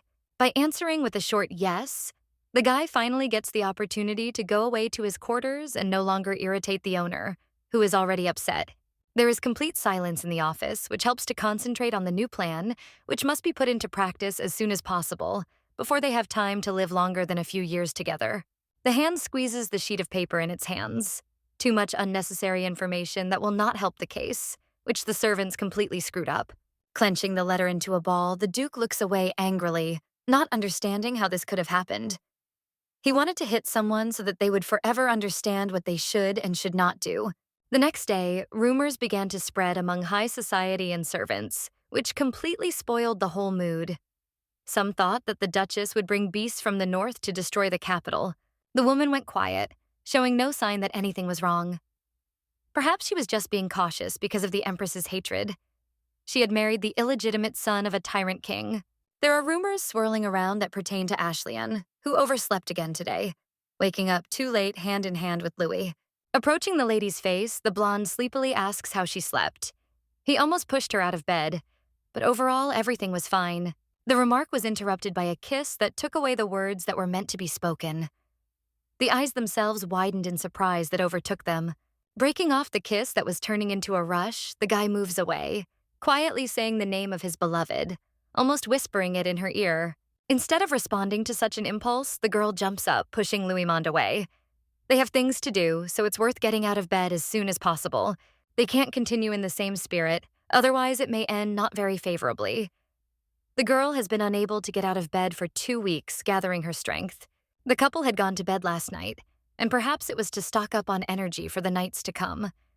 Louis had an excess of adrenaline in his blood, which made him do strange things. Sitting at breakfast, the heroine examines her cup of tea, asking Madame Lemons about her husband, who may be being fed something. The answer is negative, which seems logical. More questions remain about what happened to him.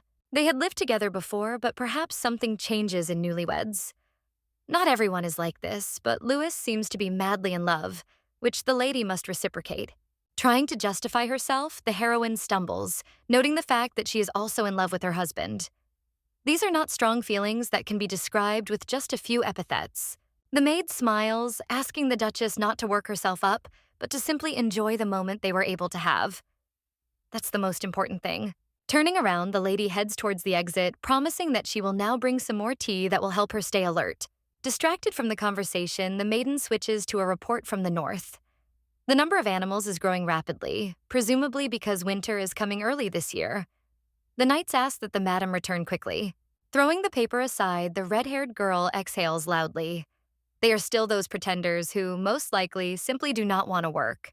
The door opens again and Louis appears in the doorway, glowing and blossoming with the joy that spreads throughout the room with him. Coming closer, the man squats down near the sofa, asking about work. Ljubljana still hasn't finished with all the documents, leaving some for later. The guy looks down sadly and moves away like a puppy. If it's something urgent, there's nothing you can do except take the time to solve the problem. Realizing that there is no choice, the girl promises that all the business can wait, at least until tomorrow. The joy on the prince's face becomes genuine. Coming closer, the man embraces the girl, clarifying whether she really does not need to sort this out right now. All that remains is to ignore her sister's instructions.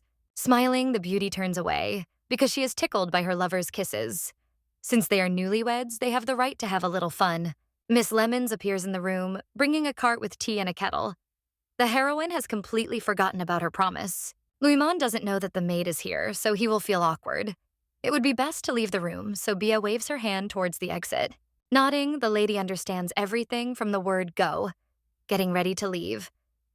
The last thing she wants to do is interrupt the newlyweds who have earned their time together. Leaning towards the girl's lips, the guy says how much he loves her. The Duchess is truly incredibly happy and would like to spend every day like this. The whole idyll was interrupted by a horde of servants who rushed into the room, shaking Ashley. They had come an hour ago and heard that she would do everything possible, but still dragged themselves back again. They attacked the heroine, asking about the entrusted task that the empress assigned. She asked to provide an answer today and not to delay it, not paying attention to the fact that it is physically impossible to do so much work in one day. The servants step back and stop at the table. Cullen's orders are for them to wait here until all work is done. A few hours later, everything was over, so the guy with glasses announces that tomorrow is the monthly meeting, so it is imperative to free up the day. Anger exceeds everything in the world, so slamming her fists on the table, the lady orders Lena to be told that she has no right to load her with work after her sister just got married. No one knows the deepest plans of the empress, so one has to agree. It is too big a volume, which makes the insides shrink from fatigue. Looking out the window, Ljubljana is disappointed to see that it is already completely dark. The moon has come out, illuminating the paths in the garden. Louis bursts into the room again, having not been seen or heard for almost the entire day. His beloved spent almost the entire day in the office, so she must have gotten hungry. Sighing, the girl asks for something to drink to relieve her fatigue. It is forbidden on an empty stomach, so a plate of food appears in front of her. Scooping up some soup on a spoon, the young man holds it out closer, asking his wife to try the dish prepared especially for her, which has not yet had time to cool down. This day was hard and too tiring for the Duchess, but Louis's care completely saved the situation, promising that everything would be fine. The food was really great. Thanks to her husband, Luby ate her fill and felt much better, thus lifting her spirits. As he descends, the man promises that he will try to remove all the fatigue that has accumulated in Ljubljana's body. It won't take too long. Carefully unfastening the fasteners and taking off the boots, the guy frees the heroine's feet. They also feel incredibly tired after everything that happened. The hands reach out to the foot, beginning to gently massage it from side to side, moving down to the toes, which are squeezed together. The young man's heart breaks every time he sees the many scars on her legs or body in general. Coming closer, the husband kisses the foot, hoping to ease the pain. The beauty watches the movements of the man closely, who tries to do everything as quickly as possible, but at the same time carefully. Her cheeks are covered with a blush. The hand reaches forward on its own, grabbing Louis's wrist, who is now distracted from whatever he's been doing for the last 5 minutes. The woman pulls the blonde closer to her, looking into his eyes, which are pleasantly glowing. Confused, the young man asks what happened. The body itself stretches even closer, causing the guy to fall on the Duchess, who sinks a passionate kiss into the man's lips. Now that moment has come. Slowly sinking onto the couch, the girl pulls the guy's body with her. They deserve to have this moment after everything that has happened in the last few days. Plates of food fly off somewhere to the side, crashing with a roar on the stone floor. Now, none of the newlyweds cares at all. The couple looks into each other's eyes, very close and feeling each other's warmth. The moment seems to be the most pleasant in their entire lives, not counting the last time it happened. The man looks at Luby, who is concentrating on her man's beautiful features. He quietly says her name, trying not to choke from lack of air. The woman always thought that the guy was a rabbit that could be easily controlled no matter the circumstances. However, everything turned out to be much better. The lover is more like a beast who is waiting for the very moment to go wild and start doing whatever he wants. Unwilling to endure it any longer, the beauty grabs the back of her head and pulls the prince straight towards her, realizing that a little more, and she will explode due to the excess of emotions that are overtaking her. The next morning came completely unnoticed because of the time that flew by like crazy. The maids knock and enter to bring water for washing. Once in the room, the girls cover their faces with their hands from the blinding light, which seemed to spread throughout the entire room, sparing no one. The couple stretches in the bed, which is completely disheveled from yesterday's pleasures. The blush on their cheeks glows, giving off a pleasant sensation to everyone around them. Smiling, the beauty seems happy. She feels a surge of energy after so many movements that have taken place. Until now, she really lacked physical activity. Approaching Bia's cheek, the blonde gently kisses her. Such a sweet sight seems too wonderful for the maids who witnessed it all. After the wedding, the lady changed for the better. Especially when she spends time with Louismond, it becomes noticeable how happy she is. Before, the maiden was frightening, having changed in just a few weeks. As she goes up to the mirror, the lady gets ready, adjusting her tie. Today she is going to the monthly meeting, which will take place in the empress's palace. Nodding, the man offers his help, carefully tying the bow tie, which still didn't want to obey its owner. The Virgo didn't get married for the guy to do such simple things, but he likes to see his wife in a shirt that he ironed and a tie that he tied himself. Turning away, the lady agrees. She can let the man do things the way he wants. Almost crying, the blonde realizes how much he doesn't want to let Bia go, even if she returns to the palace very soon. Seeing off the carriage, which inexorably evaporates into the distance, the young man waves his hand, hoping that the girl will return home as quickly as possible. The conference room always gave Ljubljana a strange feeling. It was too big to be used for meetings between the empress and the three dukes. Turning around, the girl notices the men, who react differently. Lou Dante waves his hand in greeting, happy to see his sister, while Kadrik, as usual, grumbles. The brunette looks at her friend in surprise, noticing the fact that she has simply blossomed, probably having fun during her reclusive life in the castle. Feltarg's face showed that he didn't like this kind of talk. He wasn't prepared for the lady to feel better so quickly in Louis's company. Scratching her head, the redhead decides to tease her friends. If they want to feel better, the best thing to do would be to just get married quickly. She likes it very much, so both of them must definitely get married. The dominant says offendedly that this is what he wanted, so he asks for help with Kalena. Unable to bear it any longer, the blonde man speaks up, asking what she likes so much about a marriage that doesn't judge her well. If you think about it, you can't even point out anything unusual, because the lady likes absolutely everything about being with her loved one on a permanent basis. Stepping aside, the guy hits the table with all his might, which is located in the middle of the room, taking up almost the entire space. Looking into the Duke's eyes in surprise, Luby tries to understand what is wrong. It seems that the young man has some complaints about the product supplied for negotiations. Lou Dante strokes the table as if it hurts from being hit, while the lady asks what went wrong. It's made of stone, so Kadrik's hand must be sore. The redhead nudges the man with her shoulder and laughs. They are just joking, and if he is so bored, she can let him hit her for complete happiness or fulfillment. Not far behind her friend, the Duchess suggests doing something else to make things normal. Only one knight realizes that this sometimes starts a fuss. Her Majesty enters the room, passing almost silently. It seems that the people left here alone are extremely happy even without her. If they were looking forward to having some fun, they might as well start a meeting that has been waiting for this very moment for a month. The dukes bow their heads in respect to Kalena, who seems to share their spirit, even with all the current problems in the kingdom. Sitting down at the negotiating table, the assembled begin to discuss the project to install structures in the east. The Duchess offers information about the rebel forces, which also remains important. They came from the old kingdom of Aden, thereby trying to seize power through Louismond, whom they wanted to kidnap at a wedding. The words seem to go unnoticed by the blonde, who feels nothing at all. She announces the end of the meeting, saying that they will see each other in a month. The queen continues to ignore her sister, who is already screaming and asking for an audience.